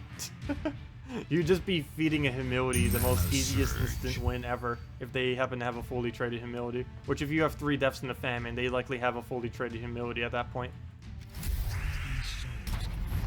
Oh, there we go. 3 burns and a burn silence. Mana surge. There's nothing. Well, never mind. There's skulls right there. But now there is nothing. And Mercy can't even do anything. There's no purple. Because it just removed it all. Mana surge. Yep, I just gave it brown. There goes Bone Dragon. Surge. Fear Fox is getting up some too. No! The Bone Dragon. It's ready. It's armed and ready. We'll take the blue into the purple, I guess. No scroll to bait it. And you're dead, Mercy. Sorry, Mercy! Ouch. Right on the dot with the exact 100. Well, let's go do this on blue or brown. Brown or blue. Yellow. No, definitely not yellow. Let's do it on brown.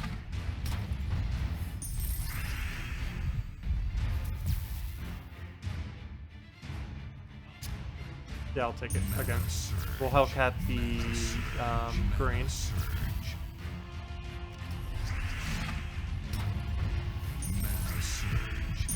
Okay. So everything will die except the Bone Dragon. Come on, quick. And now all we have to do is anything. And there we go. Okay, so let's see what we got for the next one. What does the fox say?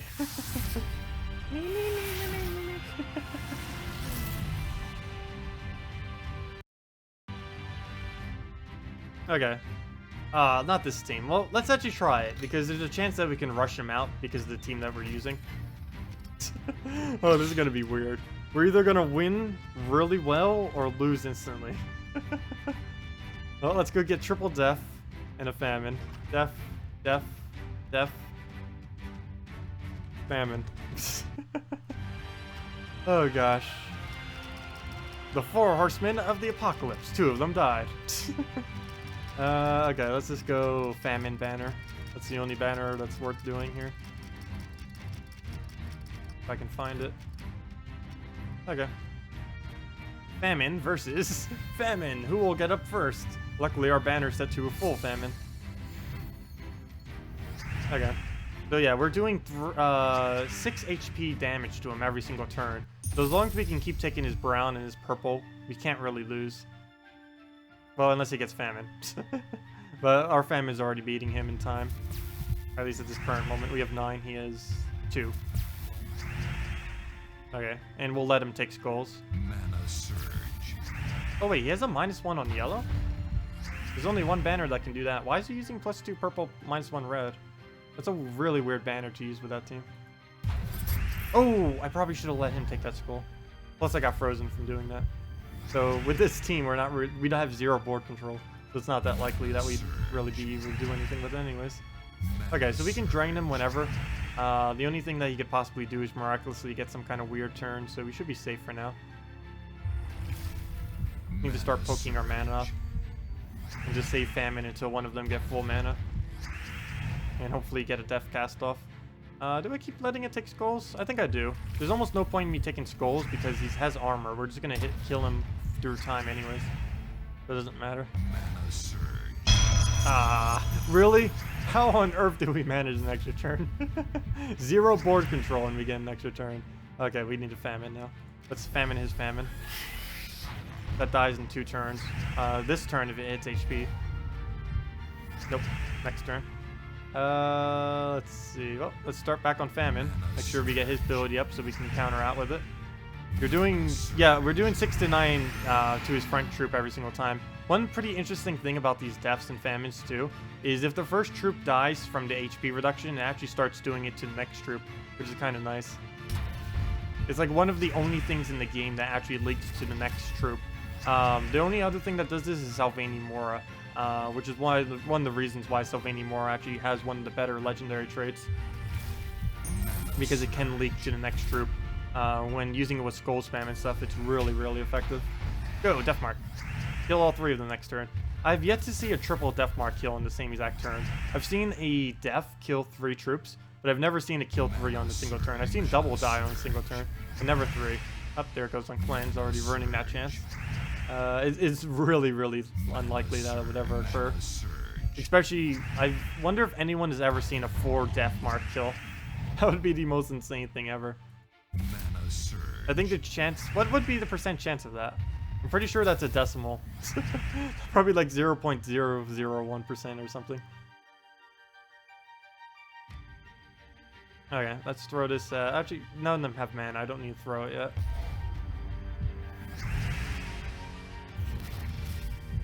I know, we're only doing 4 damage every time now. He has reduced our damage by a third. Okay, time to strike. Oh. Never mind. He gets his ability and then just instantly dies. Okay, after this, I need to go do a whole team of Princess SBFs if we can find a team that we can actually manage to win against with it. I can't do it against a Bone Dragon. That would just be instant lose. Okay, this battle's gonna take forever now. Unless we can get some Deathmark instant kills. I'll probably wait until one of them dies to Deathmark and then use Famine. Not much point doing it ahead of time. Okay, we get double skull damage now. Okay, now we can Famine if we want to. Come on, Deathmark, go. Okay, we'll Famine it for no reason. He has literally no mana.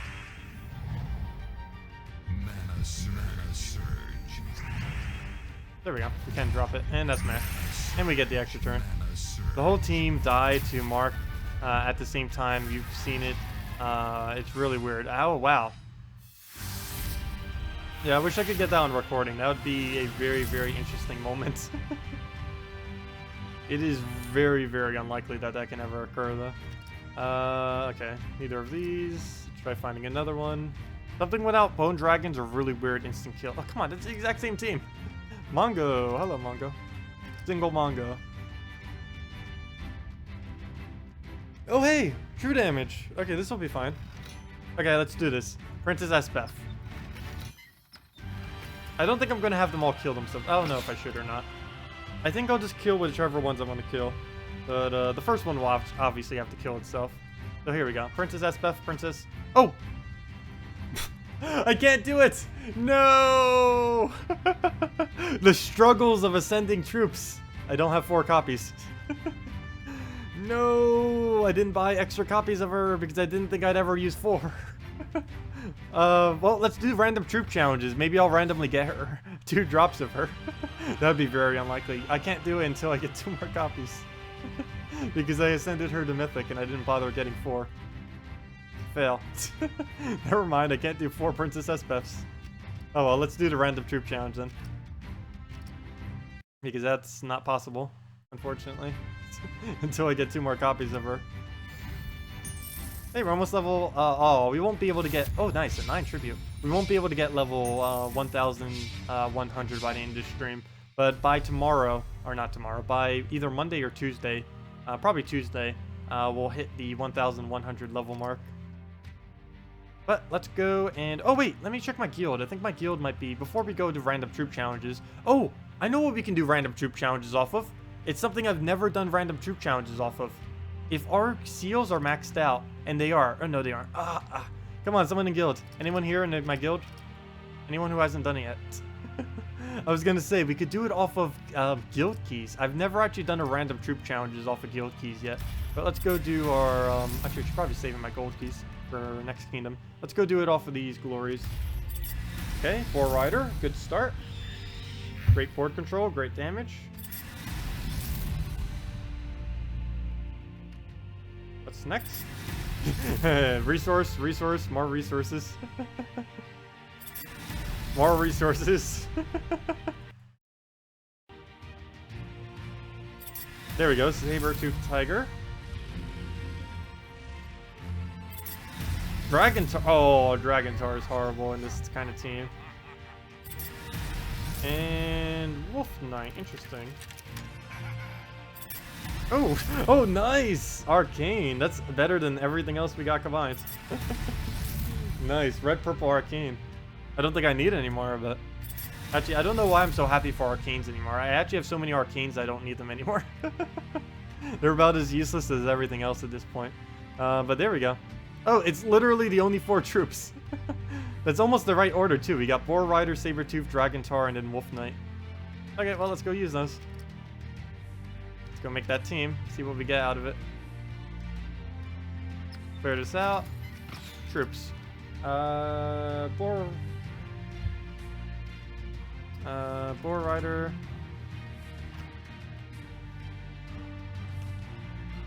Saber-Tooth Tiger. Dragon Tar. I think we're gonna lose. Oh gosh. And Wolf Knight. What do I even focus?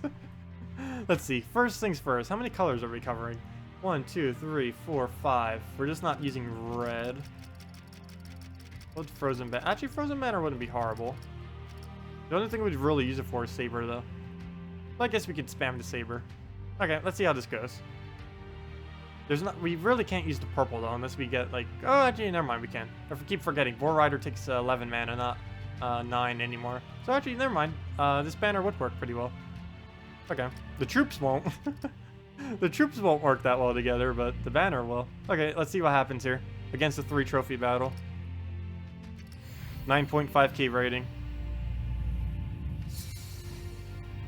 Am I ever going to do the blind gem board challenge again? I might. It doesn't work as well on stream though, because it's harder to display everything on a stream than it is in a video. But I could do a video on it again. I don't know, or we could do it on stream again. The only problem with that is I can't do my face cam, and I only have one webcam.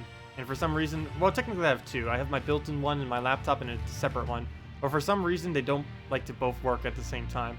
So I would have to not disable my face cam to be able to do it. Let's see. I'll just go for that. Oh, never mind. I didn't even realize that was an extra turn. That was actually a double extra turn. I didn't notice either. And actually, I think one of them was out of bounds, but the other one was fully in sight. Dragon, how did you get the number? You're getting something completely different. Wait, what number? Hello, Riftim, welcome. Also, hello, Nick Rob.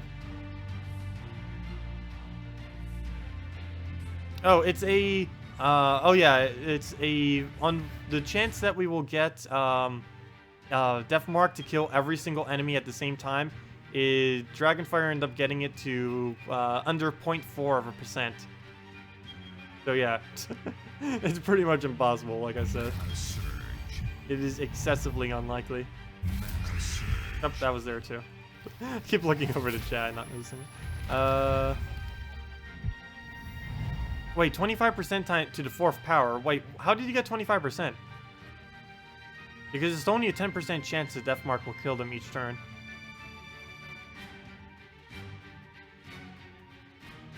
So it's even lower than that then.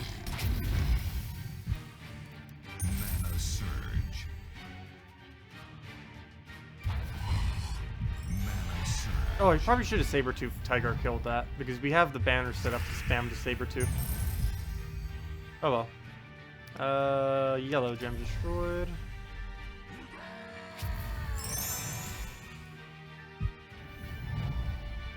Mana surge. Yeah, all you need to know is excessively low number is the chance that you can get a 4 times Death Mark kill with a death. Mana surge. Also, it might be even lower than that, because every single previous turn, there's a higher chance that you will end up killing one of them. Just from, because there's at least a 10% chance on each of them that you're going to kill them every single turn. So if you end up doing that, then you won't be able to re-roll that chance either, because one of them would be dead, so you'd only be able to get 3 of them dead at once instead of 4. Regardless, it's a very small number. For science! I know, we gotta figure it out for science. Gotta get the accurate data. No, it doesn't really matter though. Let's see. Sabertooth. Still only 30 damage. I really should have gotten the kill initially, because I have my banner set up perfectly to spam it. But it's kind of too late now, and we're only going to be using this once. But I guess if we can get it up once more time. I don't know why I end up hitting the Crimson Bat. I guess to keep poking it down, but it's going to heal anyways. He hit the only thing on his team that can actually heal. Should have just done it on Valkyrie so we could have double tapped it for the kill. Okay, he'll take Skull. I think we can lower something into his Skull. Actually have a couple options. Oh, perfect. We can take Blues there too for free. I want to get yellow.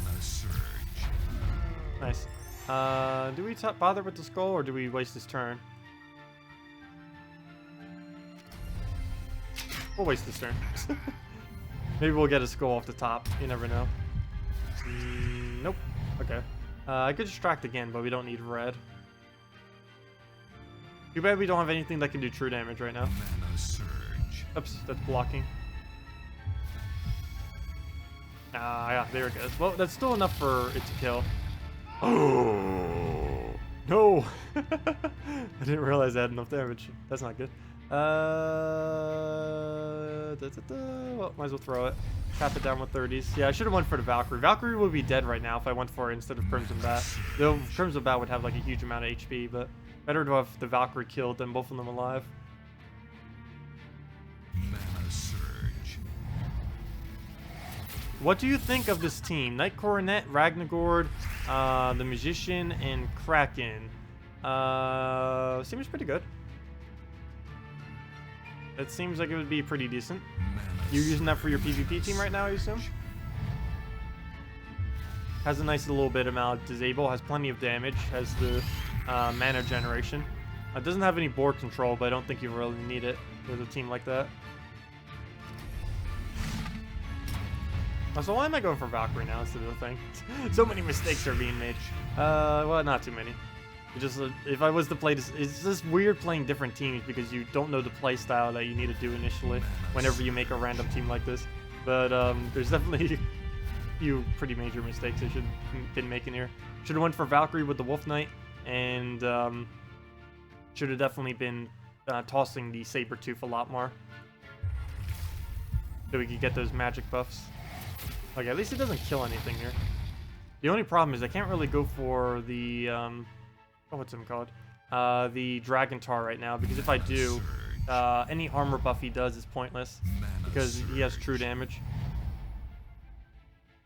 Let's see. We'll go on green. Finally get a kill. Please go red. Please go red. Please go red. Oh. Skull distraction. Oh, we'd actually lose the next time it casts. Oh no. Oh no, no, no, no, no, no. Actually, it would be good if it'd take a skull right now, because then we'd be able to kill it. Oh, please somehow take a skull. Let's actually bait him out for a skull. I know there's no yellow in there. I'm trying to get him to skull us. Nope. Didn't get any. Not even close. Okay, I need to take every blue he ever tries taking. I need to take red too, because I need him blocked him on both ways. I also need him to somehow take a skull. Not only would it waste his turn, but it would allow us to kill him. Now let's just take that. Might get a green. It's basically just a delay battle until something happens. Do we bother with this? Mana surge. Good, didn't give him mana. Was scared that the cascade might have given him something. Okay, still giving him nothing. We'll try for a red. Oh, didn't mean giving him a red. Mana surge. Mana surge. Come on, give him a skull. I need to distract him for a turn, and I need this thing to die. Let's see, 35 damage. That's not going to be enough. Oh, wow. If he survives with 1 HP. If he wins this battle with 1 HP, that's going to be really sad. Because if I do that again, he will survive with 1. Okay, we need the mana.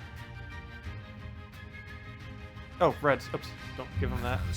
He would win instantly. Yes! Skulls! Now all we need is 1 skull. Can we manage to get 1 skull before he gets any mana? That's all we have to do. Is 1 skull. We could risk it right now by taking yellow. But if we don't get it, we lose. So I'm not going to bother with it. It's a pretty low chance. Now I'll try it. Okay. Would we have gotten it the previous turn? Oh, wait, I can't take this though. Because we give him blue if I do it. Oh, gosh. We have a 1 in 7 chance. I don't think it's worth taking. Wait, is that the only move? Wait, hold up. Were those really the only 2 moves? Taking yellow and taking yellow?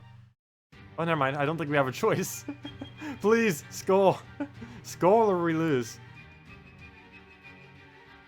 Yeah, because he'll get enough blue. Hello, Jost. Welcome. Well, I'm doing a random troop challenge right now, which is why we're losing to the Crimson Bat. Also making a couple mistakes on it. But yeah, I think that's the only move we have. There's any chance of winning for us. Oh wait, never mind. We can take this upwards. Oh, but then he takes a skull. that doesn't matter too much. We can survive one skull. Okay. No, I'm just gonna go for it. 1 in 7 chance. Mana surge. Ah, and we miss. Oh, we had a second chance and we also missed it. Mana surge. Mana surge. Oh, good, he got a skull. Oh, wait, can we win? Can we win? Wait, is the chance still there? Oh, we won. We won. This is why I love the random troop challenges. We won. Mistakes were made, but this can't go wrong right now, I don't think. We move that upwards, and then we take the skull for the win. Now that was close. Now, those are the kind of battles I like. And that's basically why I do the random troop challenge things. There we go. We won. Barely. 1 turn off from losing. Let's see. Oh, I'm not gonna bother doing the Princess SPFs. That's too easy for random troop challenge. I need something mid-range. That's way too easy for it. The RNG is real. Oh, Bone Dragon team. Pointless. Ooh, another Crimson Bat. Should I try doing another Crimson Bat team? Let's try it. We did it once, but now he's using Crescendo on Crimson Bat, which is going to be annoying. We need to get pretty good luck on what we get. What would you do if you have almost all kingdoms at level 10 and 3 magic kingdoms at double magic?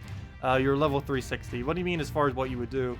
I would definitely work on getting the rest of the kingdoms to 10. Other than that, try getting into a decent guild if not already, or contribute more to the guild you're in if you already like the guild that you're in. Other than that, try to do 1.5k seals every week. That'll help you get more variety in troops, which will also help you get more star levels on everything. Other than that, you mainly want to be farming trait stones for the most part, because that's the thing you'll be needing the most. Souls you won't be needing too much. Mainly you just need copies of cards and trait stones. At that level anyways. So Paladin, oh, Paladin first slot, are you kidding me?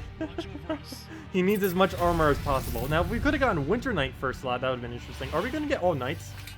No.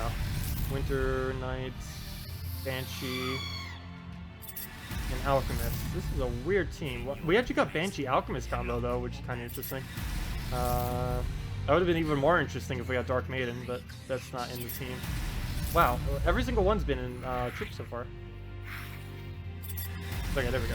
Well, let's just tap through the rest. Come on, tap. Why isn't it going? Why is my mouse off? Why did my mouse disconnect? Hello. 1 second. Just let me see my soul. My mouse is not wanting to work.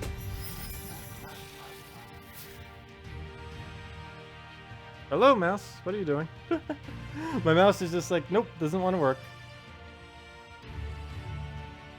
I have it in a splitter right now, which is why it might not be working. Maybe the splitter disconnected. Let me see.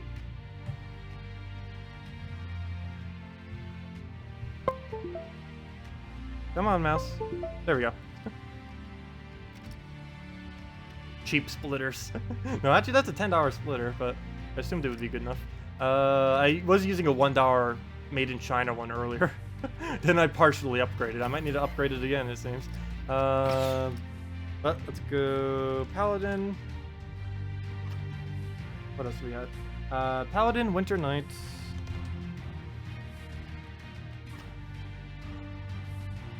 This is gonna be weird.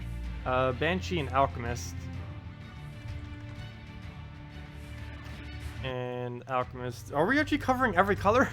Well, look at that RNG right there. If we would have got, if we got Winter Knight, Banshee, Alchemist, and then Paladin afterwards, that would have been insanely good. The fact that we have Paladin first slot's horrible, but the Winter Knight, Banshee, Alchemist actually isn't that bad. For completely random, all rares, actually the entire team is rares. For all random, that's actually not that bad a team. Winter Knight, Banshee, Alchemist. Definitely not the best combo you can do, but it's not particularly weak. We'll want to go blue and something else, probably blue-brown. Yeah, I'm leaning towards blue-brown. He actually has Earlink on him. If we can keep the Paladin alive, that would be great. I'm not really going to be casting him, because if he takes any damage, he's basically useless. But we can use his Earlink. So, oops, what am I doing? I need a brown-blue banner. That's another notification thing about the thing. Brown, blue. Okay, let's test this, or do our random team. Sorry for repeating yourself, but do you think there is a viable place for Shadow Blade with week of Elf Soul Carry gone? No, Shadow Blade doesn't really have much of a use after the event. The main problem with him is his damage output is way too weak for a skip of a turn, and the fact that it has a random target instead of his chosen one, it's just not normally viable. Unless your team happens to have a lot of purple on it for whatever reason, you could maybe put it in a 4th slot if the 4th slot doesn't really need anything. Other than that, you really don't need them. Purple spamming teams are about the only thing that could even remotely try to use them. But for the most part, I would kind of just stay away from him. There won't be much use for him after the event week that already passed. Okay, we got Paladin. I might as well cast him once before we can never cast him again this match. So let's do it right this time and hit the Crimson Bats. There we go. That was a big mistake I made last battle, was not going for the Crimson Bat first. Biggest threat on the enemy team, and I didn't even bother going for it. Mana surge. This almost feels like a normal team. Other than the fact that we're using Paladin 1st slot, something you should never do, ever. Even if you're using it for Dragon Slayer, just never do that. The furthest up you can ever use them is 2nd slot. Never use them any closer than that. Let's see. No extra turn off the purple, but I'm still gonna do it. Mana surge. Oh, good. Oh no! Oh gosh, AI, please. You're denying the color I needed. I'm surprised Paladin still has armor. Enough to kill too. Might as well. Then we can start poking the hero, and then we win, because he has nothing left. Okay, we have no alignment right now, though. So I gotta hold on Banshee. Mana surge. Yeah, Kabirus ends up being very, very annoying. I've been noticing that a lot recently. The buff that they did for it is pretty insane. They basically doubled the chance that it had to be able to devour. Of course, it was pretty useless beforehand, but then afterwards it was pretty strong. Okay, so nothing we need to do there. I guess we just throw this and hope we get a skull. Is that enough damage? 2-to-1 ratio. 27, 28, 29, 30, 31. No, that's not nearly enough. Nowhere's close, but maybe we'll get a random skull. Come on. Nope. Oh well, we'll throw Alchemist at something. He's making yellow for us. Ooh, yes, thank you. Too bad there's no blue on the board. Help us, Valkyrie. Actually, Valkyrie probably will give us alignment. Oh, never mind. There we go. Already got it. Should I just throw this at hero? Yeah, I will. Maybe we'll get a random skull. Hopefully. There we go. Got it. Alchemist Hellcat. I mean, Alchemist, actually Alchemist Hellcat would be better. But Alchemist Banshee, similar. The only problem is we need it to be dependent on blue alignment instead of any other.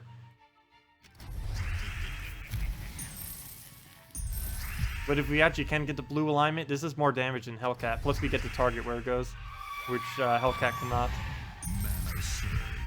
Yeah, Banshee is very situationally used compared to Hellcat. You mainly only use Banshee if you want souls, but it also has a higher damage output and you get to target with it. Normally you would only ever use it with an Alchemist though, because using it with anything else would normally not be viable.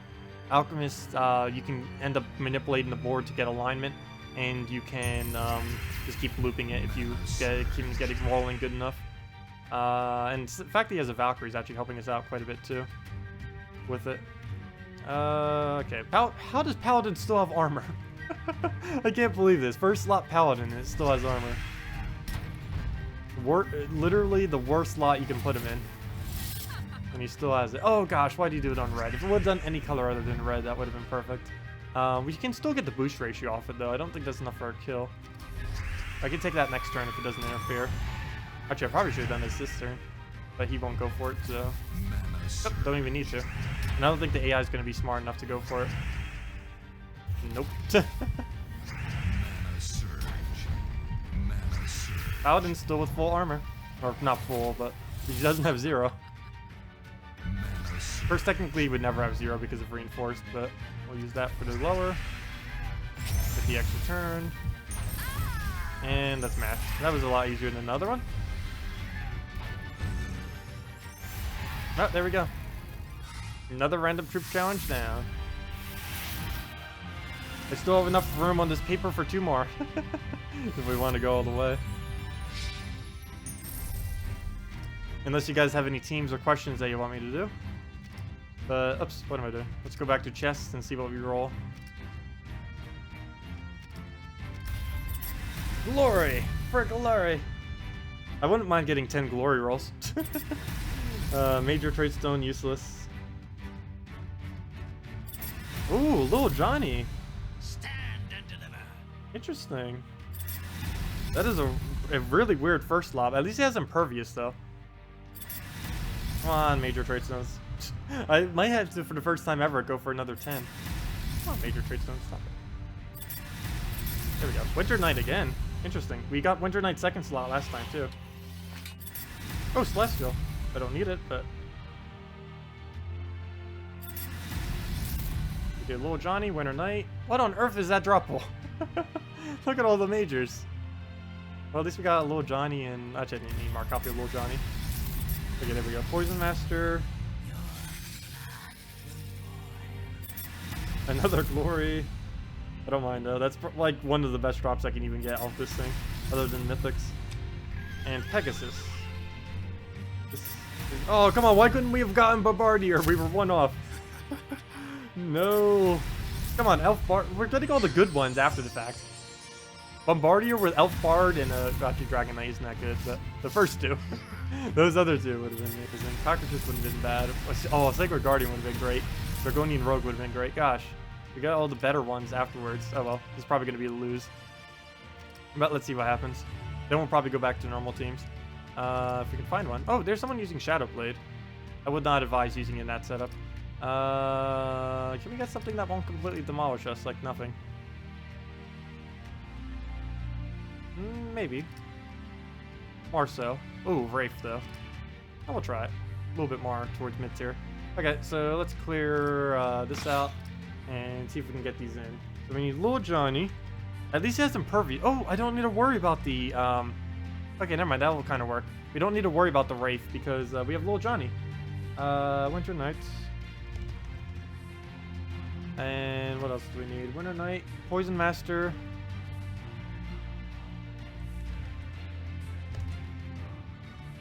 And lastly, we need Pegasus. Yep. And Pegasus. Okay, color-wise, we are covering everything except red. So Frozen Banner again? Pretty much, because Winter Knight will need it. And that'll help Poison Master as well. So yeah. There we go. And let's see how this goes. If I can find where Frozen Banner is. There we go. Okay, good to go. So let's see. Can we win? Actually, we've won all 3 of them, or both the first 2. Let's see if we can win 3 in a row.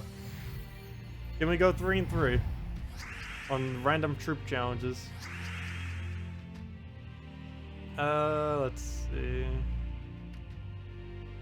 Yeah, I'll just probably go for skulls first. Mana surge. Our stats actually are a little bit higher than what his base value are. I think we're about 10 higher on both, other than attack. Our attack values are about the same. Of course, we lack the synergy in every way possible, though. The only thing that's going to make us win is the fact that we have so many tanks. But basically all of our damage output is skull. It's going to be very annoying. Oh gosh. Okay, we'll just take that one. Go blue. Nope. We get a random red, the only color we don't use, and we get it. Oh, let's get Wolf Knight. Let's get that up. If nothing else, we can use it to kill the Wraith. Which I'm probably just going to use. Oops, I forgot. I need to actually pick a gem. Oh, wait, you can't target this at gems? Or on skulls? I didn't even realize that. It's gonna do it right there for the double, but of course I can do it right here for the double as well. Oh, have a good nap, the Drew.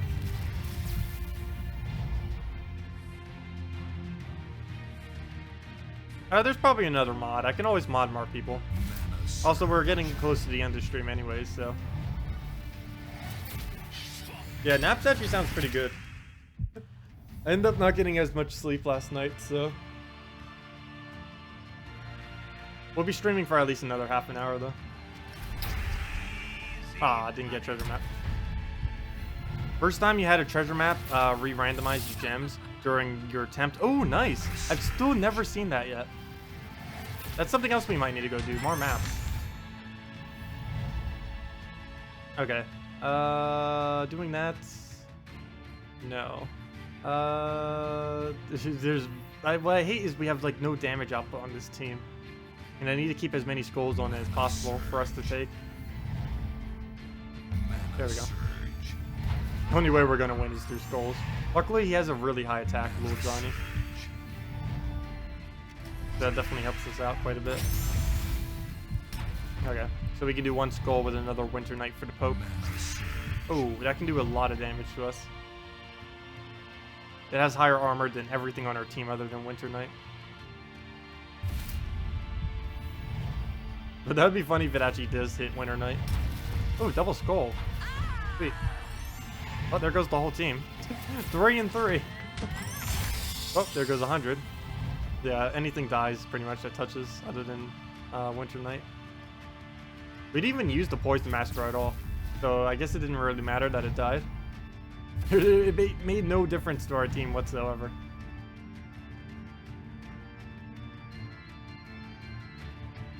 Okay, we'll take the green. Make sure we don't give him a skull. We need those skulls. Our skulls.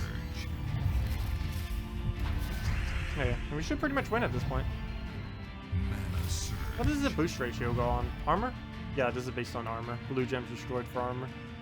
Okay, nothing we can drop. I can attempt to drop. Or drop. Oh no! I can't do it there. Well, I guess it doesn't matter where I do it on this column. Let's see. Wherever we can get more color.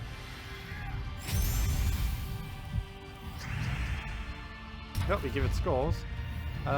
Taking that will give it skulls. Purple we don't need. Mana surge. Well, there's the last dying breath. We'll get a cast off. Yes or no? Mana surge. It does. Probably missed though. And it still didn't give us a map. Oh, God, actually turned. And a skull. And it's almost matched. Come on. Skull, skull, skull. Nope. Okay, let's see if Pegasus can actually kill. Pegasus is so weak. It is almost laughable. But it's almost about to get the kill right here. Too bad it doesn't have a 1-to-1 ratio. If it had a 1-to-1 ratio, it'd be somewhat confident. But with only a 1 times, it's pretty weak. Though it did help us win. So maybe not too weak. Look at how tanky our Winter Knight is, though. 112 armor with barrier. True damage would have torn it apart, though. Oh, there we go. Success. Oh, come on. What did our defend? Oh, no wonder why. Our defend team ended up switching to that. Let's see. Let's make it into this team, I guess, for now. Why not? Better than that random one. Everything's gonna beat that. Well, we're definitely gonna get... Oh! Wait, let me go check my guild. I wonder if they did... I wonder if they did the keys yet. Or the seals, I mean. Nope. We're still 420 away. I'm pretty sure someone will between now and then. But, because there's a lot of people still under. It should be up there. Come on, people. We're so close. There's some people who are even doing quite a bit that... I might need a reorganized guild this weekend.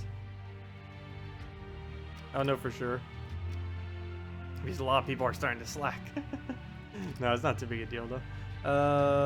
Though I do want it to keep slightly competitive, especially once we have to do the switch when 3.0 comes out, because I have no clue exactly what's going to happen when Guild Wars comes out. And I'll definitely need to reorganize then.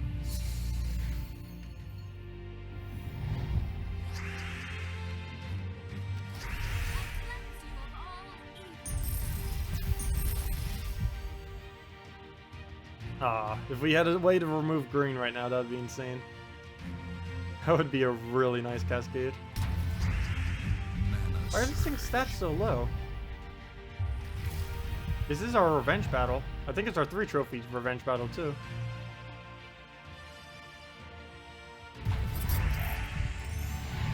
Maybe it's just that mine are so high. I always think like every single person is like so low. It's like maybe mine's just too high. Because I do have literally every kingdom maxed right now. Which I think only a couple hundred people even have right now.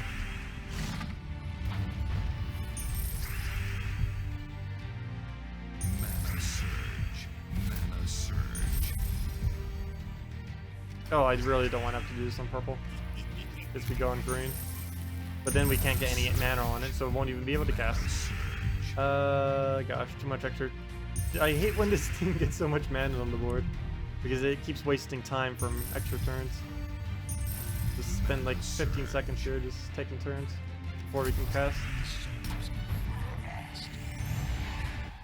And now they're silenced, so they can't even do anything. And we can just end that with a Hellcat. Or an Alchemist. Or both. Don't even need it, it's a skull. Oh, come on. Well, I guess we do need it. Good thing I kept it. Because that does more damage than the skull. There we go.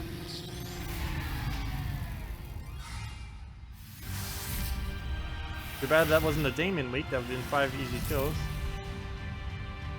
Yeah, I'm still a mile away. Oh, River Song, nice. I'm still a mile away on the vents too. I don't know if I should do a couple more. We should at least go for the 8,000 free gold. That'd be nice. Probably even up to the gems. Anything past that wouldn't be worth the time though, or at least for me. What do you think about Silver Maiden, Valkyrie, Giant Spider, and Kraken? Any units you'd switch? Sounds pretty solid. The only problem I could possibly see with it is it would be too slow due to Kraken being your only damage. That's the only thing I could see happening. But if you can get the Valkyrie looping, or if you can get the Giant Spider looping with the Kraken, with assistance from your Valkyrie, then it would probably be good. If your Kraken is not fully traded, I would not advise doing that team. But with a fully traded Valkyrie, you can probably get away with it. The only issue is if you lose Kraken, you lose the match. But as long as you have it fully traded, that would be fine. If you don't, I would advise putting in at least one more damage source in place of either your Valkyrie or your Silver Maiden. Let's see. Let's just take purple. Mana surge. Mana surge. Mana surge.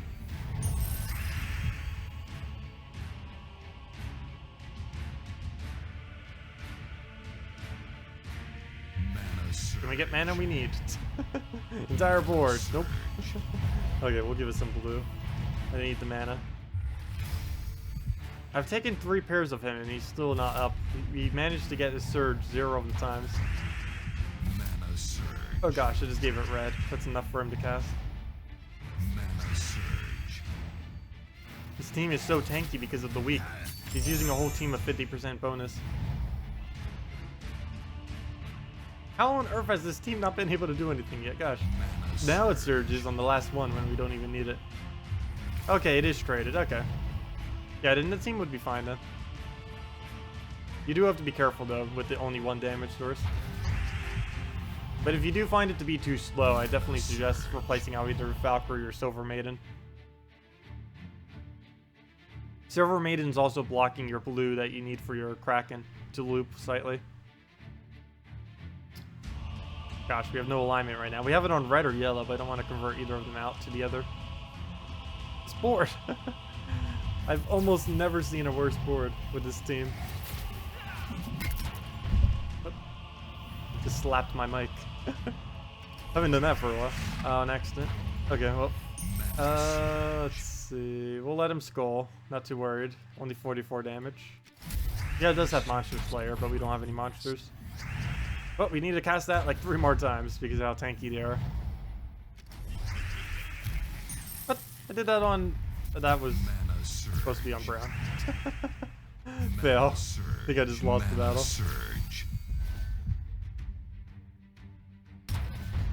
Well, we're still in it, but how long can the board possibly be bad for us?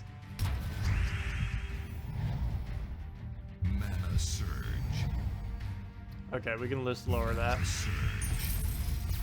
And then get Hellcat going. Oh, come on. Alignment's on yellow again. Okay, good. We got blue open. Finally, a color that's not yellow that we can align it with. Mana surge. Okay, we haven't really lost yet. Keyword yet. Oh, mercy. That'll make sure Alchemist doesn't die. Or actually, it probably will still. Mana surge. Mana surge. As long as they don't poke a guard's avatar, we should be fine. He'll take that eventually. I don't think there's any extra turn. I'll let the thing double check for us, yeah. Don't need to make a mistake at this point. Okay, so that'll team wipe everything except the Lady Ironbeard, which should be enough for us to win then. So we can just take that, get rid of yellows, even though I don't want to, but we need mana. Oh good, it hit her. That is still not enough damage to kill her. Mana surge. Double check, looks fine. And he'll take the skull next turn. Oh wait, that doesn't look fine. Oh, but now he won't take the skull is the only problem. Yep, he won't take a skull next turn, so he's going to use his attack. But he only has 1 armor. The only thing he can kill is Alchemist at most. Good. Okay, so we end up winning then. A little bit harder than it should have been, but end up coming to a win. Mana surge. Mana surge. There we go. Get the skull, and any tap will finish it. Or then again, with armored, another tap might not be enough. It's 1 HP. Really? Mana surge. Really? Did that just happen? Well, Hellcat can do it then. Mana surge. Or skull, that works too. Can't believe that just happened. Really? That's insane. Okay, so let me just do that. And back in we go. Can't believe how bad that board was that match.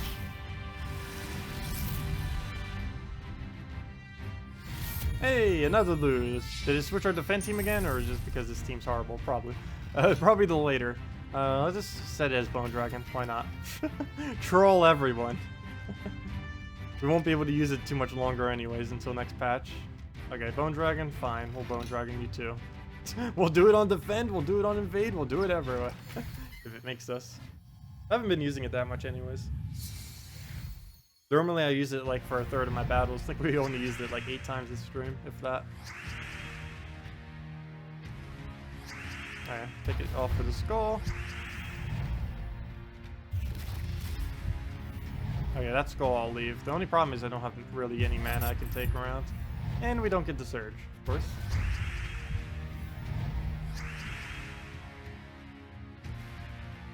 Okay, yellow surge. Come on. He doesn't even have Jinx or anything, and we're not getting the surges. Oh well. Red. Not worth surging. Blue. Well, we might as well go for the green. Now it surges when we already have enough. We only need 2 mana, and then it surges for 6. Okay, let's just start draining it. Make sure it doesn't get more HP. Just make sure it doesn't have armored or anything. Mana surge. There we go. And next shot will kill it. Mana Though the surge. stun wouldn't have really made a difference on that, but at least he doesn't get his ability off. Still no mana. Mana surge. There we go, that surge I needed. Mana surge. And we still end up getting purple out of it. Not enough for Bone Dragon though. Come on, brown. Ooh, very nice. Cascade. And that could be match right there. Mana surge. Close. Surge. Very close. Very, very close, but not all the way. Oh, and now he shields himself. I didn't even realize that, because I never had only one of him on a team. But technically, his legendary ability is ssaszix's ability if he's the only one left, because he'll just keep barriering himself. Surge.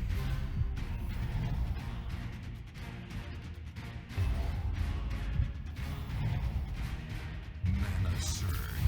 Okay, true damage, that won't really do much. I guess I'll stun him. Why not? Make sure he doesn't get any more barriers. He also won't get more HP or anything.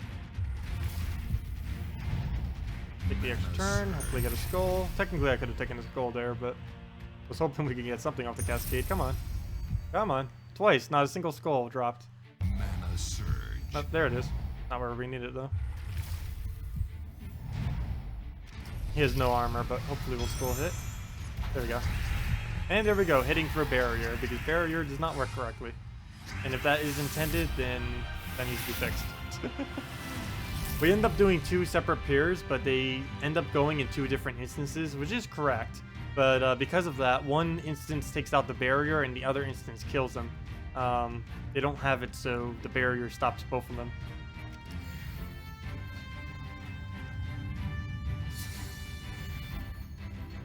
They could always change barrier to it protects against everything for 1 turn. Like once you get damaged, for that turn of that it gets damaged, it'll block all damage for that turn.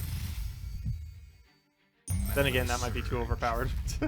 That would be like super barrier. Mana surge. That would be at least 3 times stronger than what barrier is now. So they probably wouldn't do something like that.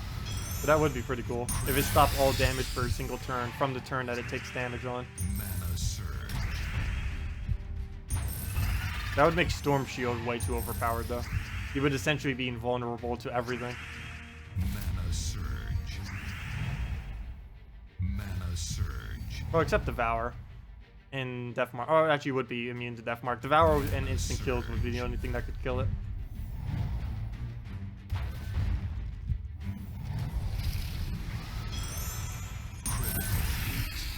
Mana surge. There we go. Match and match.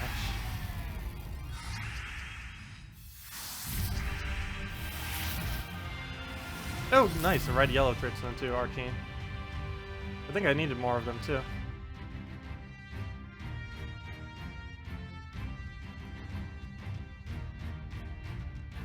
Why is it loading so long? Just sitting there loading.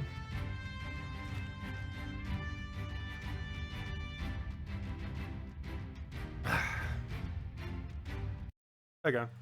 Corvash? Should I do Corvash against the Corvash? I haven't really bothered using Corvash since he got nerfed that much. Actually, on my main account, I don't think I've used him really once. Maybe like, actually, I probably did once. Maybe like 3 times at max. Just the fact that he's so much weaker now. I already didn't use him that much to begin with. And now that he got nerfed, it's like, not really worth it. He's still annoying to face on invade sometimes, because he can get some really lucky disables on you that set you back at least a minute, if not more. But other than that, he's really no threat, even before he was nerfed.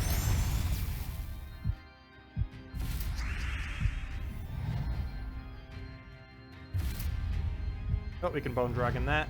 He'll definitely die. Wish we could get a Mana Core cast off first, though, because that would give us enough damage to at least plow down 2 of them. I think I'll go for it. He's distracted anyways. We need a Surge, though. Good. Mana surge. 0.006561 chance for Deathmark to clear an entire team the turn after a Death cast. That is insane. 0.01% of the 65.61% chance that none of the opposing troops cleanse the first turn. Wow. Wait, what about the chance that they would die as well for the first turn? Oh wait, never mind. You duh. Yeah. Okay. So yeah, that is much smaller than I thought it was. I knew it was small, but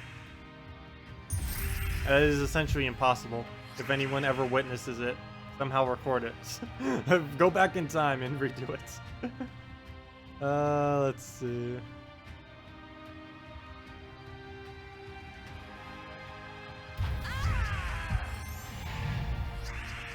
Mana surge.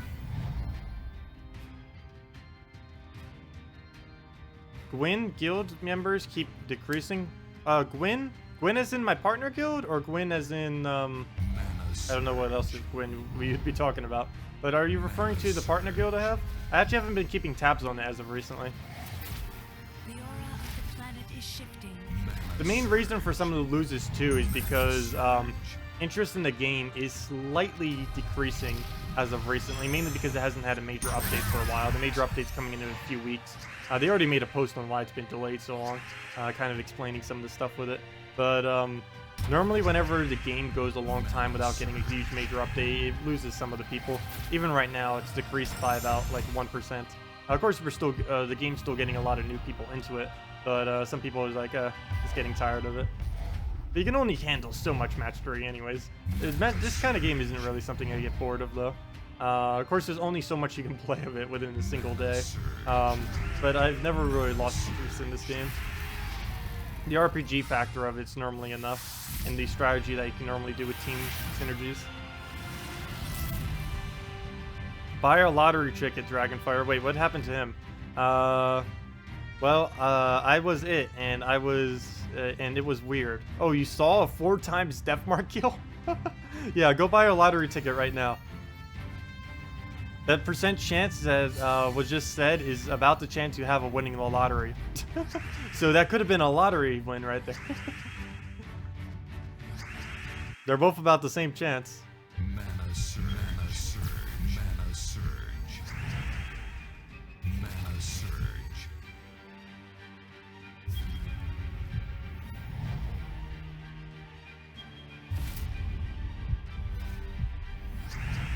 You're always lucky until you need a trade stone. Yeah, I tend to have the best luck when it comes to trade stones, especially when I did the data the last week, or I think it was 2 weeks ago actually. I'm still need to do a video for that too, but we ended up getting 14 arcane trade stones in 32 minutes, I think it was. No, 45 minutes. Yeah, it was 14, somewhere around there. It was basically 1 every 2 minutes is how many arcane trade stones we were getting. That's how lucky we were getting. It was absolutely insane. We were winning about 1 battle every 45 seconds though, at the time. So that's why it seems like so many, but still, that was still like 1 in 2 battles we're pretty much getting it. 1 in 2, 1 in 3 around that area. There were many in a row that we would just keep getting trade stones. I thought the game was glitched even. That or I was even almost thinking that was based on your level, but then it's like, nope, it's not by any factor. The devs actually already confirmed that before too. I just didn't know if they changed it, but they haven't. Mana surge. Battles last you about 45 seconds to 12 minutes. Yeah, that tends to be the range that I tend to do. The quickest you can even win a battle in, counting the entire cycle of screens they have to go through, is about 40 seconds. It's pretty much impossible to win any quicker than 40 seconds. Mainly because, or maybe a couple seconds quicker, mainly because you have to go through about 30 seconds of windows just to go from not being in a battle to being into a battle. Between the traits, between all the things you have to click, takes about 30 seconds or so. Mana surge.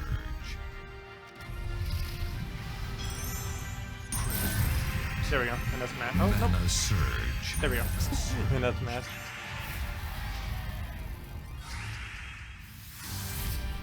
Oh, 1 minute, not 12.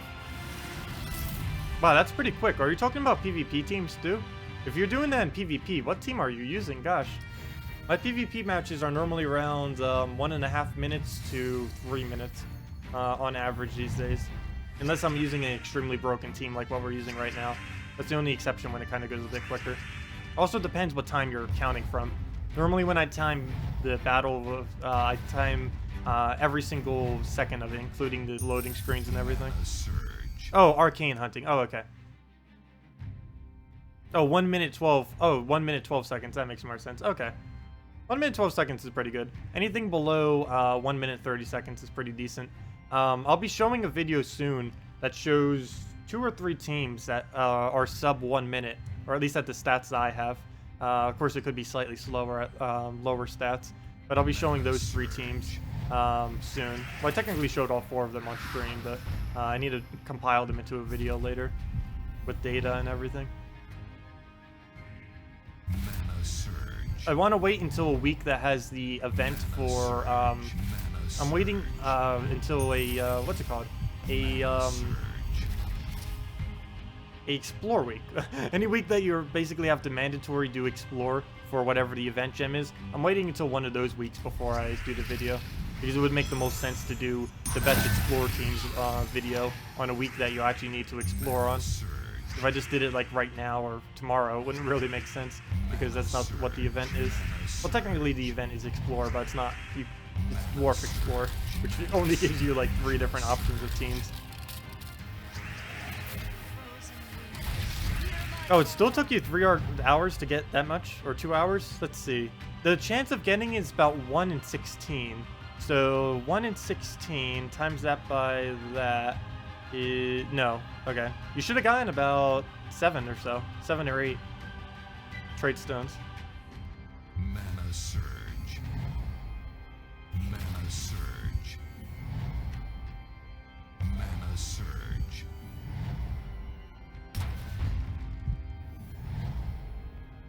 Yeah, for any of you that don't know, arcane trade stones are about a 1 in 16 chance in Explorer and 1 in 40 chance in any normal battle. Mana surge.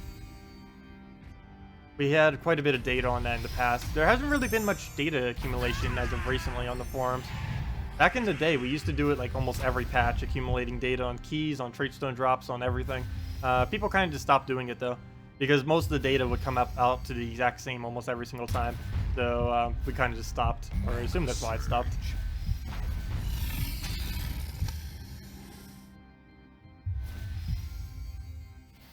The event now is to go, well, the event is now to go explore, but you can't explore with anything. You have to explore with dwarves, and that doesn't leave any options for other weeks, because dwarves are not quick at exploring. You'd be better off just doing PvP with how slow it is to win with dwarves in explore. An average battle trying to win with dwarves and explore is about like 1:30 to like 2 minutes, which is not worth it at all for explore. Anything not under 1:30 seconds in explore is pretty useless. And at my level, anything that's not a minute or quicker is also pretty useless, because there are a lot of teams that can actually win in sub 1 minute in this late in the game.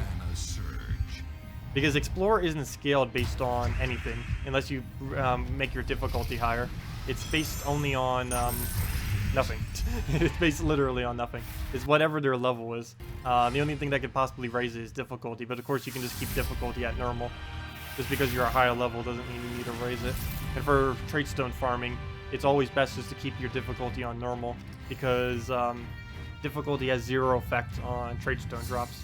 It only affects how much gold, souls, and EXP you get, and by not that much.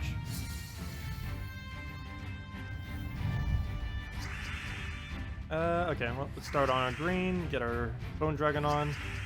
But if any of you guys have any other teams you want me to do, as well as any questions or anything, let me know, and we can get around to them.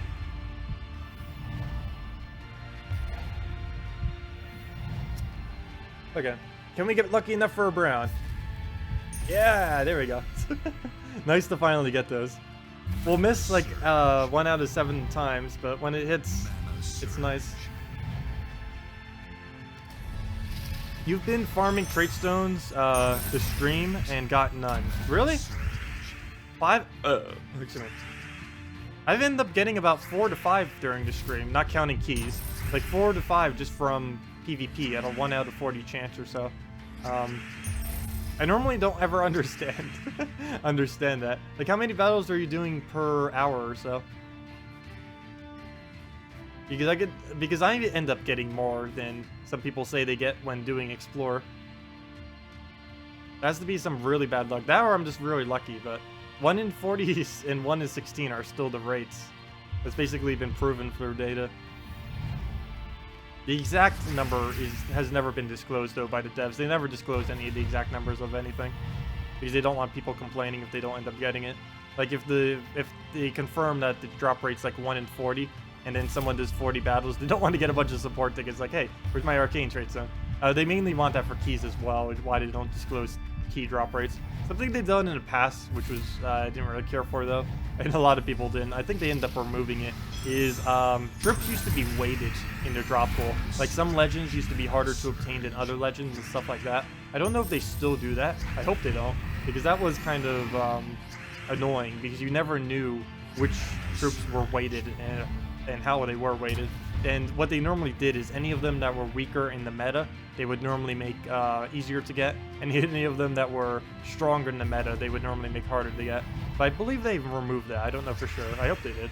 We have no information on if they have or haven't, though, because it's impossible to test through data. Good evening, Maximus. Welcome. God, that one's not even traded. It's very rare that I see untraded troops late in the game, especially on 3 trophy. That was a 3 trophy, right? Yeah, I think it was. Oh, level up! Hey, we're 1 level away from the first 100 level mark. We're almost at level 1,100. 1 level away. 1 victory, 1 lose. I managed to level 10 to 2 kingdoms while doing so. Oh, nice. Yeah, it does give you quite a decent amount of gold. Let's see. Yep, there we are, level 1099, 1 away. Okay, legendary task. 1 of those for level up and some souls. Oh, I wonder if my guild and oh, I might need to do a random troop challenge with the guild keys. Let's see if anyone from the guild end up come on. No, we're still 240 away. Let's see. I think they're all inactive currently. Let's see. Who are the 2 people at 0 right now? They still have both are at 0. If I check tomorrow and Phaethan's still at 0, and I double check and he didn't say anything on the forum or anything, or private message me, I'm probably just gonna have to kick him. Possibly with Nathan too. I think Nathan sent me something though. But Phaethan's literally at 0, 6 days inactive. So that will probably have to be replaced. Sunday's normally the day I replace out my my guild if I need to. Any good teams to fight against Plague? Console version is swamped with him in PvP. Really? Plague? Really? Plague is more towards the weaker side. He is decent on defend. Normally you just want to burst down the team as quickly as possible to make sure you don't get locked behind being nullified by his damage. Some things that are pretty good are things that can devour or deathmark. While they can't actually devour or deathmark him, they will be able to devour and deathmark the rest of the team, and you'll be able to get big enough that they it won't really be a threat.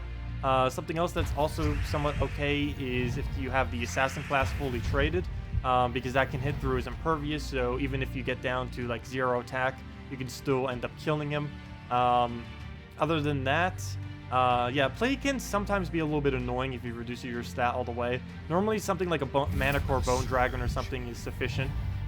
Just keep Mana Coring him to make sure he doesn't cast, and Bone Dragon to tear apart the team.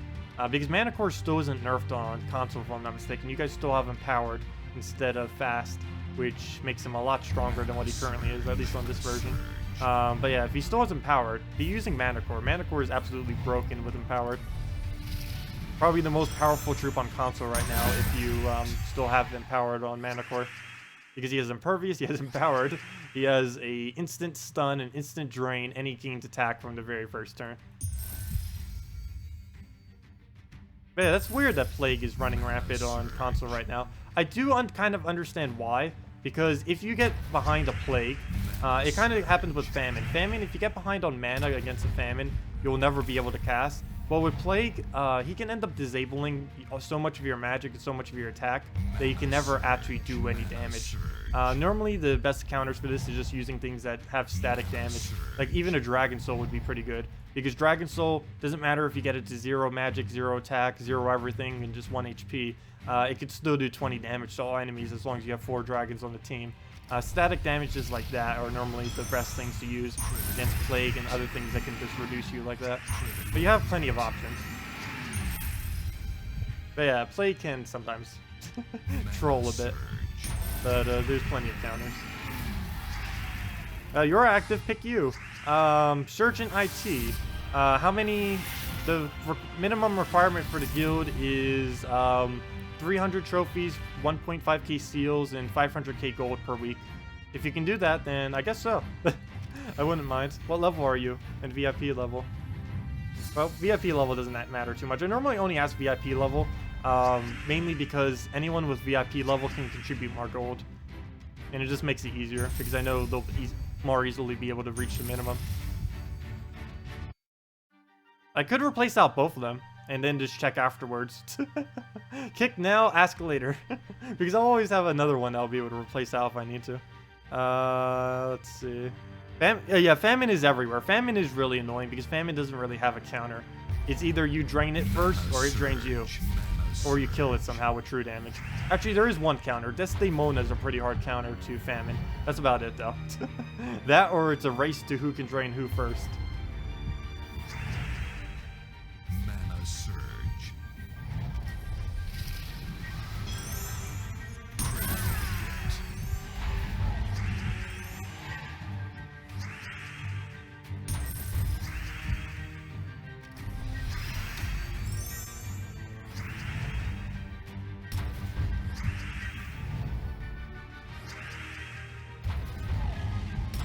There we go. And that's match. Well, I'll go recruit you two then. I just need to double check the forum to make sure that neither of them posted anything to me on it. As long as neither of them did, I'll probably kick both of them. Because it is Saturday. It's like 4 p.m. on Saturday almost, and neither of them have anything. One's 6-day inactive, one's like 5-day inactive. Okay, so if both of you can do that, I feel like the report being ignored, asking questions, would be... Wait. Keen into looking at accounts and setting up teams for people, like a service. Wait. I understand what you're saying with that. But yeah, Molar, I'll go add you then to the guild. I'll do the really inactive one first. You know any common rare team that scales good into late game, not just early mid game? You saw your video, but these only work early game only.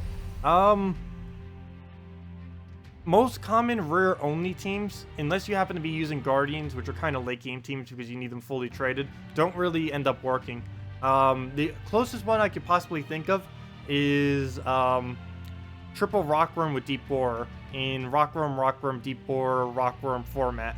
That was probably one of the teams you end up seeing there. It can technically go all the way into late game. The main problem with it, though, is if it gets frozen, it falls apart like crazy. And you tend to get a lot of queen maps and stuff as you get later into the game. But if you're not facing a queen map, or anything that can freeze, as long as you're up against 0 freezes, you can use Rockworm, Deep Borer, Rockworm through the entire game, and it'll be sufficient. As far as just common rares, excluding Guardians, it's really hard to make it scale through the entire game. Normally you need at least one higher rarity to be able to scale it through the entire game. At least like one legend to synergize with them or something. Because a lot of them are pretty good, but they normally need one really big heavy hitter because they don't tend to have a lot of high damage output. They tend to have like good board control and good abilities and stuff like that, but normally rares and commons damages are average at best. So you normally need that one legend that does that nice KO for the enemy team. Oh yeah, what was I about to do? I was gonna kick the one that's 6 days inactive. Let me double check the forum real quick though to make sure that wasn't him. It only took me like 1 second. I just need to check my most recent messages and see who messaged me, and if there's none within the last like week. Let's see. Oh, someone did. Oh, Faithen. Oh, Faithen actually did mention it to me. Let's see. Nothing.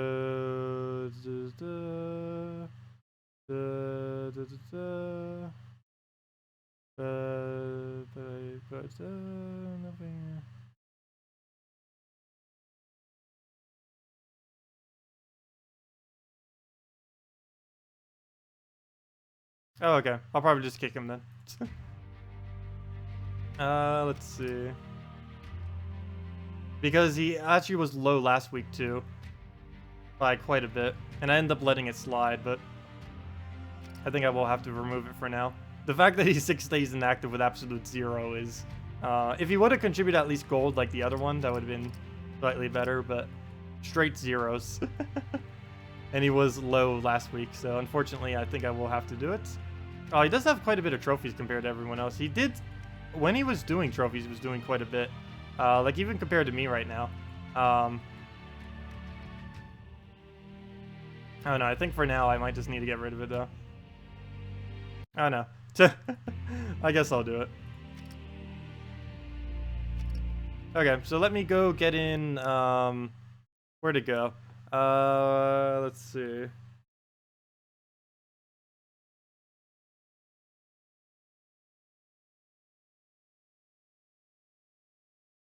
Okay, so let me go get you in, Molar. Let's see. What was your invite code thing again? Oh, there it is. Neppers Road. Let's go get that in. And there we go.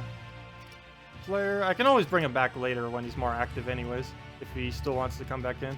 Plus, we have a partner guild where Overflow can go. Someone was saying that there was less players in there, so we can easily just give him our Overflow. And I have him on private message on forum, so I'll easily be able to contact him. Wait, why does it still say 30 if I don't have anyone in there? Come on, update guild. There we go. Admin, management, invite. There it goes. Exists. And you've been invited. Surgeon, what were you saying?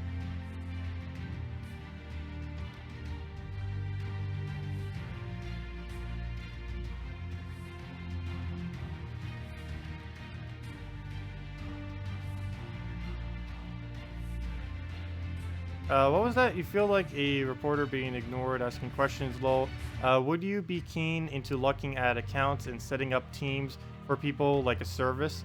I don't know. I guess I could do that. I can do it for free just through the stream though, if you need suggestions for stuff. Also, the Gems of War forum can do it for free as well if you just type in basically like everything that you have and just say, I need help building teams. Can you help me? And if you just say that on the forum, people will help you for free. But yeah, I don't really have any interest in doing it for money. Like, if you would, that's always appreciated, but I really have no need to specifically do it for money. There's plenty of places that you can do it for free. But yeah, just go to the forum, type every single one in, and you'll get at least like 2 people probably answer you. Probably within an hour or 2, if not quicker.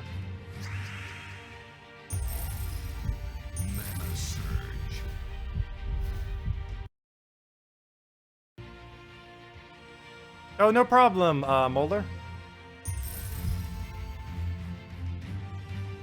Let's see. Well, we'll take the skull there. Come on, purple.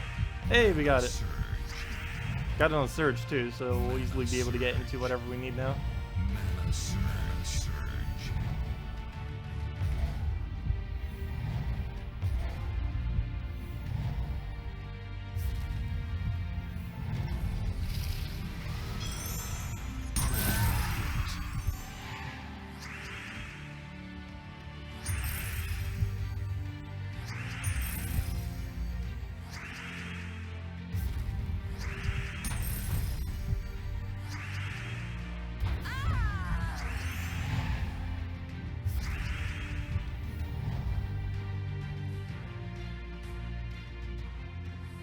Yeah, most games you don't even allow you to share account info because they don't want you selling accounts. That's another issue with it too. Mana surge. Because there's no way to prove that there wasn't a money transaction in sharing the account. So most people, most things don't normally, most games don't normally allow you to. Plus, technically, your account is the game developer's property in almost every game. So they have the right to do whatever they want with it.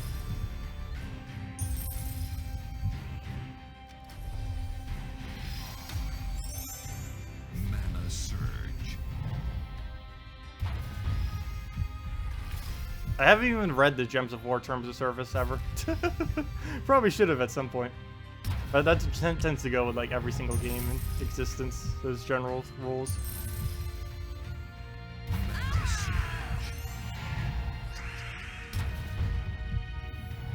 Does anyone even bother ever reading in Terms of Service these days? I feel like I always just click through them, and I probably shouldn't. You got so tired of Bone Dragon, you did a team. Manticore, Deep Boar, Bone Dragon, what do you think? Oh, that used to be what I used to do when Manticore used to be good. It's not bad. It's still pretty good. But there's 2 main issues with that. One, Manticore got nerfed. And the second one is Queen Mab. If they have a Queen Mab, you're going to get frozen on Deep Boar, and that will end up disabling you quite a bit. One of the reasons why people stopped using double Manticore, Deep Boar, Bone Dragon, other than the fact that Manticore got nerfed, is because a lot of people started using Justice Team. And Justice Team is actually really, really good against a Deep Boar, especially when you have an AI control. But yeah, that's one of the main reasons why, or 2 of the main reasons why they end up stopping. I know, we could be signing our lives away with the Terms of Service and everyone just clicks past it. Basically, no one reads Terms of Service anymore. Which is somewhat bad. Because you never know. Because most people won't put anything malicious in there, but you never know. More often than not, there isn't anything, but It only takes one time.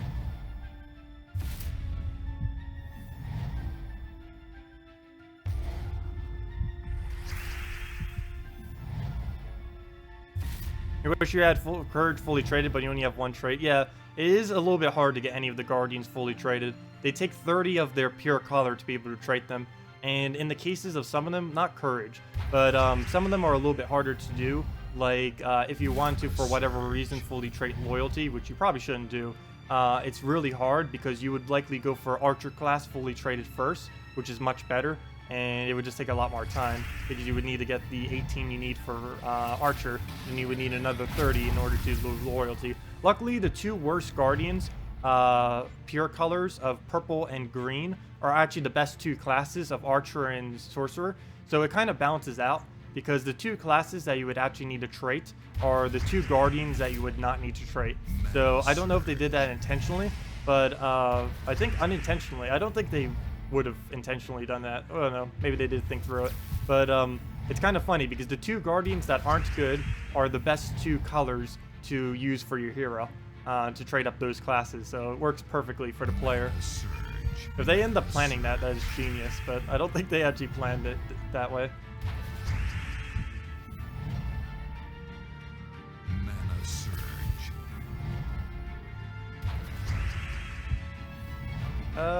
What do we do? We can't mana burn it because of mana shield, and we don't have stun. So we might as well just buff up.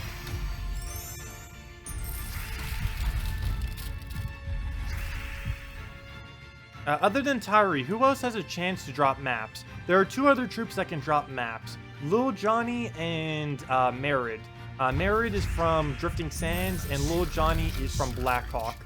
The only other one that's viable is Lil Johnny. I wouldn't really advise using Merid. He's kind of towards the weaker side.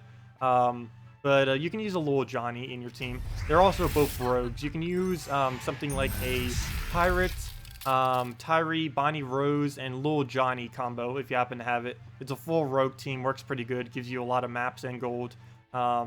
Pretty decent. Plus you have the Bonnie Rose for one shots, you have the high damage on Tyree for skull spam, and covers pretty much all ground. Plus you have the Pirate giving you even more attack. But yeah, Married, you don't really have much use for. There isn't much that synergizes with him. He has no Kingdom synergy, and his abilities below par. Used to be even worse, if you can even imagine it. He used to have like a condition on if he would do his stats effect or not. Now he always does his stats effect, but still, he does so little damage that's normally not worth it for just a random stats effect. You're better off just using a, if you want his stats effects, you'd be better off just going with, oh, what's it called? I actually completely forget. Dragonette from Dragon's Claw would be better. But yeah, go with something with a Tyree Lil Johnny combo. Preferably the Pirate, what was it again? Pirate, Tyree, Bonnie Rose, and then Lil Johnny. I think that's the best pirate team out there right now. For all rogue team. Well, it covers both. You have over 400 or 242 troops. Nice. Name of the type ain't nobody got time for that. On the forums, you guess you can check there. Yeah, forum is the best place. If you need to get team suggestions, well, basically what you, because it's harder for me to go through like every single troop that you may have on a stream, but the easiest way to do it, and I might even just reply to it if I happen to see it later while I'm kind of just chilling, but the easiest way, if you have like a lot of troops and you just want to like figure out what you need to build, just go on the Gems of War forum, make a post there on the PC mobile if you're on the PC mobile, and just kind of say you need help in the title of building a team. Then just basically post everything you have, say this is what I have, blah blah blah, I need teams, blah blah blah, and they will help you. There'll be at least one person, if not more, to answer you in a pretty timely manner. Master... Oh, hello, Hemudu, welcome.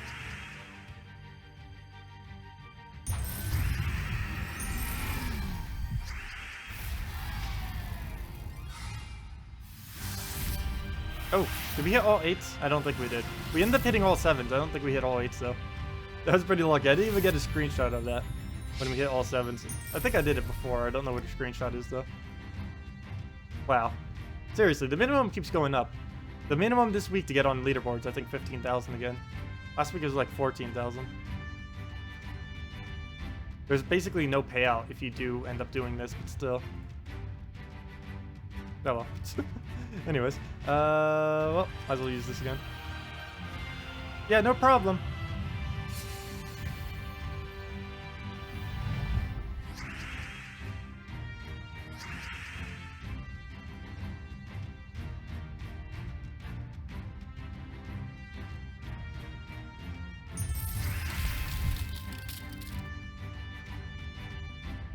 Oh, interesting troop, Gabe.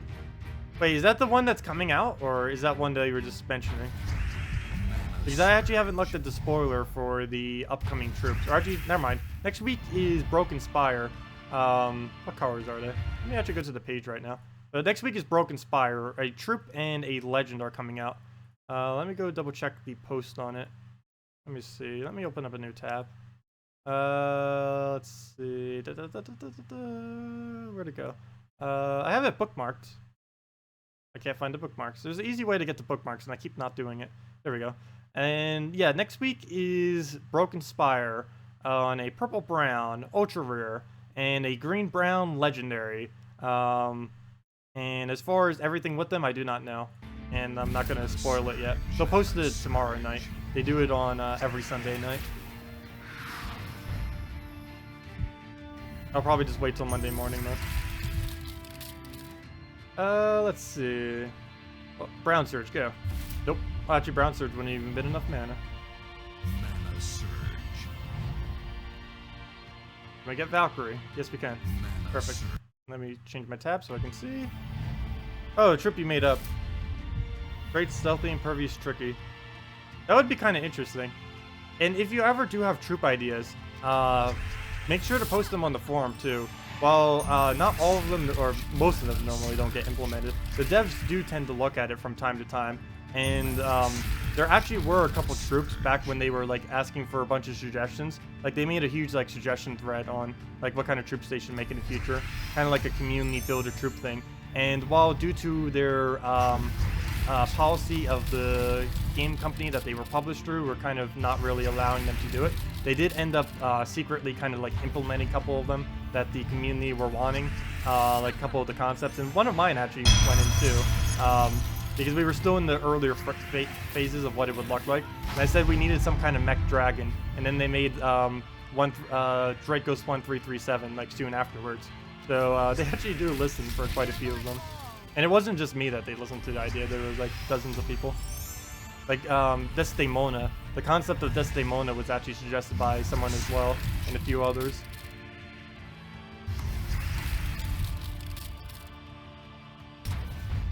Mana surge. I can't believe they made Draco so weak though.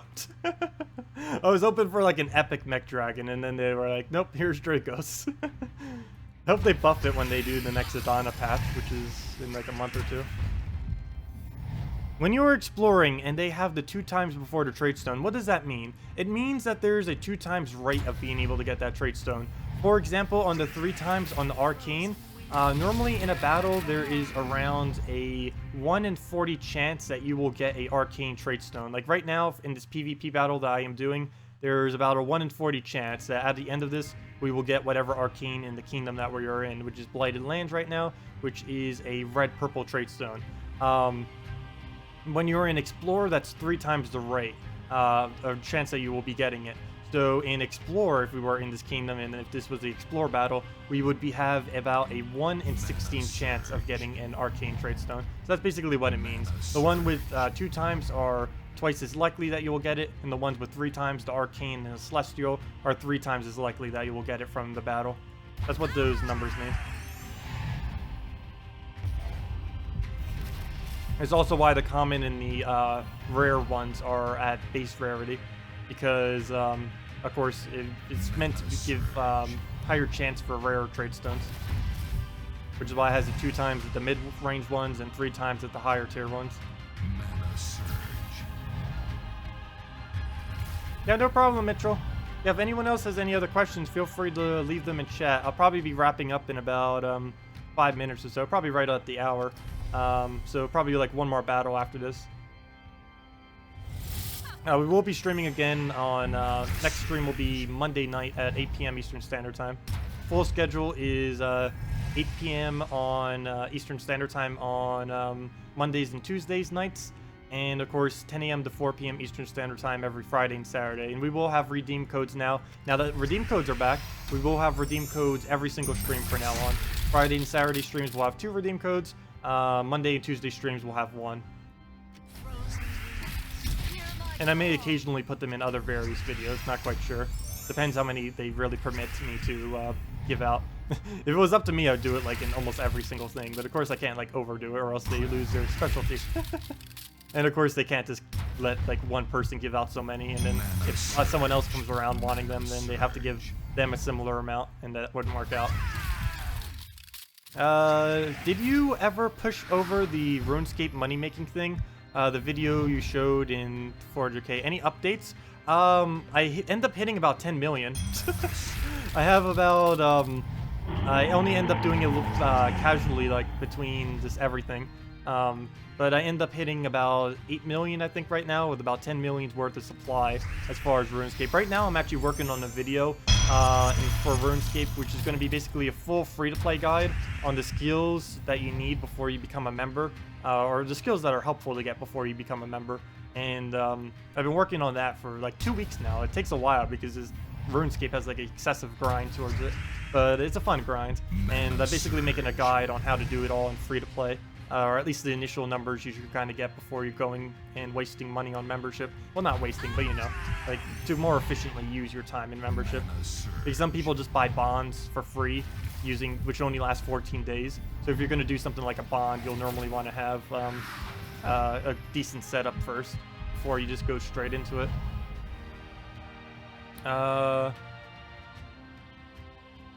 Imagine making a bot that could do that. That would be almost impossible if you could make a bot doing it. It's actually literally impossible because the cap amount of people that can do it at once is only 1, which is really weird. It might be why my money making method isn't used that much, because the most number of people that can do it at any given time is 1.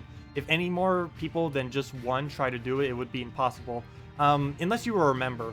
Because there's enough member worlds that you could have 2 people doing at once, so 3 people total. Because there's only 12 free-to-play worlds, and based on how long it takes to cycle through them, it would take basically the duration of every free-to-play world if you were doing it optimally. And there's enough member worlds that you could do 2 different people cycling at different times, but yeah. Oh, RuneScape? I've been playing RuneScape for ages upon ages. I'm not too familiar with all the membership-like stuff, but as far as free-to-play is concerned, I know pretty much most of it. Because I haven't been member for RuneScape that long. I think I was for like 1 year when I was like 14 or 15 or something. But yeah, I've been playing RuneScape basically since it came out on and off. I haven't been playing it constantly, but it has been a game that I've come back to quite a bit over the years. And I don't know why I end up going back to it recently, but I have. I don't know. Mostly went back for the nostalgia factor. They actually ended up adding RuneScape Old School, which is basically what the game was like in 2007, just with a lot of additional updates to it, which is basically when RuneScape was the best. Actually, if I'm not mistaken, RuneScape Old School actually has more of a player base than normal RuneScape, which is insane.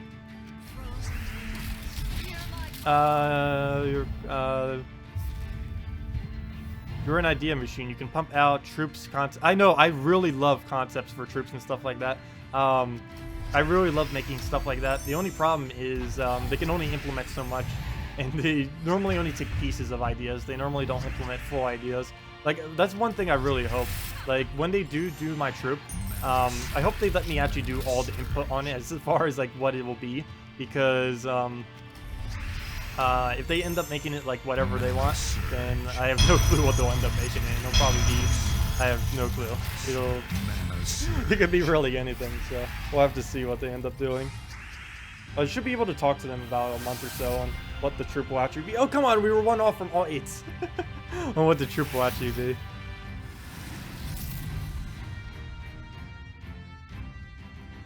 Yeah, the video I'm making for RuneScape right now, old school RuneScape, is going to be about an hour-and-a-half long.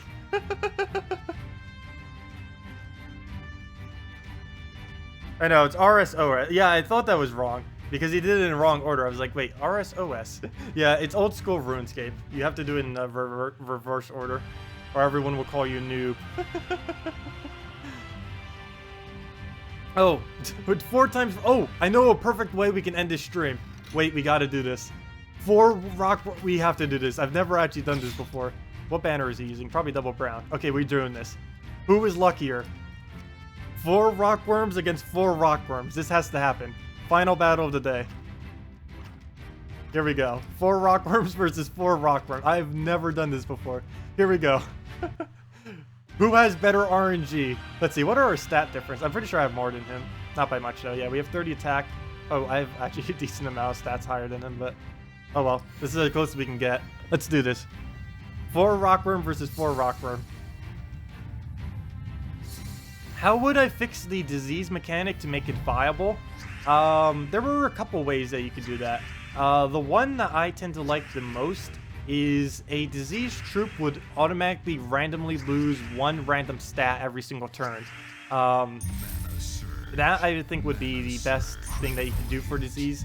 The only thing that you may need to do to is make it 50% like poison.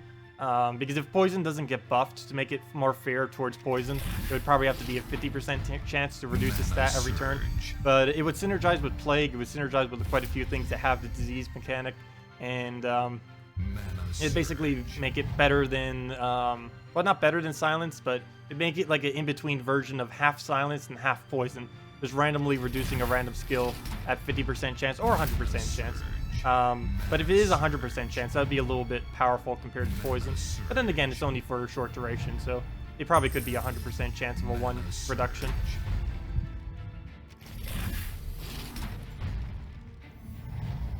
It could also be the reverse of enchant. Oh yeah, that was the other one, where people said it would just drain mana over time. The main problem with the reverse enchant, though, is it would basically make it impossible for you to ever really get mana on it unless you get like a really huge amount. I guess it would kind of be better than silence, though, because you could drain it down to 0. Reverse enchant would work, but it would be better than enchant if it was a reverse enchant, because you would not only have the 50% reduction, you would also have the 2 reduction every turn. And having the 50% reduction, I think, is still something that should stay on it. It just needs to have a secondary effect on it, or else it's basically just another silence, or half a silence, essentially. There are some instances where disease in its current state can be used, where it's not half a silence. Like, for example, if they have a prismatic orb or something on their team, or something that uses all colors, you can stun it, and then or you can use like something that can drag it up to first slot, and then disease it.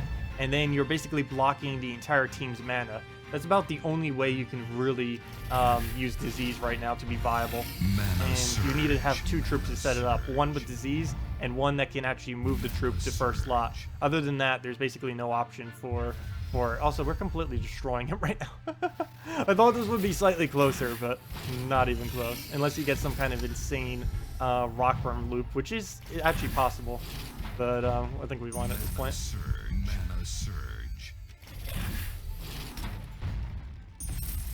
Yeah, this wasn't even close. Oh well. I was hoping for that to be a more epic battle, but we end up crushing them like crazy. I guess we do have first turn advantage too, which plays a bit. And AI always goes for the brown. Like if there's a 4-pair right here, they'll end up taking it when the better move is just to do the rockworm instead. Mana surge. Mana surge. Mana surge. Oh, it's still not over yet. Yeah, he might get it. It's still not over. It is possible for a rockworm to win at any moment, because it can loop infinitely. It's one of several troops that technically can loop infinitely if it gets lucky enough. Normally the AI is pretty bad at it though, because it would have taken like that 4-pair right there and stuff like that.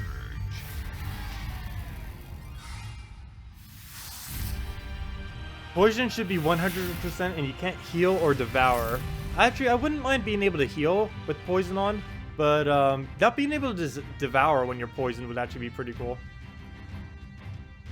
It kind of makes sense to be able to heal something when they're poisoned. Well, maybe not be able to heal others, but others being able to heal you. It's kind of like one of the whole points of heals. But you can't make heal too weak either, because right now heal is towards the weaker side.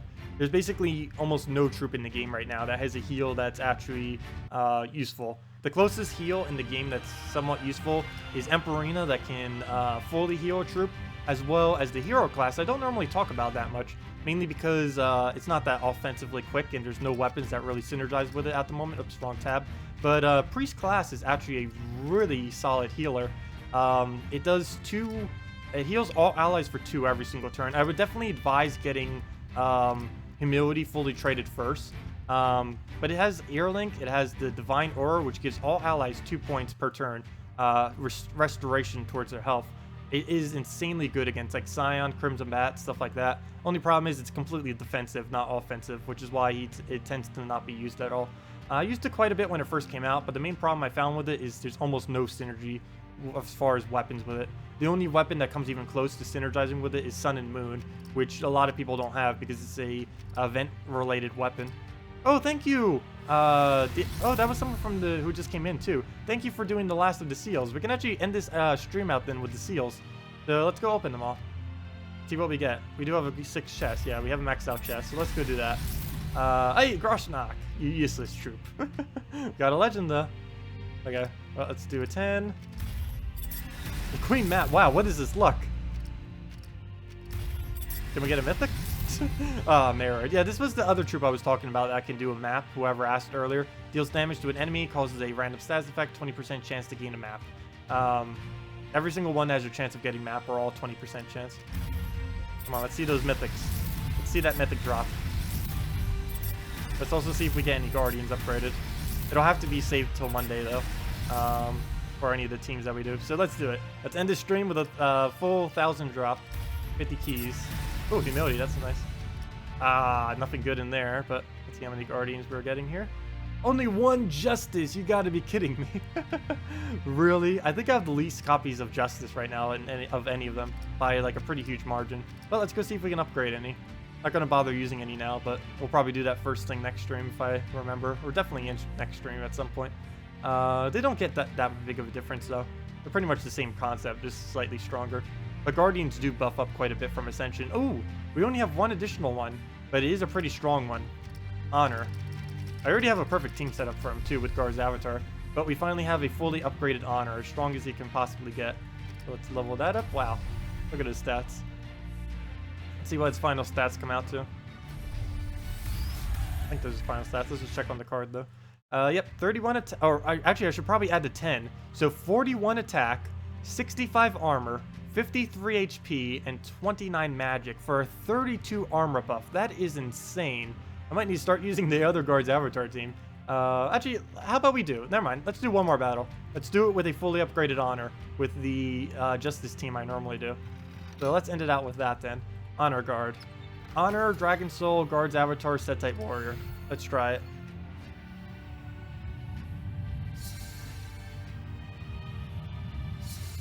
The progress of a kingdom usually is 50/troop. Yeah, but you notice that is value have a cap. Yeah, the cap is because the main reason why there's a cap on the value for kingdoms is because they don't want any kingdoms to go above the current max. Because right now 7 stars is the current max. Technically they would go even higher than that, and they will be in the future. Probably when 3.0 hits, they'll be lifted. But due to the low amount of troops that they had at the time when the previous patch came out, they have been waiting until more troops came into the game before they lifted the cap. So that's why everything is capped. It's capped to fall right before the 3rd star, blue star, so that no one can possibly get it until they add more troops in the future. But yeah, we'll end it at this. Oh gosh, we're getting completely trolled though right now. Not a good way to end.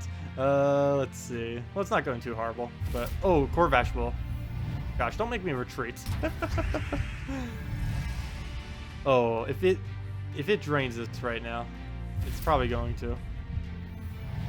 Please somehow take skulls. Please somehow get distracted. I don't care if we give you all the mana, just get distracted. No. For the sake of time, I'm just gonna retreat. We could easily win. Probably, but for the sake of time, I'm not going to deal with a Corvash doing that. Watch, now we're going to have a Famine doing it with a Wraith. We're going to get trolled again. Because if that Wraith touches us, we're going to be in a lot of problems. Yeah, look at its stats once it does its buff. 41 attack, 65 armor, 55 HP, and 32 armor to all allies per cast. Oops, I could have taken red right there. Oops, could have gotten a 5 times red. No! The mana loss. But we still ended up getting max. Oh no, we didn't! We're one off. A fail. I could have had that max. With more mana going to there. Oh well, we'll take that then. Only lost your turn out of it. Hopefully you fix your name in here so you know who I am in game. Well, that's fine. I'm pretty sure I know which one you will be. Though I do keep forgetting. There's actually like 4 to 5 people who are normally in chat that I sometimes keep forgetting who they are in game. One of them even mentioned the other day, it's like, oh yeah, I completely forgot you're in my guild. I sometimes forget. Let's see. Well, we'll throw down Guard's avatar. Because almost every single person in chat has a different name in game.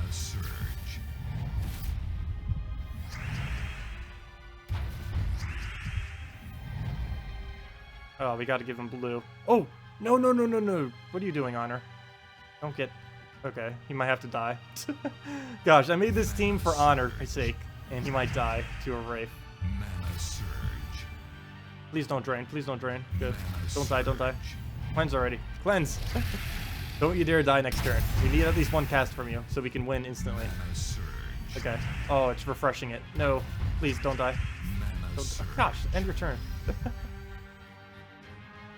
Well, it's not going to die to skulls. The only thing that's going to kill it is Deathmark. That's what I'm worried about right now. And there's no way to get an extra turn. We're frozen on skulls and the ground. Must be happen to get a weird cascade. Oh, we got all its mana back, though. Still alive. Wow. This thing is tanking through a lot of 10% chances. Not like his tank ability has any effect on that. So, Brown Surge would be great. Ah, no Surge. He's probably going to die to Deathmark. He's gotten lucky so far. He's been Deathmarked for so many turns now. Okay. He can survive 1 more skull. If he takes that downwards and get one there, he dies. Oh! Wait, that was enough damage? 42, 50%. What? Oh, it rounded up. That's why. Okay, never mind. That makes sense. I was gonna say, how did that kill? It should have been... I was thinking it would do 11 damage, not 12. But there we go. Huge armor on it. That definitely didn't go too smoothly. You would have to do it against something that doesn't have any freeze. And both the matches we went against had freeze, so... But there we go. We hit over 9,000! And we end up getting our mythic.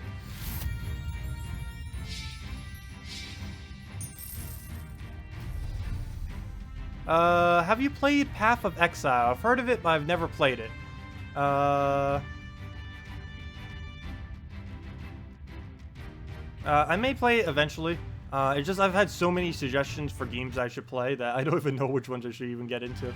And not all of them are really my taste, but I'll definitely look into some more in the future. But anyways, thank you all so much for joining the stream today. We will be streaming again this Monday at 8 p.m. to 10 p.m. Eastern Standard Time. We'll have all the redeem codes in as well, all that. And yeah, we do have redeem codes now. Other than that, I hope you all have a wonderful rest of your weekend. And I will see you all later. Thanks for coming and have a wonderful day. Tetra. I have not heard of Tetra. But I will look into them more later. We can always talk about it next stream. But thank you all.